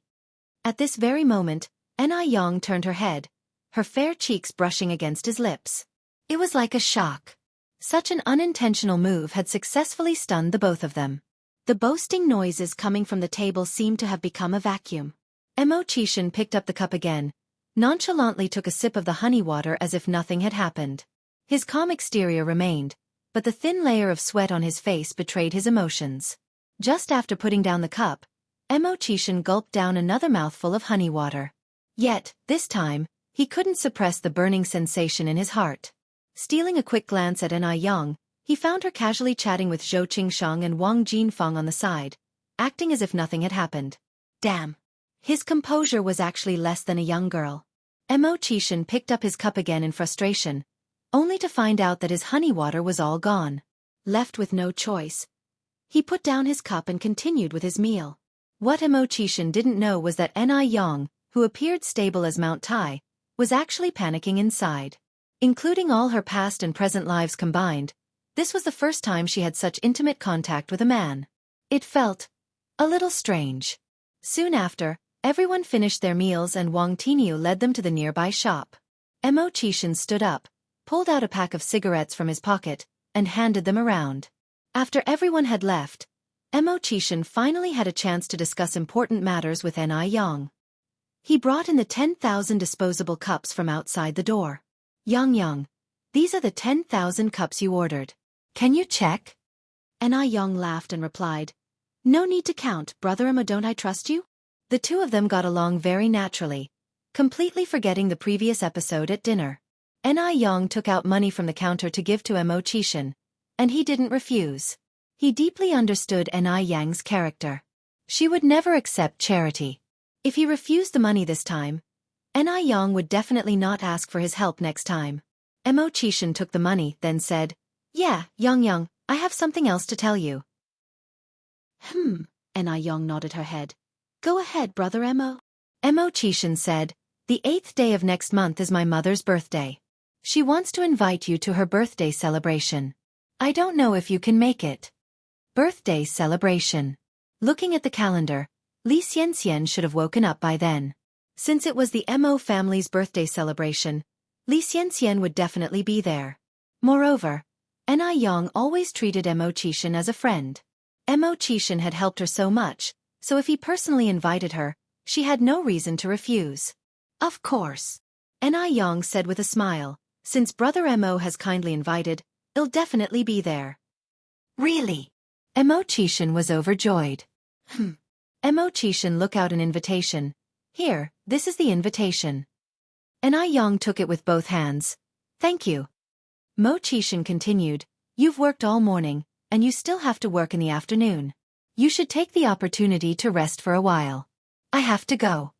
Anew nodded, and saw Mo to the door. Just as Mo set foot on his bicycle, as if he remembered something, he looked back at Anew. Yang, I may not be in Beijing for the next few days. If anything happens, you can contact Wu Darning. Then I'll pick you up here on the morning of the 8th. Okay. Anew waved at him. Brother Mo, be careful on the road. We'll meet here on the morning of the 8th. After bidding goodbye to Anew, Mo whistled as he pedaled his bike away. Had just turned a corner when he wobbled and almost fell off his bike.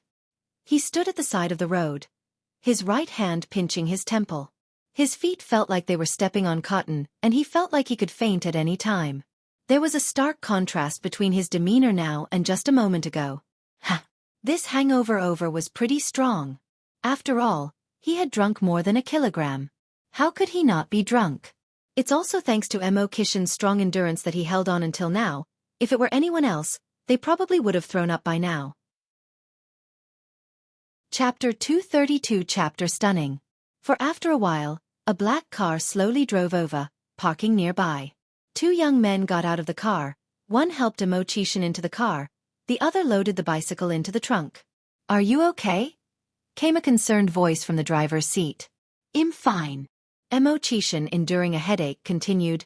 First, take me back to the manor. All right, please wait a moment.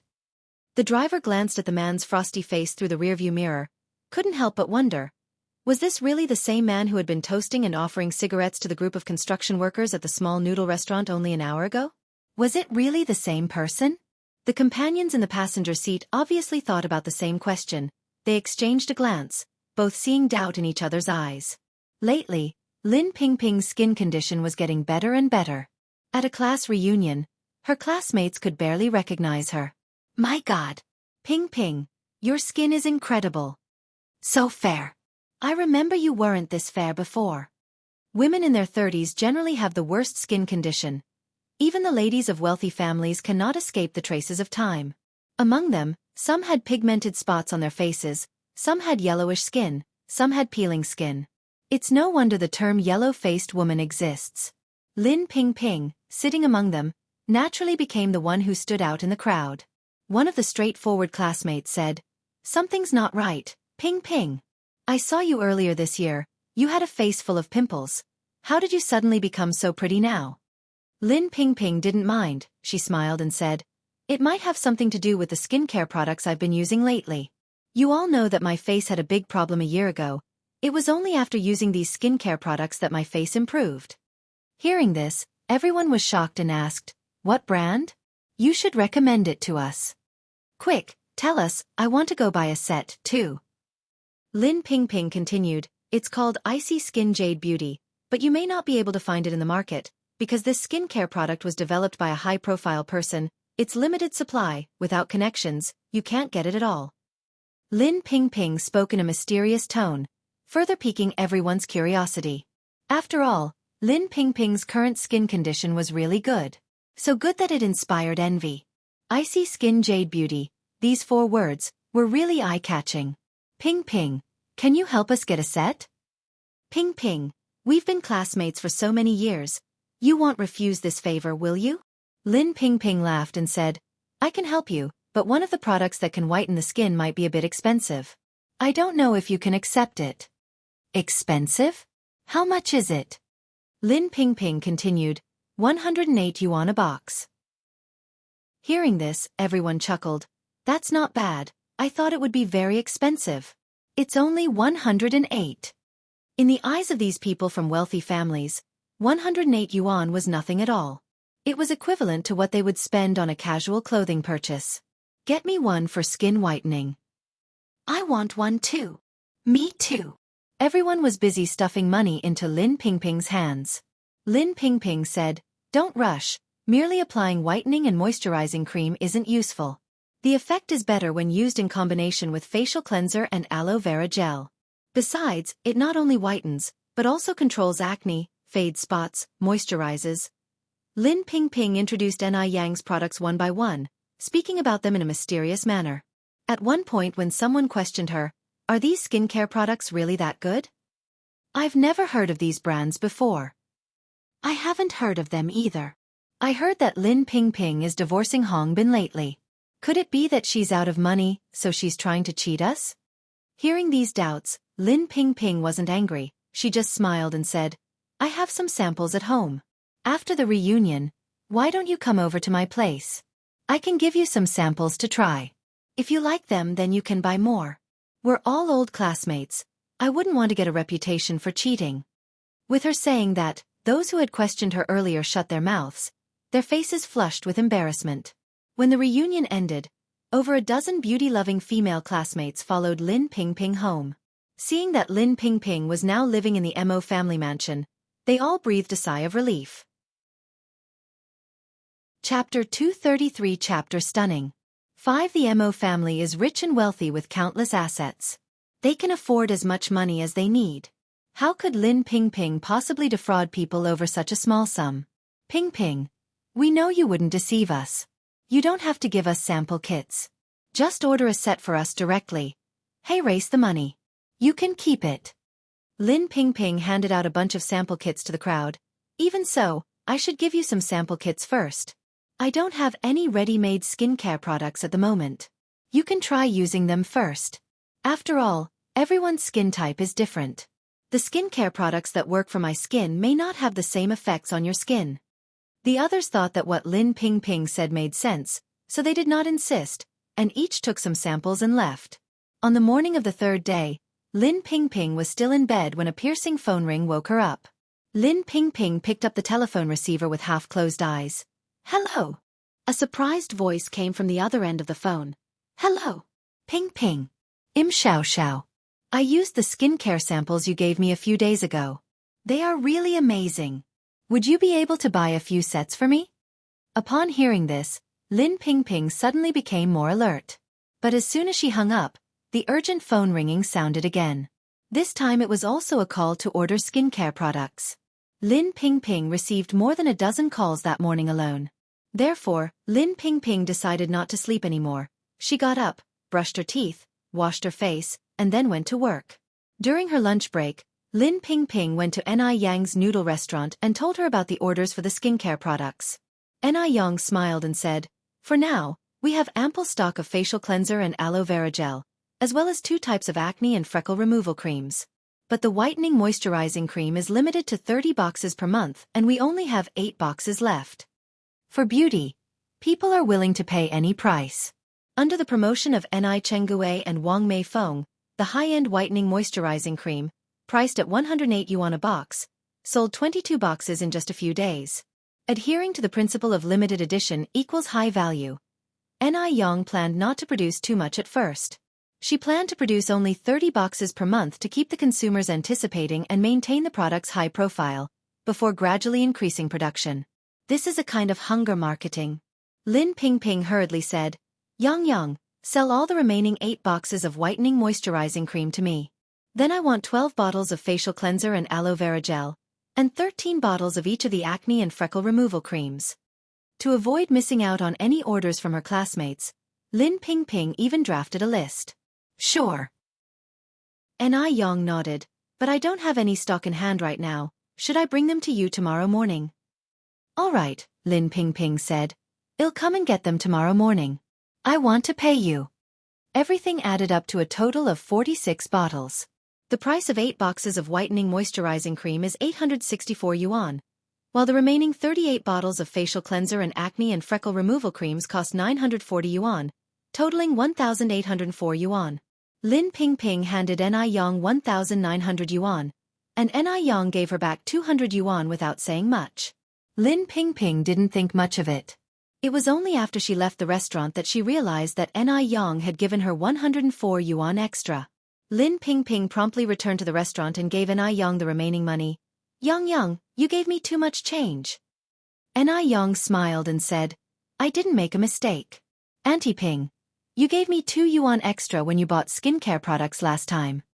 About half a month ago, Lin Pingping came to buy skincare products. The total cost was 300 yuan, but Lin Pingping gave 400 yuan. Anew chased after her, but Lin Pingping just ran off. Naturally, Anew wouldn't accept the extra 2 yuan from Lin Pingping for no reason. The purpose of her starting the business was not to make money. If she accepted the extra 100 yuan from Lin Pingping, it would dilute the initial purpose of her business. Lin Pingping said, Yang, that was last time, this is this time. Anew gave a faint smile and spoke lightly. Auntie Ping, if you don't accept it, I might not dare to sell skincare products to you next time. With no choice, Lin Pingping had to accept the money, secretly deciding in her heart that she must help Anew promote the skincare products more in the future. The influence of a good product is really great. Because when a product is good, consumers will recommend it to each other. This forms a circle, and this circle will only grow bigger. As a result, the reputation of Crystal Clear will also grow. Chapter 234 Chapter Stunning. _6. Recently, Aneyang's income from selling skincare products alone had exceeded 6,000 yuan. Adding the revenue from the noodles and milk tea sales, and after deducting the cost of store renovation, her savings had now exceeded 20,000 yuan. The birthday banquet of the old Madame Mo was just around the corner, so Anew had been thinking about what gift to prepare for the old lady in the last few days. Mo family were indeed affluent, and items costing just a few or hundred yuan certainly wouldn't catch the old lady's attention. Yet anything too expensive was out of Aneyang's reach. Therefore, although the birthday gift wouldn't need to be too costly, it was essential to show sincerity.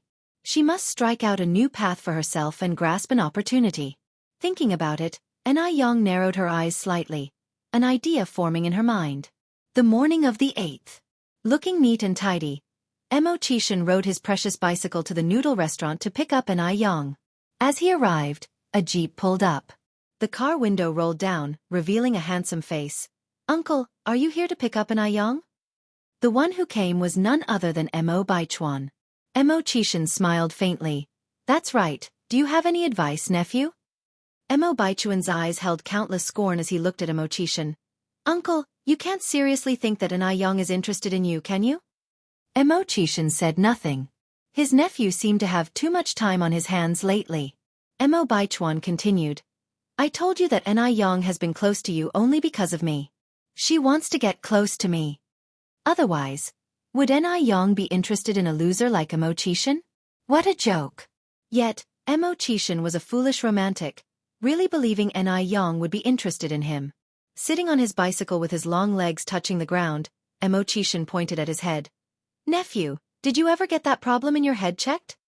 Both his older brother and sister-in-law were not fools. How could they give birth to a son as arrogant and unconventional as Mo Baichuan? Wuxia was now even suspecting that his nephew was adopted. Uncle, you don't believe me? Mo Baichuan suddenly turned serious. If you don't, let's make a bet. Then you will see what kind of person Anew really is. Wuxia's lips curled into a small smile. Mo Baichuan continued, let's bet on whose car Anew will ride in today. Wuxia laughed lightly. Is there a need to bet on that? Mo Baichuan frowned slightly. Uncle, don't you think you're too self-confident? Nephew, Wuxia looked at Mo Baichuan. I think you're ridiculous. Mo Baichuan didn't feel like arguing with Wuxia. Whether you're too confident or I'm ridiculous, you'll see the answer soon. Wuxia was still deceiving himself. Under today's circumstances, anyone could tell with their toes that Anew definitely wouldn't ride Wuxia's bicycle. After all, today was an important day for the Mo family, and all the attendees were important figures. How could a vain woman like Anew ride a small bicycle? Wuxia was really dumb. In a moment, a clear voice rang out in the air. Brother Mo. As Mo Qishan looked up, he saw Anew, dressed in a beige overcoat, walking out. Her jet-black, shiny hair was evenly spread out behind her, and there was a rosy hair clip on her right ear. The rosy hair clip against her fair and transparent ears was like a red plum in the snow, extremely eye-catching. The beige overcoat, buttoned up to the ankles, outlined her fine figure and slender waist. It looked as if a strong wind could break her thin waist. Yang. Mo Qishan jumped off his bicycle and walked towards Anew, talking and laughing as if he didn't notice Mo Baichuan by the jeep. As Anew completely ignored him, Mo Baichuan's face darkened. Was she still playing hard to get? Miss Anew, Mo Baichuan walked straight up to Anew, looking down at her. To repay you for saving my life in Dam Village, I personally came to invite you to my grandmother's birthday banquet today. Wasn't this what Anew wanted? She had followed him all the way from Dam Village to Beijing, just to draw his attention with a life-saving grace. He would grant her wish today. He didn't believe that Anew could still play coy when he had put it all out on the table. Chapter 235. Stunning. Under 7 Anew gave him a velvet smile and retorted, "Did I save someone in Dam Village? It's clear that the only thing I saved in Dam Village was a dog with a penchant for biting people. Dear sir, don't behave like a dog. I've already made my intentions very clear. Have some self-awareness, would you?" True, Anew had saved Mo Baichuan, but it felt just like saving a dog.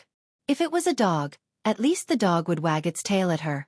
Unlike Mo Baichuan, who simply bit her back like a maniac, sticking to her like glue no matter how much she tried to shake him off. You! Mo Baichuan was suddenly filled with rage. He didn't expect Anew to keep playing coy even after all he had done. Was this amusing to her? Didn't she realize she was playing her part way too well? As Mo Qishan was just about to voice his thoughts, he heard Anew say, "Brother Mo, let's get going. We shouldn't waste our time on irrelevant people. If a dog bites you, would you bite it back?" These words quite unexpectedly chimed with Mo Qishan's own thinking. Nodding, he agreed. "Indeed, let's move." Mo Qishan maneuvered his bicycle, and Anew took up her usual place on the back seat. Yang, hold on tight, we're setting off. Okay. Anew smartly held onto Mo Qishan's waist with one hand and her belongings with the other. As the handsome lad and pretty girl rode under the morning sun, bathed in its warm golden light, it should have been a beautiful sight. But to Mo Baichuan, it was irritatingly dazzling. That was crossing the line. Anew was overreacting. He had even stooped to the level of personally driving to pick her up, but she still chose to ride off with Mo Qishan on his bicycle. Mo Baichuan initially came to declare war to Mo Qishan. He wanted to let Mo Qishan know that Anew was close to him only because of Mo Baichuan. Unexpectedly, he ended up getting slapped by Mo Qishan instead. Just wait, he swore that one day, he would expose Aneyang's true face.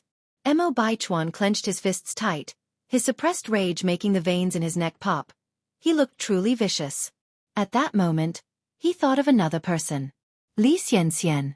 Since Anew failed to appreciate his kindness and insisted on playing coy, he could try winning over Xianxia. With a car, he could reach home long before the slow-paced bicycle. As long as he fetched Xianxia home before Mo Qishan, making Anew witness it all, she would undoubtedly lose her cool. Jealousy could make people bear their ugliest side. Squinting his eyes, Mo Baichuan got into his car.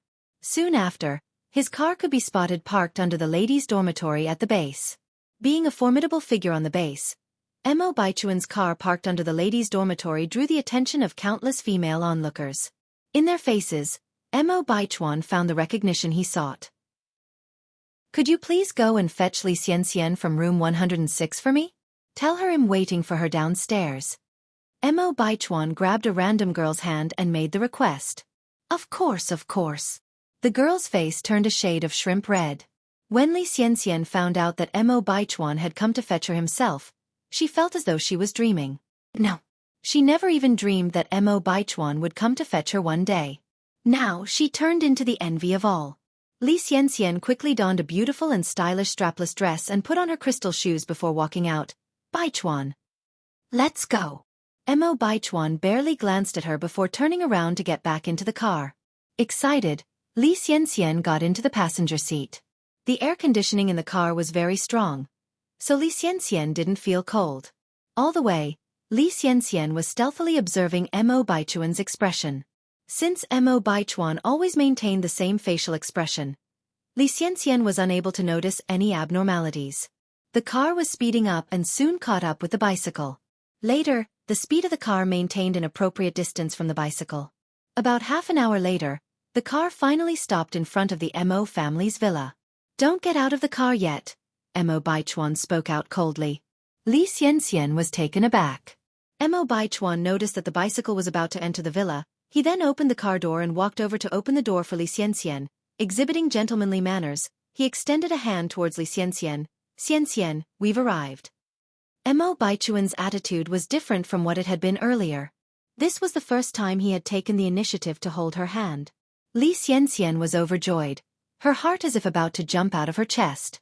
Cautiously, she extended her hand, placing it on top of Mo Baichuan's hand. Her cheeks turned slightly red. Mo Baichuan hid well the disgust in his eyes and led Li Xianxian out of the car. At the right moment, Mo Qishan also arrived with Yang. Without turning his head, Mo Baichuan led Li Xianxian into the hall. Yang also noticed Li Xianxian immediately. It seemed her guess was correct. Li Xianxian did show up at the Mo family's house. The trip was not in vain. Looking at the backless silhouette of Li Xianxian, Yang shivered uncontrollably. "Is Li Xianxian not cold wearing such a dress during winter?" Mo Qishan parked the bike and turned to look at Yang. "Yang, my brothers and sisters-in-law are all here today. Don't be nervous, just stay by my side." Yang nodded. "Okay." They entered the house. The hall was lively with people coming and going. The heating was very strong. Yang couldn't stand the heat after walking only a few steps. Fortunately, she was wearing a plain cheongsam under her coat, so it was fine to take off the coat. After all, a proper dress is required for such banquets. And a cheongsam is also a type of formal attire. Yang was unbuttoning her coat as they walked. She took off her coat and casually draped it over her arm. Mo Qishan extended his hand to take her coat. Yang, we have a lot of family members today. Let me keep your coat for you." "All right," Yang nodded. "Thank you, Brother Mo." Mo Qishan smiled faintly. "You're welcome." While Li Xianxian and Mo Baichuan were walking in front, Mo Hudi saw Li Xianxian and, contrary to her usual self, was overly warm. Her little face was smiling so brightly it almost bloomed. She opened her arms and ran over quickly. "Sister Xianxian." At this time, the other guests in the room also looked in this direction, their eyes filled with admiration. Feeling everyone's gaze, Li Xianxian straightened her back. She had been preparing for quite a while for this day in order to stand out. This attire alone took 2 months to prepare. With a gentle and decent smile on her face, Li Xianxian half squatted down, opened her arms and welcomed Mo Hudi, "Shao Dai." However, Mo Hudi ran straight past Li Xianxian and jumped into the arms of the person behind Li Xianxian. "Sister Yang."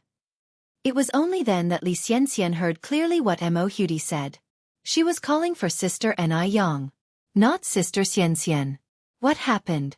Moreover, it seemed that the gazes of the others were not focused on her, but were oriented towards someone behind her. "Who is behind me?" Chapter 236. The truth about plotting against Mo Hudi, tormenting Li Xianxian. Why were all eyes on her? A chill of foreboding tinged Li Xianxian's mind. Her complexion paled as she slowly turned her head to look behind her. There was a figure clad in a light-colored cheongsam, stepping languidly. Her glossy raven hair half swept up, and her clear, expressive peach blossom eyes were framed with long, thick lashes casting a shadow on her eyelids. Secured on her ear was a hair clip in the shape of a red plum blossom, contrasting with her fair ear tip. It was like a red plum blooming brilliantly amidst a blanket of white snow, utterly mesmerizing.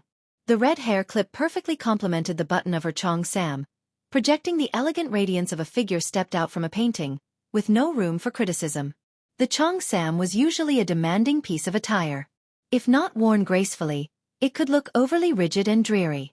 However, the person before them was donning the cheongsam in a way that exemplified its timeless elegance.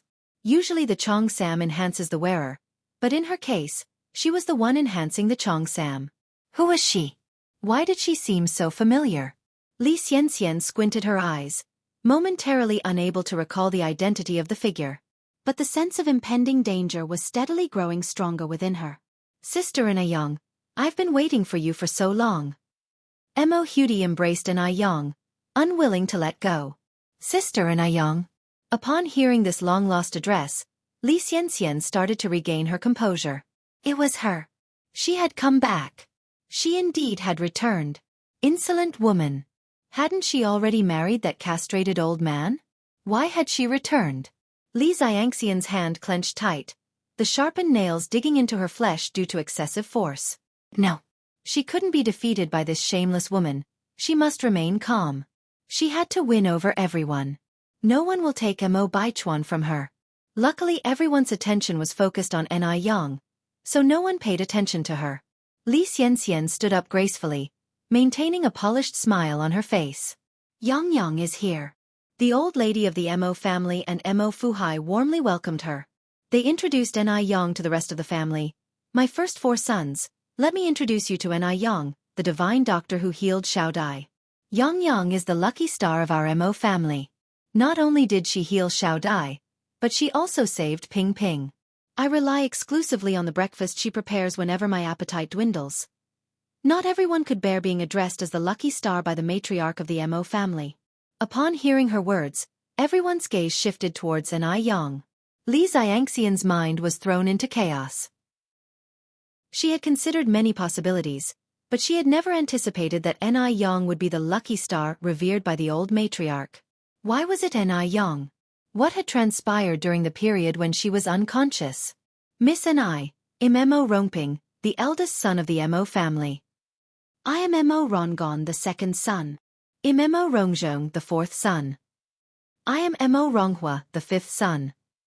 The matriarch of the Mo family got married when she was 18 years old. The eldest son, Mo Rongping, was 56 years old, and even the youngest, the 5th son, was 49. Only their youngest brother, Mo Qishan, was quite young. He was only a year older than his eldest grandson, Mo Baichuan, and was now 27. In fact, it was also apparent from the names themselves that Mo Qishan was an unexpected child. While the names of the first 4 sons represented peace, prosperity, and patriotism, his name signified uniqueness and profoundness. Before these people, Anew was merely a 17-year-old child. Yet, she exuded a composed, polite demeanor. The old lady pointed to her sons and said, Yang, just call them eldest brother, second brother, 4th brother, and 5th brother. Eldest brother, second brother, 4th brother, 5th brother? What was the matriarch trying to imply? Xianxia almost bit through her lip. She had been meticulously planning for 2 whole years before she earned the trust of the matriarch and patriarch of the Mo family. Had Anew only known them for a few days? How could they trust Anew so easily? This was unfair. This was unfair to her. Why was this insolent woman always after what she desired? It was the same in her previous life. And it was the same in this life. Xianxia's lowered eyes were filled with venomous indignation. Mo Baichuan also found the matriarch's behavior rather befuddling. If Anew was to address his uncles as brothers, wouldn't she become his senior? How could that make sense? Anew was initially worried about how to address them. After all, she addressed Mo Qishan as Brother Mo. It would be strange for her to call his elder brothers as uncles. On the other hand, addressing them as brothers would accentuate their age difference. Chapter 237. The Truth About Plotting Against Mo Hudi, Torturing Xianxia 2. Now that the old lady Mo has said so, Anew didn't put on airs, and directly greeted, Hello, elder brother, second brother, 4th brother, 5th brother. Anew's good looks, her sensible behavior, and her kindness towards the Mo family, made all of the Mo family's sons quite willing to accept her as their sister. Old lady Mo then pulled Anew to Xianxia's side and introduced, Xianxia, this is the lucky charm I've told you about before. Yang, this is Xianxia. She is 3 years older than you and usually stays with Chuan, serving as his capable assistant. Anew gave a small smile, reaching out to shake Xianxia's hand. Hello, Sister Xianxia. Her smile was light and pure, as if a neighboring sister with affable charm, inevitably causing one to drop all guards and defenses. However, Xianxia couldn't relax at all. Sister Xianxia? Yang was actually calling her sister Xianxia? What was she trying to do? In her past life, Yang was indifferent to her, even going as far as ignoring gifts and attempts to curry favor with her. In this life, would she really be so well-intentioned? But then again, Yang in this life is only 17 years old. 17 years old, still a green young girl. What could such a young girl understand? Even if Yang accidentally climbed the ranks of the Mo family, she had ways to bring her down from her pedestal. Could a young girl outsmart her? Holding on to this thought, Li Xianxian was greatly relieved and shook Yang's hand. Hello, Yang. Grandma often mentions you. Now that I've met you in person, you truly live up to your reputation. Yang accepted Li Xianxian's praise without a word. Thank you, Sister Xianxian. Li Xianxian's eyes narrowed. She felt something off about the Yang before her eyes.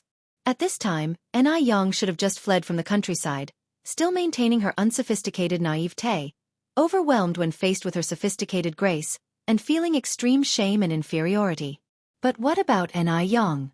Yang didn't show the slightest bit of inferiority, but was radiant and generous.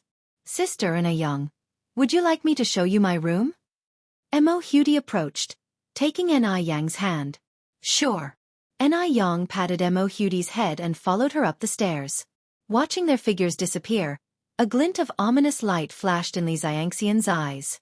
This Mo Hudi, truly ungrateful. She treated her so well, always bringing toys for her whenever she visited the Mo family, always trying to make her happy. But Mo Hudi? She wasn't the least bit grateful, even embarrassing her in public. Inviting Yang to tour her room, without inviting her. An absolute ingrate. She deserved to lose her parents, becoming an orphan. Yang went upstairs with Mo Hudi, meeting Mo Chishan on their way who was coming down the spiral staircase. Yang, where are you two going? Mo Chishan had his hands in his pockets, smiling at the duo. Hudi wants to show me her room. Yang replied. Uncle, would you like to come with us? Mo Hudi caught hold of Mo Chishan's hand with her other one. Sure. Mo Chishan nodded. The trio then headed for Mo Hudi's room. Witnessing the scene atop the spiral staircase, Li Xianxian's face was full of scorn. She was initially worried about whether Yang had also returned from the past, like her. It seems that she was overthinking it. If Yang had also returned from the past, she would not have walked away with a waist like Mo Chishan. Mo Hudi's room was over 50 square meters, and was exquisitely decorated with imported stuffed toys from overseas scattered all over.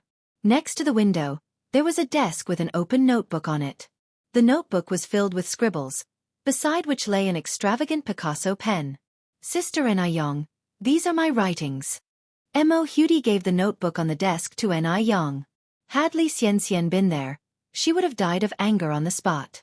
A few days ago, she too had wanted to look at the contents of this notebook, but was denied by Mo Hudi. Moreover, Mo Hudi had told her that it was a diary and hence, not to be seen by outsiders. When Yang opened the first page of the notebook, she was shocked. It wasn't just the beautiful handwriting that shocked her, but mainly, the name written in the column. Chapter 238 The Truth About Planning to Harm Mo Hudi. Tormenting Li Xianxian _3. The butterfly flies. If her memory serves her correctly, in the future, there is a very famous contemporary author named The Butterfly Flies. Her writing is highly revered by many, becoming a marvel in the modern literary world. Yang had also read her works. Is Mo Hudi that same Butterfly Flies? Mo Hudi introduced herself. Sister Yang, Butterfly Flies is my pseudonym. What do you think of the name? Does flies means liberating flight? Yang asked. That's correct. Mo Hudi nodded, smiling brightly. Sister Yang, you're really sharp. It does indeed mean the leisurely flight. The previously bedridden Mo Hudi longed to live like a normal child, which had influenced her choice of pseudonym. She hoped she could become a true butterfly one day. Yang flipped a few more pages in the notebook, her face getting more shocked as she read on. Clearly, Mo Hudi and the future butterfly flies were one and the same. Because this notebook was full of famous quotes from the butterfly flies. Mo Hudi was currently 12 years old and based on time calculation, she should rise to fame about 15 years from now, when she would be in her 20s. But Yang had read Butterfly Fly's autobiography. If she remembered correctly, Butterfly Flies rose to fame around her 30s. Something was off. It did not match up with Mo Hudi's current age. Xiaodai, have you ever thought about publishing your own book? Yang turned to look at Mo Hudi. Publish a book? Mo Hudi blinked. No. She was just bored and wrote these things to pass the time. She had never even contemplated publishing them. Yang went on, Xiaodai, your literary talent far surpasses the average person. Actually, you could consider pursuing a career in publishing. Who would believe these life-inspiring sentences were penned by a mere 12-year-old girl? Seeing Yang's reaction, Mo Qishan took the notebook from Yang. But Mo Hudi pressed his hand. Uncle, this is a secret between Sister Yang and me. You're a boy, you're not allowed to see.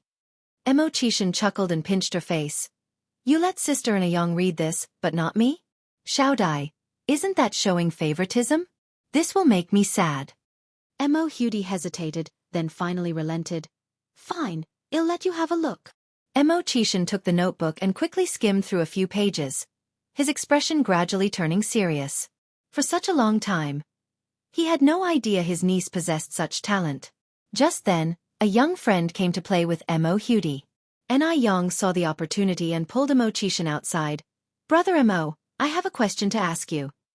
Mo Qishan followed Yang outside smiling. Speak. I will try my best to answer. Brother Mo, Yang looked up at Mo Qishan. Can I ask, why did Xianxia commit suicide last time? Yang's intuition told her that the reason Xianxia committed suicide was absolutely intertwined with Mo Hudi. Mo Qishan had no inclination to conceal anything from Yang. So, he went on to explain everything about the Jiangnan divine doctor and Mo Hudi's parents to Yang.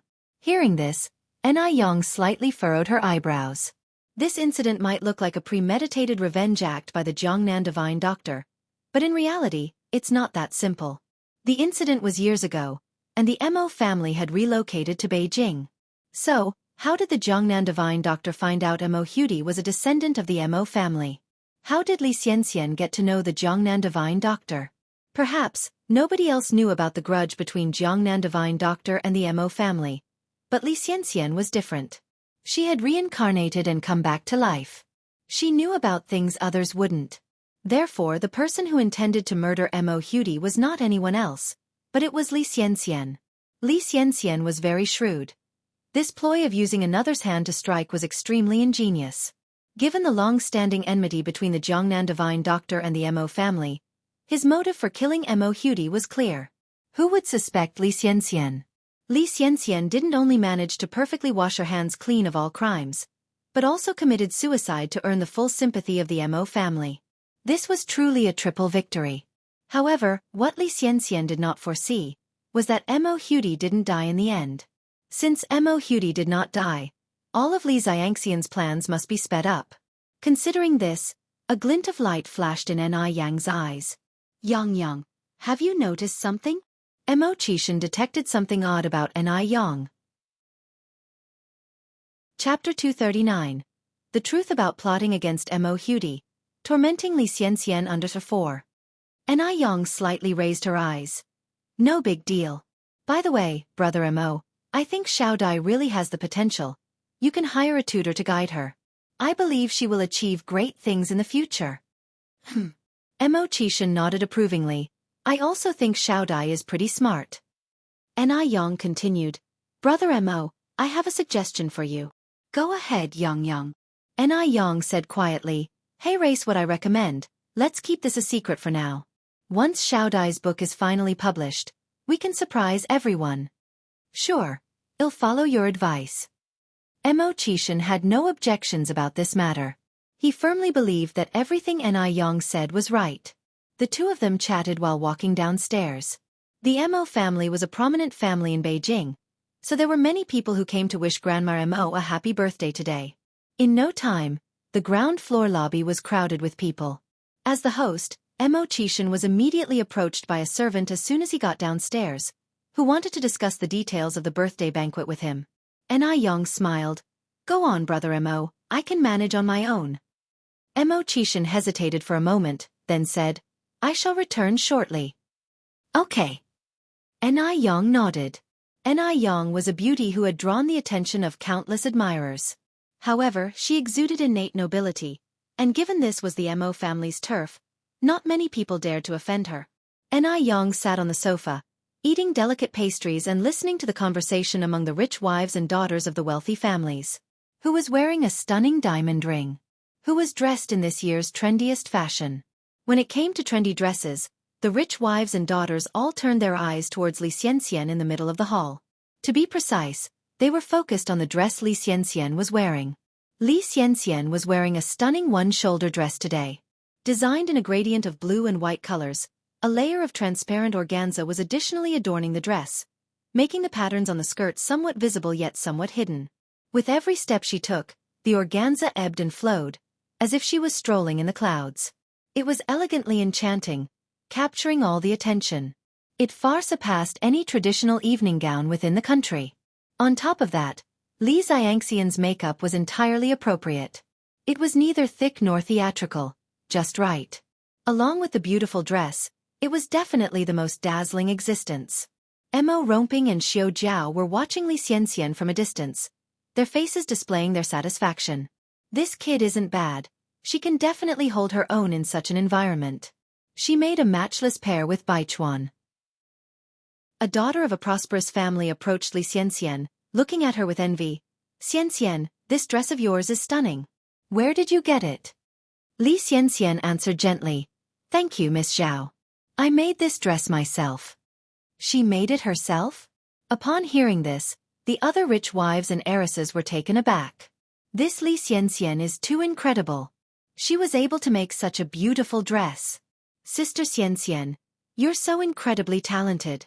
Could you teach me when you have some spare time? A young girl wearing a qipao joined them, pulling Xianxia's arm with a brilliant smile, her beautiful eyes shining, and a dimple appearing charmingly on her cheek. Xianxia, who everyone previously thought was dazzling, was totally lost in the background the moment this girl appeared. This was like a bright star suddenly losing its shine. And the young lady in the qipao next to Xianxia was like an irresistibly brilliant moon. Without comparison, everyone thought traditional Chinese gowns were a bit old-fashioned. But now, Western-style gowns seemed bland compared to the qipao, which proudly showcased an unparalleled national beauty. In front of the grandiose qipao, even the slightest shadow of a Western gown was instantly lost. This is what we call heritage. How could Western culture ever compare to the heritage passed down through 5,000 years of Chinese civilization? Watching the spotlight being completely taken over by Anew, Xianxia was grinding her teeth in anger. But she still managed to keep her polite smile. Yang, do I look like a stingy person to you? Of course I would teach you if you really want to learn. Anew smiled lightly, her gaze turning towards the hem of Xianxia's dress, then said, Sister Xianxia, are these flowers on the hem of your dress also hand-embroidered by you? Chapter 240 The Truth About Plotting Against Mo Hudi. Tormenting Xianxia 5. Xianxia would naturally not miss this opportunity to show off. In today's society, old customs are gradually being forgotten, and there aren't many people who can embroider. Yes, this skirt, from design to production, is all done by me. The flowers are not well embroidered. I'm afraid it might look funny to you. Murmurs of astonishment followed by hearing her words. They all praised Xianxia for being so talented. Pshaw! This Xianxia really dares to say anything. Anew subtly raised an eyebrow. The skirt worn by Xianxia was one that Anew had seen at a Paris fashion show in her past life, a creation by the famous designer LP named Blue Dream. Taking advantage of her rebirth, Xianxia had claimed someone else's work as her own. This kind of theft was really disgusting. Anew kept her composure and had started by praising Xianxia enthusiastically. With the addition of everyone else's compliments and fawning, Xianxia was on cloud 9. The next second, Anew shifted her tone, adding, I've heard that the song and bien embroidery styles are very similar, but there are also many differences, which non-professionals would not be able to identify. May I ask, Sister Xianxia, is the embroidery on this skirt done in the bien or song style? Song embroidery? Bien embroidery? Xianxia is not a seamstress. How could she know this? The skirt was indeed her design, but the one who made it was not her. Damn it, Now Shed landed herself in a hot soup. However, Xianxia quickly regained her composure. After all, everyone present were high society ladies who were not familiar with the intricacies of embroidery. Thinking of this, Xianxia was significantly relieved. She laughed and said, "It's done in the song style." Yang looked at Xianxia with an expression of adoration, excitedly saying, "Sister Xianxia, I admire you so much, you even know how to do the complex song embroidery." Xianxia patted Yang's hand and humbly said, "With deep practice, even an iron rod could be ground into a needle, it's nothing special." Virtuous, talented and modest. Everyone looked at Xianxia with admiration. Nonsense. If you don't understand embroidery, don't pretend to be skilled and mislead others. That is clearly Suzhou embroidery. Suddenly, an aged voice with a stern tone rang through the room. Everyone looked towards the speaker and found it to be Old Lady Zhang. The always amiable Old Lady Zhang now looked as stern as a changed person, glaring at Xianxia. Old Lady Zhang, raising her walking stick, slowly walked towards Xianxia, pointedly saying, "Young people should remain grounded." Old Lady Zhang is native to Sioux City. Her family had been silk dealers for generations, one specifically providing embroidery for the imperial court. Her family still preserved a plaque written by Emperor Qianlong himself, thus her words carried extraordinary weight. If this skirt was really made by Xianxia herself, would she not even know the type of embroidery used? Old Lady Zhang deeply valued embroidery and detested young people who, under the guise of understanding embroidery, misled others with pretentious bragging.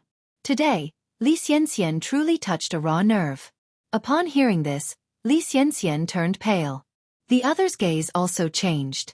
From initial shock and admiration, it turned to ridicule and disdain. These looks were like knives, revealing the most rotten part of Xianxia's inner self. Xianxia's back was now covered with layers of cold sweat. At this point, she wished she could just burrow into the ground. The torment of being skinned alive through people's gaze was really unbearable. It was all Yang's fault. This damnable girl set a trap and she fell right in. After 1,000 calculations, Xianxia never expected Old Lady Zhang to be in the crowd. This meddlesome old hag. When Mo Rongping and his wife saw the scene, their satisfied expressions vanished in an instant. His wife, Xiao Jiao, shook her head saying, "This girl is not good, she is too pretentious. She is not suitable for our Chuan Chuan." Mo Rongping nodded, "I also think that our mother was mistaken this time. Where was this girl worthy of being the daughter-in-law of the Mo family?" After lecturing Xianxia, Old Lady Zhang noticed Yang. Her expression immediately softened again. Holding Yang's hand, she said, "Good child, you're here too." Every time she saw this child, Old Lady Zhang felt an inexplicable sense of familiarity. "Old Lady Zhang." Yang courteously responded. Chapter 241 The Truth About Plotting Against Mo Hudi. Tormenting Xianxia _6. Madame Zhang smiled and replied, "My dear child, don't call me old lady. Just call me grandma. Our Xianjing is about the same age as you." Yang, ever the sweet talker, immediately addressed her as grandma. Seeing Madame Zhang's response, Xianxia became even more frustrated. Why did everyone seem to favor Yang? Was she predestined to be a stepping stone for Yang? Yang deserved to die. Madame Zhang deserved to die. The whole lot of them deserved to die. Xianxia, just then, a hand gripped Xianxia's wrist. Xianxia looked up and saw Baichuan, shining brilliantly. "Baichuan," she sighed as she tightened her grip on his hand. She still had Baichuan. As long as she held a place in Baichuan's heart, she hadn't lost. "Come with me. I'm going to introduce you to my parents," Baichuan said, leading Xianxia away. Baichuan did this on purpose. He deliberately walked away with Xianxia in front of Yang, hoping to provoke Yang's jealousy. In Baichuan's view, the only reason Yang had embarrassed Xianxia in public was because of him. Why else would Yang have provoked Xianxia for no reason?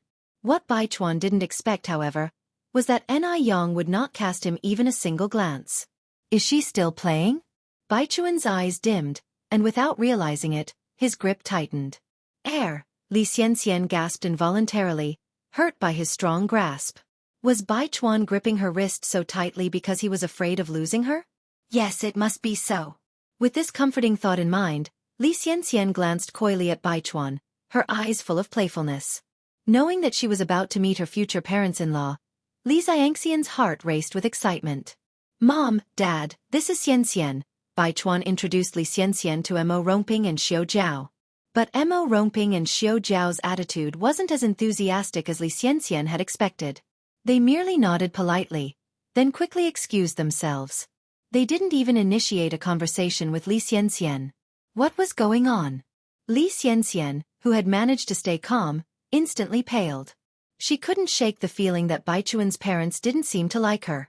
But she was the chosen future daughter-in-law of the Mo family.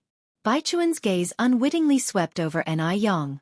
Seeing Yang walking over in high spirits, chatting and laughing with Madame Zhang, he lowered his head to Li Xianxian and said, "You shouldn't care too much about my parents' attitudes. They're just like that."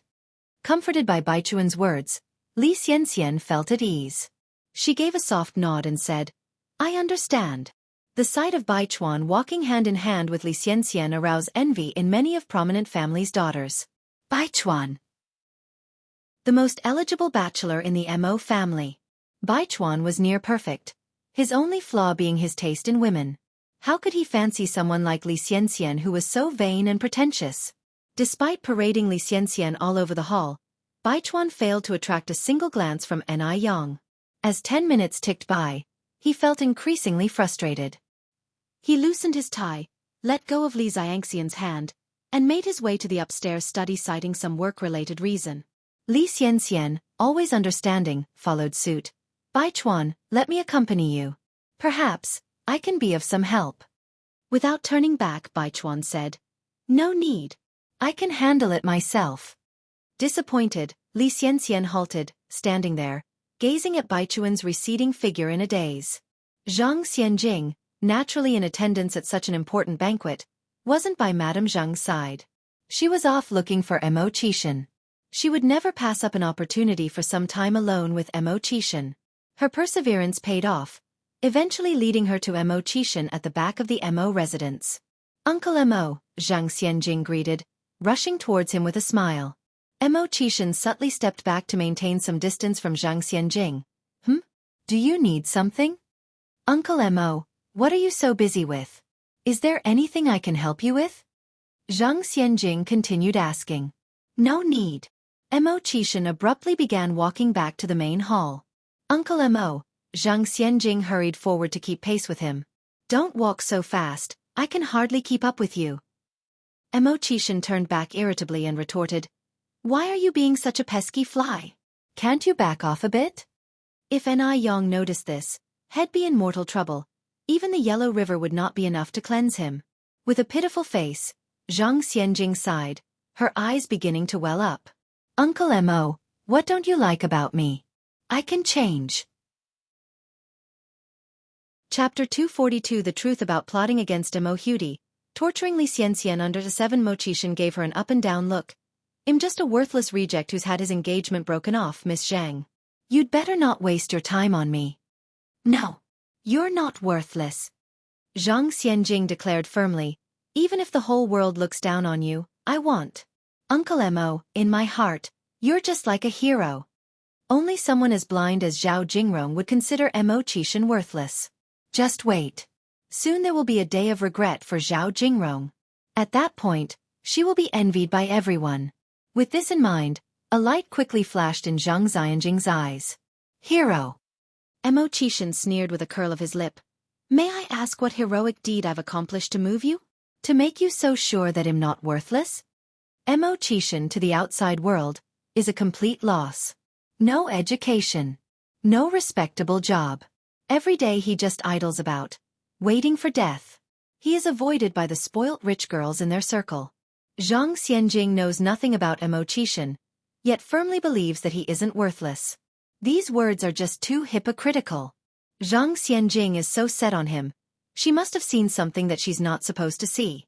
In Mo Qishan's heart, Zhang Xianjing and Zhao Jingrong who climbs and steps on people are no different, both carrying a mask of vanity that is just nauseating.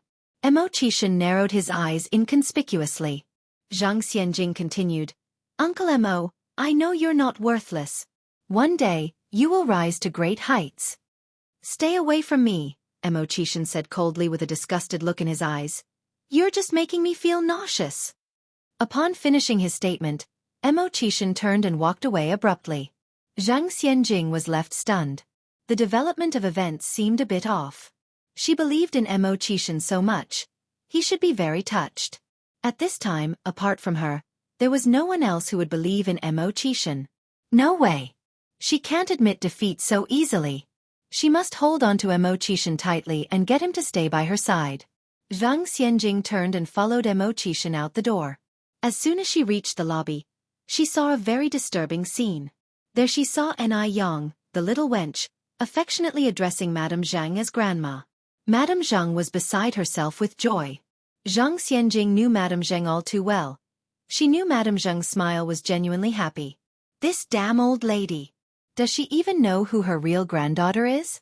Yang, that little wench, was absolutely shameless too, daring to call Madame Zhang Grandma. Who did she think she was? Zhang Xianjing swallowed her anger and walked over to Madame Zhang with a smile. Grandma, young divine doctor. Xianjing is here, Madame Zhang warmly took Zhang Xianjing's hand. Just look, I just acknowledged a younger sister for you. Don't call me divine doctor anymore. It's too formal. Just call her sister, it's much better. Madame Zhang genuinely liked Yang. Otherwise, she wouldn't have said so. Damn old woman. Zhang Xianjing cursed Madame Zhang in her heart 1,000 times over, but her voice was still soft when she said, Hello, sister. One should never hit a smiling face. Although Yang knew Zhang Xianjing didn't like her, she still greeted her with a smile. Sister Xianjing. Zhang Xianjing didn't want Madame Zhang and Yang to be alone together. Her intuition told her that if these two were left alone for a long time, something bad was bound to happen. Grandma, it's too stuffy in here. Let me take you out for a walk. Yang, you come too, Madame Zhang pulled Yang along. Since Zhang Xianjing didn't like Yang wasn't going to make herself uncomfortable either. She wasn't a masochist. Grandma, you go with Sister Xianjing. I'm going to find Brother Mo. Brother Mo? Zhang Xianjing narrowed her eyes subtly. Was Yang's brother Mo referring to Mo or Mo Baichuan? It should be Mo Baichuan, right? A social climber like Yang would surely not see Mo as worth her time. Thinking about this settled Zhang Xianjing's heart somewhat, and she took Madame Zhang out the door. Yang elegantly walked towards the right side of the lobby. Here, Yang had to admit to Li Xianxian's superior socializing skills. Li Xianxian, who was initially disliked by everyone, was now surrounded like a star among a crowd of rich young ladies. Miss Li, you really have a way to buy the limited edition Ice Skin Jade Whitening Moisturizer? Li Xianxian nodded, her tone gentle.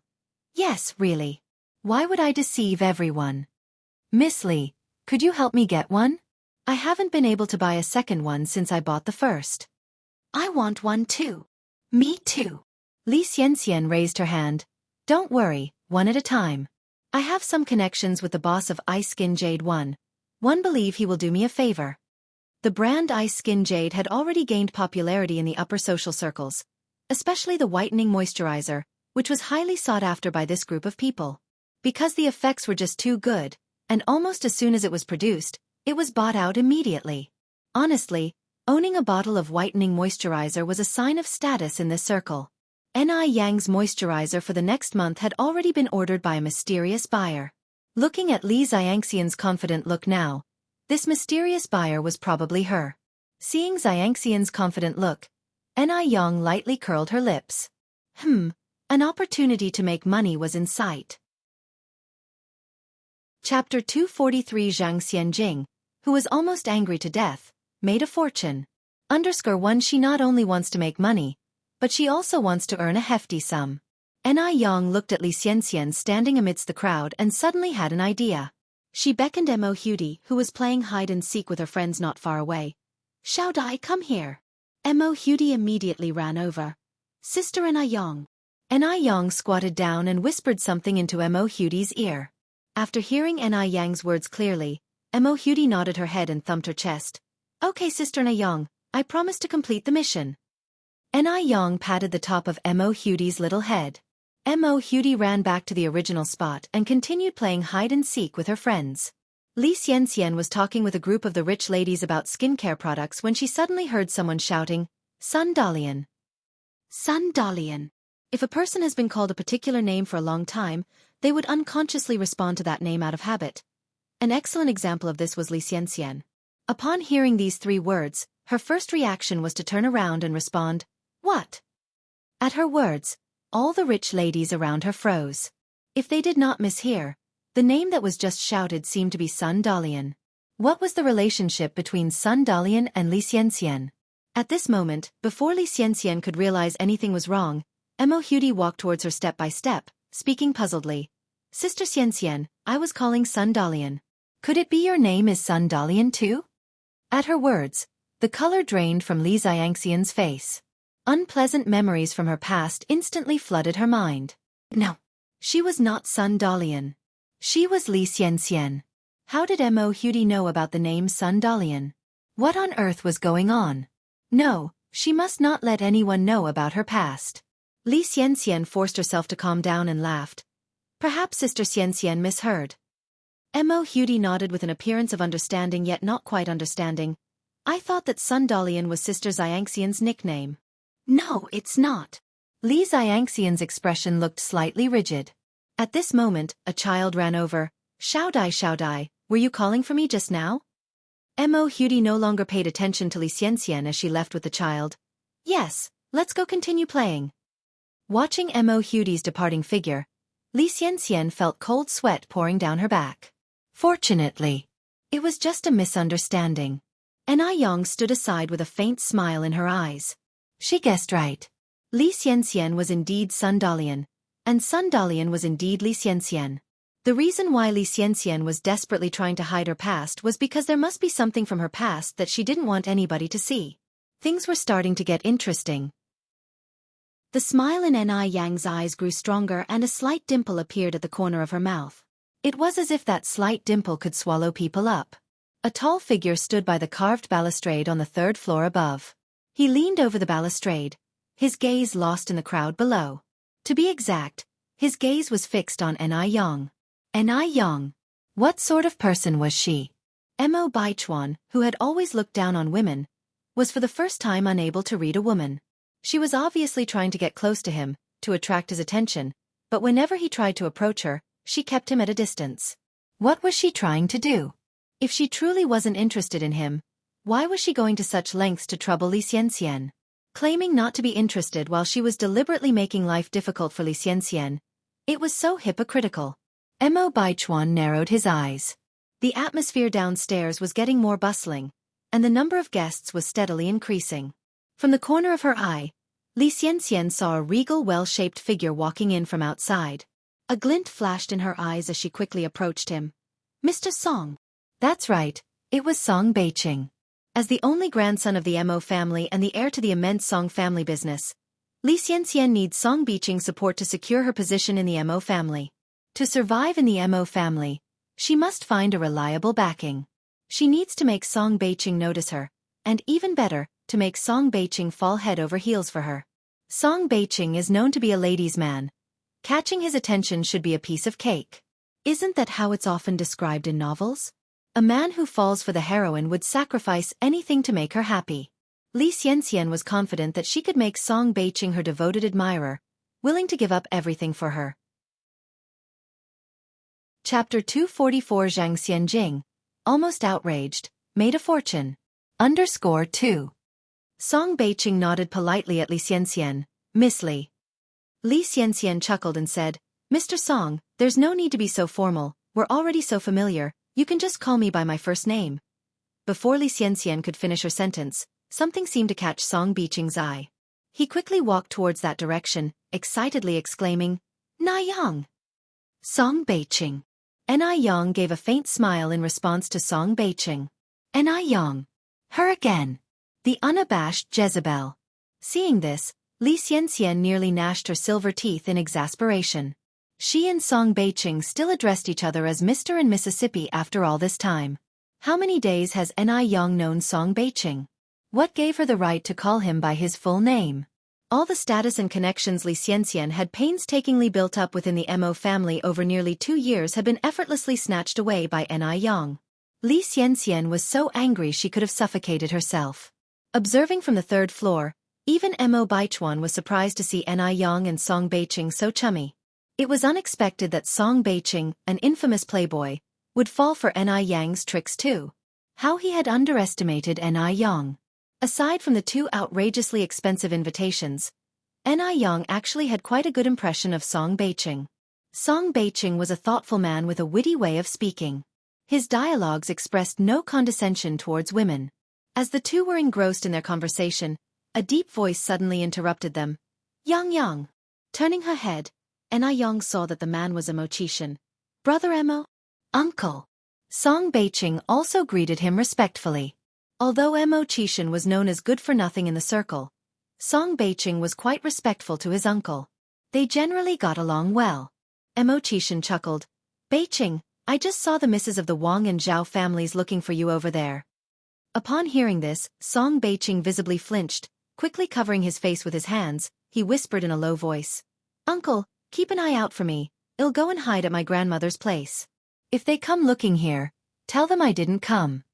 Mo Qishan nodded, acting like a concerned elder. Don't worry, just go. Be more careful in the future.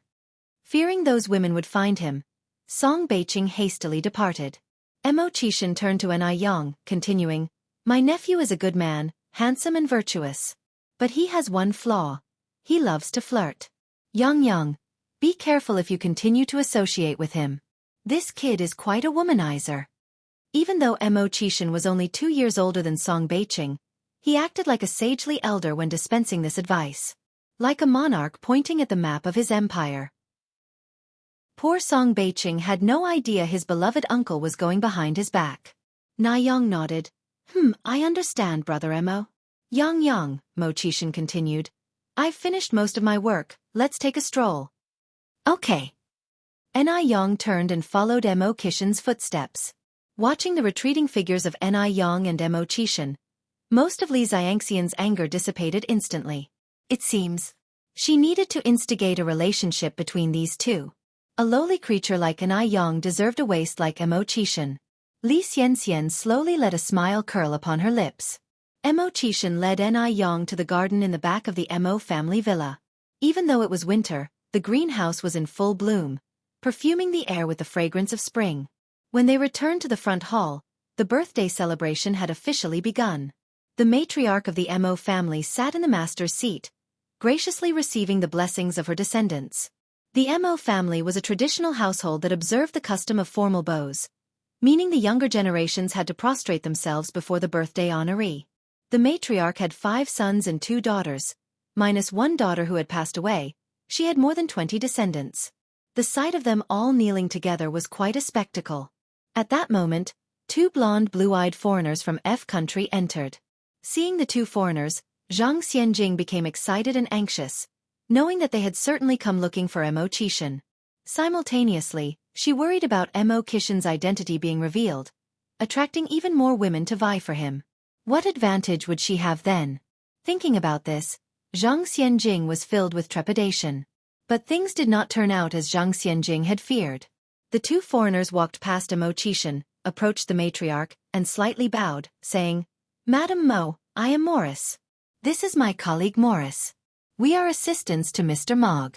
Today, we are here on Mr. Mog's behalf to congratulate you on your birthday, wishing you endless prosperity and a longevity that rivals the southern mountain. Chapter 245. Xianxia almost died of anger, made a big profit. 3 Meanwhile, Morris prepared a birthday gift for Madame Mo in advance. Mr. Mog? At the mention of this name, a gasp of surprise resonated from the crowd. Such an esteemed Mr. Mog. When did the Mo family establish a relationship with Mr. Mog? Standing by Mo Baichuan, Li Xianxian's lips twitched upward slightly. Although she had never met Mr. Mog, her memories from her previous life provided knowledge most average people lacked. Mr. Mog's last name is Mo, hailing from the Mo family in Beijing. Because of his low-key behavior, he has always remained out of the media limelight. In the Mo family aside Mo Baichuan, who else could possibly be Mr. Mog? The Mo family's 4 sons were too old and did not fit Mr. Mog's age range. Mo Qishan, the only one left, was a good-for-nothing. Mr. Mog is a graduate of a prestigious foreign university, but Mo Chishan didn't even complete high school. He doesn't even qualify to tie Mr. Mog's shoes. Therefore, in the entire Mo family, only Mo Baichuan could possibly be Mr. Mog.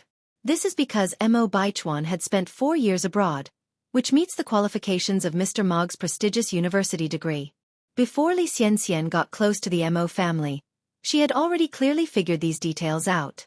Mr. Mog's visit to offer birthday gifts to Madame Mo today only confirmed Xianxia's belief that Mo Baichuan is indeed Mr. Mog. Just the thought that she was favored by such a heavy hitter filled Xianxia with more and more excitement. What she couldn't get in her previous life, she would now grasp firmly in this lifetime. Madame Mo had also heard of the famous Mr. Mog. She stood to receive the gift from Mora's hand and chuckled, "Please extend my thanks to Mr. Mog." Actually, Madame Mo was somewhat puzzled. Why would Mr. Mog suddenly send her a birthday gift? After all, before this, there was no interaction between the Mo family and Mr. Mog. However, Mr. Mog's act of sending birthday gifts today did save the Mo family a lot of face. Marcus said, "Our Mr. Mog is a junior in front of you, and it is only appropriate that we offer you a birthday gift. As it's not convenient for Mr. Mog to personally celebrate your birthday, he had us two come on his behalf. We hope Madame Mo won't mind." Madame Mo chuckled and replied, "Not at all, it's an honor for both of you that Mr. Mog is here. After all, he is Mr. Mog. 100 Mo families would still not compare to Mr. Mog." For a while, Morris and Marcus became the center of everyone's attention. Everyone wanted to establish a connection with Mr. Mog. If they couldn't meet him in person, they'd settle with pleasing his 2 assistants. Xianxia observed these people with a cold eye, full of contempt in her heart. Without meeting Mr. Mog, what's the use of pleasing 2 assistants? She just wondered what kind of expressions they would wear when these people found out that Mr. Mog was actually Mo Baichuan. That would definitely be a sight to behold. Zhang Xianjing stole a glance at Mo Chishan and found him extremely reserved. Despite being Mr. Mog, he still maintained a low profile. Fortunately, she had found out everything ahead of time. Otherwise, she too would have become one of the many fools. Seeing Yang standing next to Mo Chishan, Zhang Xianjing's eyes darkened for a moment. Damn slut! Why was she standing at the side of Mo Chishan? This wasn't right. She must teach this little slut a lesson today. She would make her understand that a country bumpkin should know their own place. Zhang Xianjing approached Madame Mo and said with a smile, "Grandma Mo, I have prepared a surprise for you." Madame Mo's face was filled with kindness as she asked, "Oh? What surprise has Xianjing prepared for Grandma?" A servant brought over a box. Zhang Xianjing opened the box and continued, "I know Grandma Mo is a devout Buddhist, so I specifically purchased an enlightened strand of top-grade Zetan Buddha beads. I hope Grandma won't find it shoddy." This strand of Buddha beads was smooth with distinct patterns and top-tier quality. It couldn't be bought without tens of thousands of yuan. That's why Zhang Xianjing was so confident. She had already learned that Yang was just a country bumpkin. What sort of decent birthday gift could a country bumpkin come up with? Madame Mo laughed and said, "Not shoddy at all, how could it be? Xianjing, you are really thoughtful."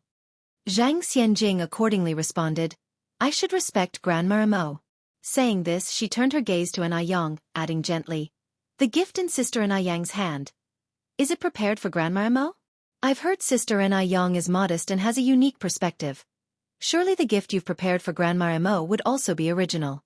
Why not show it now and let the rest of us broaden our horizons?" Chapter 246. Zhang Xianjing, who nearly died of anger, made a fortune. For witnessing a spectacle? More like a laughing stock. Zhang Xianjing is eager to see Yang being ridiculed. With Zhang Xianjing's Buddha beads made of Zetan wood going for tens of thousands, it wouldn't matter what Yang would present, it would be a joke. Yang calmly walked up to Zhang Xianjing. "Then I need a little help from you, Xianjing." As soon as she finished speaking, she opened a long paper box in her hands, took out a painting scroll from inside, handed one end to Zhang Xianjing while she grabbed the other, slowly unfolding the scroll. Zhang Xianjing narrowed her eyes in doubt. Did Yang actually prepare a famous painting? Impossible. How could a country bumpkin possibly afford renowned artwork? As the painting scroll was revealed, the smile on Granny Mo's face gradually turned into shock. Lin Pingping was even more surprised. covering her mouth with her hand. Granny Emo looked at Anew. Yang, did you draw this yourself? Anew nodded. Unlike Xianxia, I'm not as lavish, so I could only make a painting of longevity personally to present to Auntie Emo, wishing her a mountain of longevity, equal to heaven, boundless, prosperous life, infinite lifespan. Good. What a thoughtful child you are. Granny Emo repeated good 3 times, took the painting scroll of longevity in both hands, and displayed it for others to see. The painting showed a large character longevity. When you looked closely, you realized that this longevity was built by 100 smaller longevity characters. Moreover, these 100 longevity characters were written in 100 different styles, including seal script, clerical script, regular script, skinny gold script, cursive script and so on. Most notably, each longevity character was beautifully written. Regardless its style, you couldn't identify a single error. Clearly, creating such a longevity painting required considerable time and effort. Also, only someone with real skill could create this longevity painting. If it wasn't witnessed firsthand, who would believe such a longevity painting could be drawn by a young girl's hand? This is unbelievable. Anyone who saw this longevity painting was like Granny Emo. Their eyes sparkled with shock. A rise of whispered gossip spread among the crowd. Xianxia's eyes were filled with pride. His wife was just amazing. Xianxia was so angry, she was about to explode. She originally wanted to see Anew make a fool of herself, but now, her scheme had backfired, and Anew ended up taking the spotlight. Why didn't she think of gifting Granny Emo a longevity painting? If she had gifted the longevity painting to Granny Emo first, wouldn't she be the one stealing the limelight? There'd be no chance for Anew. Why should Anew take all the glory?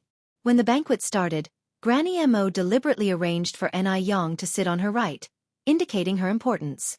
Xianxia sat next to Anew, fearing she might feel too restrained to help herself, so he continually served her food and poured her drinks. Strangely, Anew did not dislike his actions, and instead occasionally whispered to him, portraying an intimate relationship, giving Granny Emo an immense joy. Excellent. She knew there is promise between these two. Some are jubilant, others are sorrowful. Emo Baichuan felt more and more irritated watching Anew and Xianxia's interaction. Blind. Anew was blind.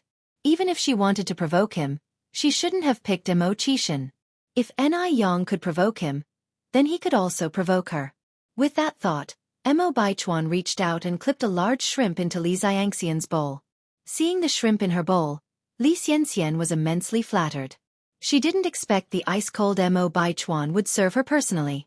Indeed, even the proudest man would drop all pretenses when facing the woman he likes. Baichuan, thank you. Li Xianxian looked at Emo Baichuan affectionately. You're welcome. Emo Baichuan wiped his mouth with a handkerchief, his gaze unintentionally sweeping over Anew.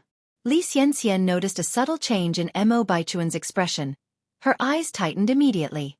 Did he notice that little slut? Li Xianxian's grip on her chopsticks tightened.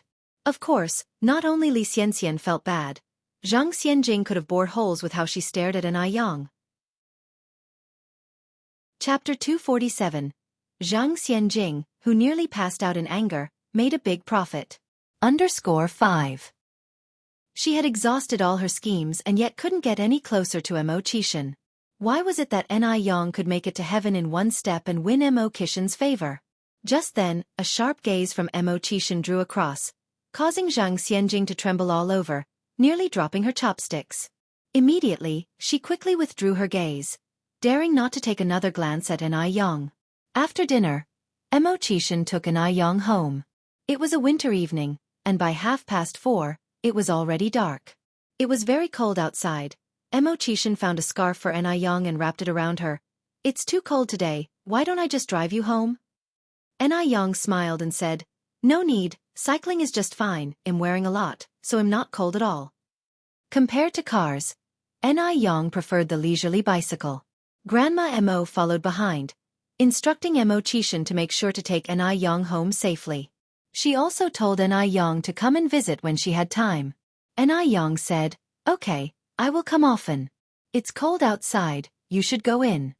Grandma Emo nodded and took a few steps inside, then suddenly stopped as if she remembered something. Wait. Yang, you guys wait.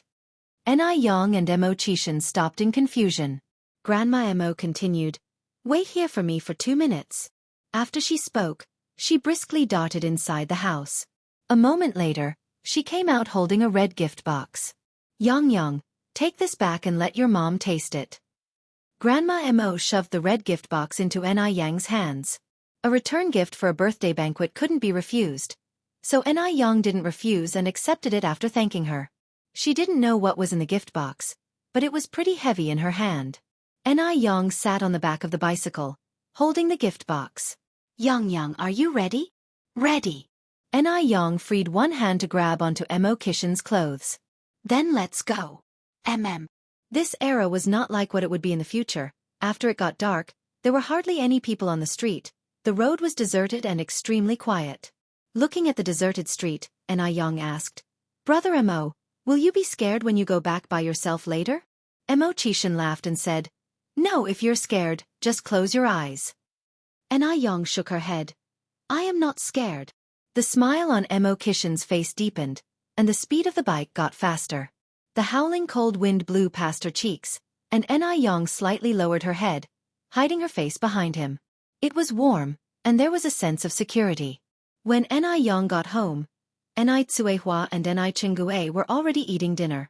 Although Kuihua's cooking skills weren't as good as Yang's, the dishes she fried were beyond reproach. Mom, Aunt and I am home. Yang walked in from outside with the gift box. Anita stood up and said, Yang, you're back? Haven't you eaten yet? I'll get a rice bowl for you. Yang smiled and said, Mom, you don't need to worry, I already ate. That's good. Tsuehua sat back down to eat. Chingue looked up at Yang and teased, Yang, who sent you back just now? Yang smiled slightly. Aunt and I, didn't you already guess? Chingue continued, Yang, Auntie really thinks that young man Xiaomar is good. Let's not talk about anything else. Just look at his face. Who among the handsome actors on TV can compare with him? Yang said, I'm still young and not considering those things yet. By the way, Grandma Mo gave me a return gift to bring back. Let's see what's inside. As she finished her sentence, Yang began to open the red gift box. Chengui's eyes were instantly attracted to the gift box. This was a return gift from a well-off family. Where could she ever see this normally?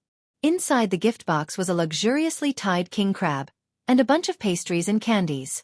Chingue exclaimed in surprise. My word! I have never seen such a big spider in my lifetime. Can this even be eaten? Yang's mom. Have you ever seen such a big spider? What a peculiar big household. The return gift for a birthday banquet actually was a big spider. Tsuehua shook her head. I have never seen it either. Is it going to cultivate into spirit? Beijing was up north and far from the sea.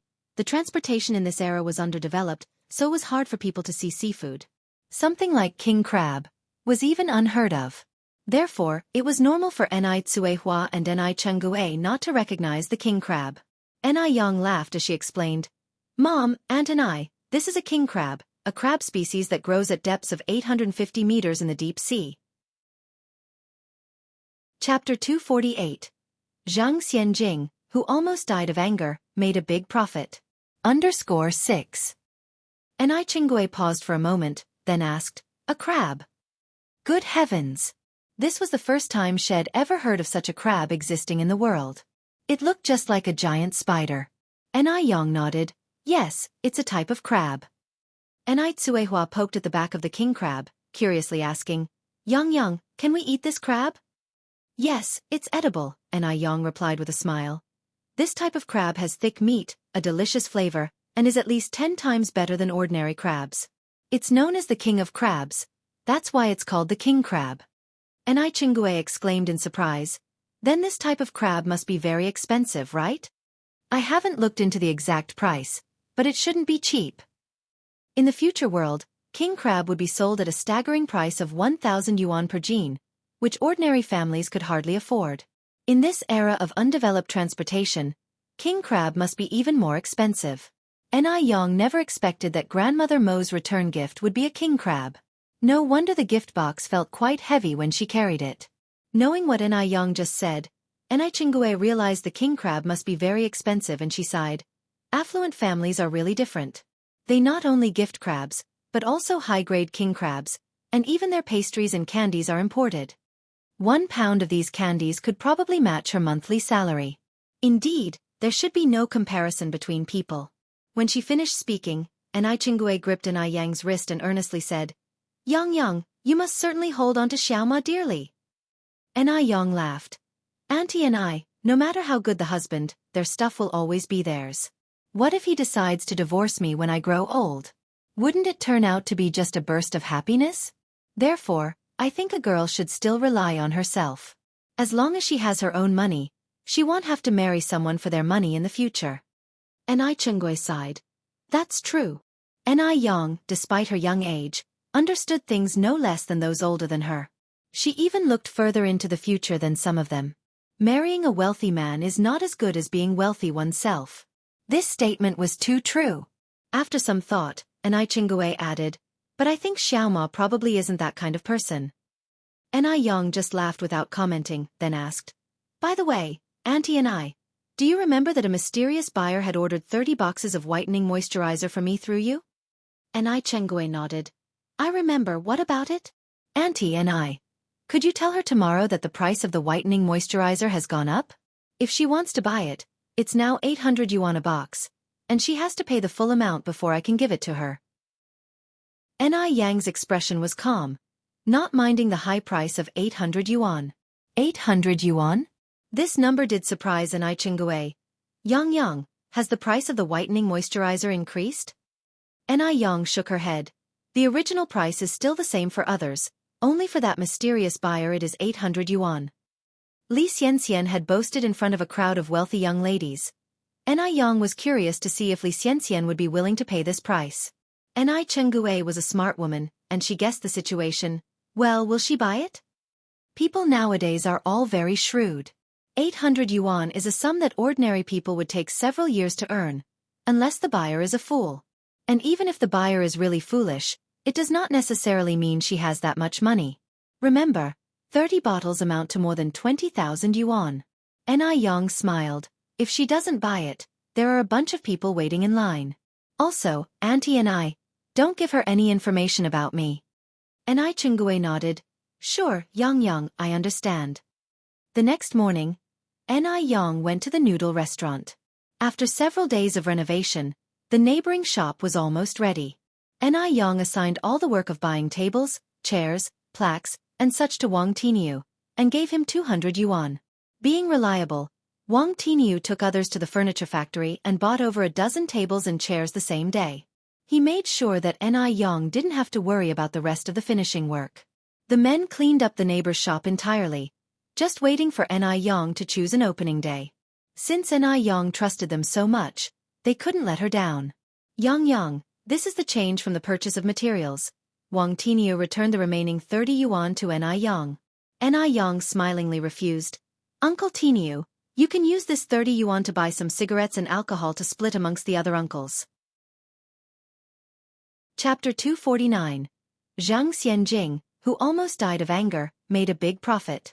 7 Yang was never stingy with those who depended on their labor to make a living. Purchasing people's hearts for 30 yuan, now that was a good deal. No need.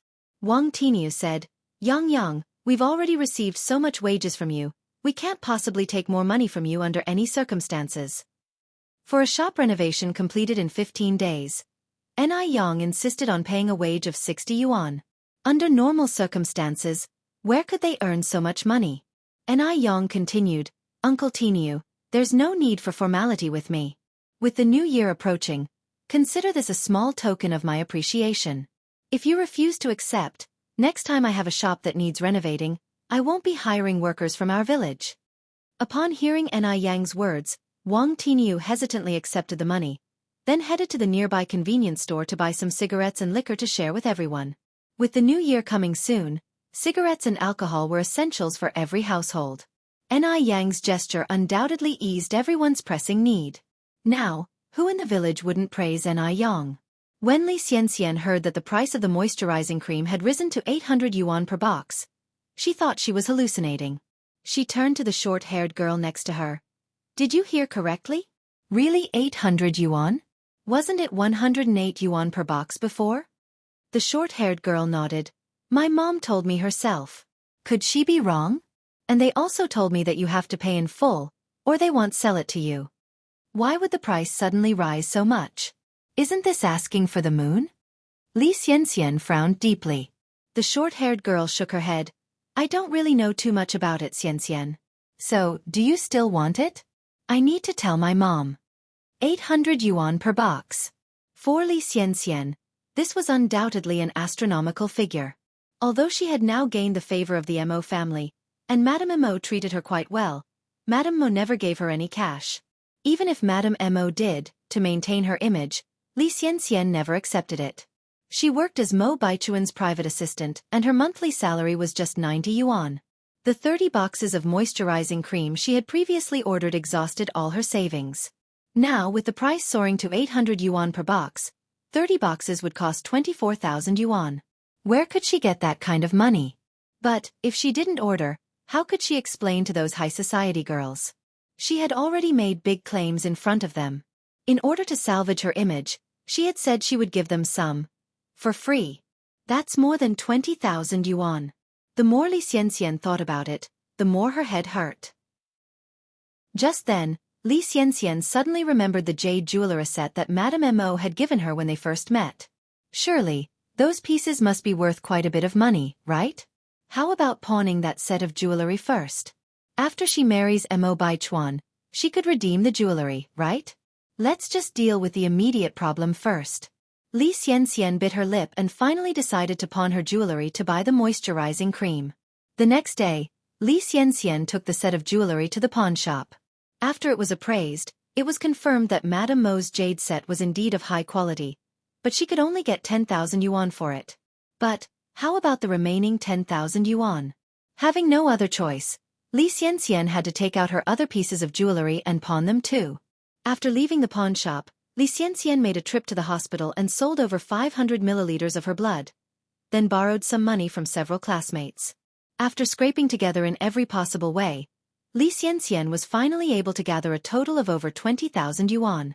After collecting this amount, Xianxia felt as if she had suffered a serious illness. She felt so miserable that she wanted to cry. If she had known it would be like this, she would never have boasted in front of those high society girls. However, the moment she thought about how this 20,000 yuan would help her secure a more stable position in the high society circles, she felt much better. After all, she was going to marry Mo Baichuan in the future. 20,000 yuan was nothing. When Jianghu received the 24,000 yuan, her hands trembled. It was the first time she had seen so much money and the first time she had met someone so foolish. Rich people are really terrifying. When Jianghu handed the money to Yang was busy in the kitchen. Yang, this is the money from the mysterious buyer. Yang looked surprised. They sent the money so soon? It seems that Xianxia was quite wealthy. She should have said it was 1,000 yuan per box earlier. Jianghu nodded. Yang, who do you think this mysterious buyer is? How can they be so rich? 24,000 yuan. According to her monthly salary of 30 yuan, it would take her at least 66 years to earn this. And this person spent 24,000 yuan to buy 30 boxes of skincare products. Yang smiled and said, perhaps they might be millionaires. Jianghu sighed. They are so rich. How do they make so much money? Yang took half of the stack of money and handed it to Jianghu. "And take this." Jianghu was startled and hurriedly refused. No, I can't accept it. No good deed goes unpaid, and she wasn't entitled to any good deed. How could she accept such a large sum of money from Yang for no reason? Yang directly stuffed the money into Jianghu's pocket. "And just keep it. If it wasn't for you, I wouldn't be able to sell the moisturizing cream at such a high price." Yang was not the kind of person to be stingy, and the main credit for this transaction goes to Jianghu. It was a total of 24,000 yuan. Even if she gave half to Jianghu, she was still left with 12,000 yuan. She made a fortune on this order. Jianghu still refused. No. Yang, listen to me. If your products sell for a high price, it's because they are good. It has nothing to do with me. Besides, you already give me a 1 yuan commission for each bottle, There is no way I can take more money from you, it would be rude. Anew insisted on giving the money to Anai Chingui. Anew, you deserve this. Anai Chingui frowned and said, Yang, I can't accept it. If you continue like this, I won't sell beautiful skin ice masks for you anymore. Seeing Anai Chingui like this, Anew had to take back the money for the time being. She plans to buy some jewelry for Anai Chingui for the new year. Just then, a commotion came from the entrance. Is Yang home? Chapter 250. Unexpected surprise. Investigating Sun Dalian's castle. Listening to the voices, it seemed like there were more than one person outside. Anew put away the money and went outside with Anai Chingui, saying, We're home. Anai Tsuehua also came out from inside carrying a child in her arms. As soon as they opened the courtyard gate, they saw a crowd of people standing outside. If it were someone else, seeing a crowd of people outside would certainly perplex them. But not Anew. She immediately welcomed them warmly, saying, Uncle Lu, Aunt Wang, Aunt Ling, Grandpa Shi, please come in and have a seat. Uncle Lu was the one who suggested last time that he would help Aneyang's family apply for a residential plot, homestead. Uncle Liu's family was known to be extremely frugal. People usually couldn't even get a sip of tap water from their house. However, his family had never been stingy with Anew. His wife often brought Anew vegetables and eggs, and even helped Anai Tsuehua look after her child. To be precise, all the villagers in Jianghu village treated Anew very well. Even the most selfish villagers became exceptionally kind and friendly when they met Anew. After all, Anew was the lucky star of their village. Uncle Lu said with a smile, Yang, we are not going to sit down today. We came to tell you some good news. The villagers also nodded in agreement. Anai Chingui joked, Uncle Lu, what kind of good news can you bring? Uncle Lu mysteriously replied, This good news will surely surprise you. Anai Chingui replied, Well then, let's hear it. Uncle Lu turned to Anew and solemnly declared, Yang, the village has officially approved a homestead for your 3-member family. Now you're truly a part of our Jianghu village. Upon hearing this, Anai Tsuehua and Anai Chingui were both stunned. Anai Tsuehua, in particular, was so moved that her eyes turned red. A homestead. Having a homestead meant that they could build a house in the village. For a farmer, having a house of their own in the village was their real home, their true roots. With a home you feel secure. Without a home, you feel adrift. Anai Chingui said, Uncle Lu, you can't joke about things like this. Anai Tsuehua and Anew were not originally from Jianghu village. Could the homestead be approved so easily? For a moment, Anai Chingui was a bit stunned. Filled with joy for Anew yet somewhat incredulous. This Uncle Lu was notorious for stirring the pot. What if he was joking? Uncle Lu laughed and said, Look at what you're saying, I may not always be reliable, but I can't joke about this. Yang, here is your homestead certificate. As he said this, Uncle Lu handed the homestead certificate to Anew. Yang, the homestead allocated to your family by the village is right next to Chenggui's house. You can build a house there any time. Considering that Anai Chingui and Anew were quite close, everyone had arranged for the site to be next to Anai Chenggui's house during the application, making it convenient for both families to visit each other. One must admit, everyone had thought this through thoroughly. They were genuinely kind towards Anew. Back in those days, a homestead certificate was not a red booklet, but a white sheet of paper, stating the usable area of the homestead, the approver and the applicant. Uncle Lu, thank you. And thanks to all of you. Anew received the homestead certificate and bowed to everyone. She really hadn't expected that they would help her apply for a homestead. To say she wasn't moved would be a lie. They were outsiders, and it wasn't easy to settle down in Jianghu village, let alone apply for a homestead. It is conceivable how much effort Uncle Lu and others put into this matter. Uncle Lu, somewhat embarrassed, said, It's nothing. There's strength in numbers. We reported to the village and they readily approved it. The rest of them also agreed, Yang, Uncle Lu is right. We didn't exert much effort on this. Don't worry about it. Besides, we all live in the same village. It's normal to help each other. And you've helped us a lot too. As it was dinner time, Anew invited everyone for dinner. But everyone declined. Everyone was very happy that the homestead was approved, and they just came to relay the good news to Anew, not to freeload a meal. Yang was so good to them. They couldn't always take advantage of her. Uncle Lu laughed and said, Yang, let's leave it for today. If you sincerely want to invite us for a meal, wait until the topping out ceremony of the new house. We can all celebrate together. Chapter 251. Unexpected Surprise. Investigating Sun Dalian's past under Sir 2. Topping out is a tradition in rural areas. It mainly refers to the process of installing the highest beam in the roof. When this beam is installed, it signifies that the house construction is complete. This process is also called topping out. On the day of the topping out, relatives and friends come over to celebrate, and the host will set a banquet to entertain them. This tradition is valued in the countryside. However, in later generations, as everyone bought houses to live in the city, this tradition was forgotten by many.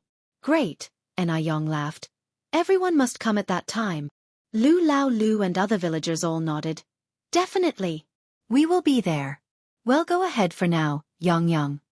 Yang and Tsuehua escorted everyone to the door.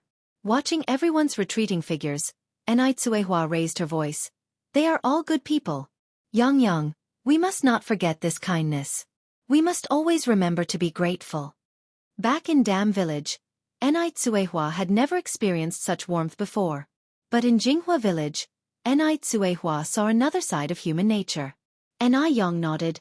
Don't worry, Mom. This incident further strengthened Yang's determination to lead Jinghua Village to prosperity. Seeing Tsuehua and Yang officially settling down in Jinghua Village and successfully obtaining the land certificate, Chengue was genuinely happy for Yang. It wasn't easy for Yang to have come this far. Chengue still remembers when they first arrived in Jinghua Village. Everyone was wary of them as if they were thieves. In just half a year, everyone's opinion of them had changed so much. This was all thanks to Yang's good nature and her ability to win over people's hearts. Yang's mom, shall we go and check out the land plot? Chengue suggested. Sure. Chengue nodded. The three of them exited the courtyard. The plot granted by the village was located east of Chengue's quadrangle courtyard. The location was very good. Chengue laughed. We are going to be neighbors. Tsuehua was so excited that she didn't know what to say, repeatedly nodding her head. Yang gazed at this piece of land, and the hope shining in her eyes was as bright as the stars. What is hope? The land before her eyes was hope. Seeing the scene, even Chengue, a woman herself, couldn't help but exclaim how beautiful Yang was. How could Yang be so beautiful? A beautiful young girl like Yang calls her Aunt which feels so honorary. To celebrate the happy day, Yang decided to cook a few more dishes. She reserved king crab given by old lady Mo. The king crab was huge. Yang cut it into halves. Steam cooked one half and stir-fried the other half with spices. Soon Yang decided on the rest of the dishes. Shrimp stir-fried with black beans. The Secrets of Longevity states, eating black beans replenishes the body, improves the complexion, fills vitality, increases strength, fills deficiency and enhances ability to eat. In other words, black beans have anti-aging effects. Tsuehua was in her 30s, and Chengue was in her 40s. Eating black beans often would be very beneficial for them. Over the past half year, the changes in Tsuehua and Chengue have been tremendous. If it were not the fact that people saw them every day, they might even suspect a makeover. Stir-fried lamb liver. Lamb liver is packed with a variety of nutrients such as vitamin A, vitamin B2, and iron. Vitamin A stimulates the growth of the thymus gland, which makes the chest full and rounded. Therefore, this is a breast-enhancing dish. Yang paid great attention to breast growth, so almost every day she prepared a breast-enhancing dish. The soup of the day was potato mushroom soup. Potatoes have a detoxifying and beautifying effect, eliminate eye bags, nourish the blood, and enhance vitality. Also, potatoes are a natural beauty product because they contain a lot of vitamins B and C, which can help lighten dark circles under the eyes. Yang had to wake up early every day to work at the noodle restaurant. Black circles under her eyes were inevitable, but with potato mushroom soup, there was no fear of dark circles. After this period of dietary therapy and skincare, Yang's skin was as smooth as a baby's. Her skin was so moist and soft, it looked like it would break with a single blow. Her body shape was also maintained very well. If it were to be described in a line of poetry, it probably would be: her face like the flowering hibiscus, her waist slender like a willow, incomparably charming and enticing. In this life, not only does Anew want to become stronger, but she also wants to keep her appearance and body shape in the best state. You're tuning in to the Wisdom Diary YouTube channel. Don't forget to subscribe and join us on this journey to catch the most captivating stories.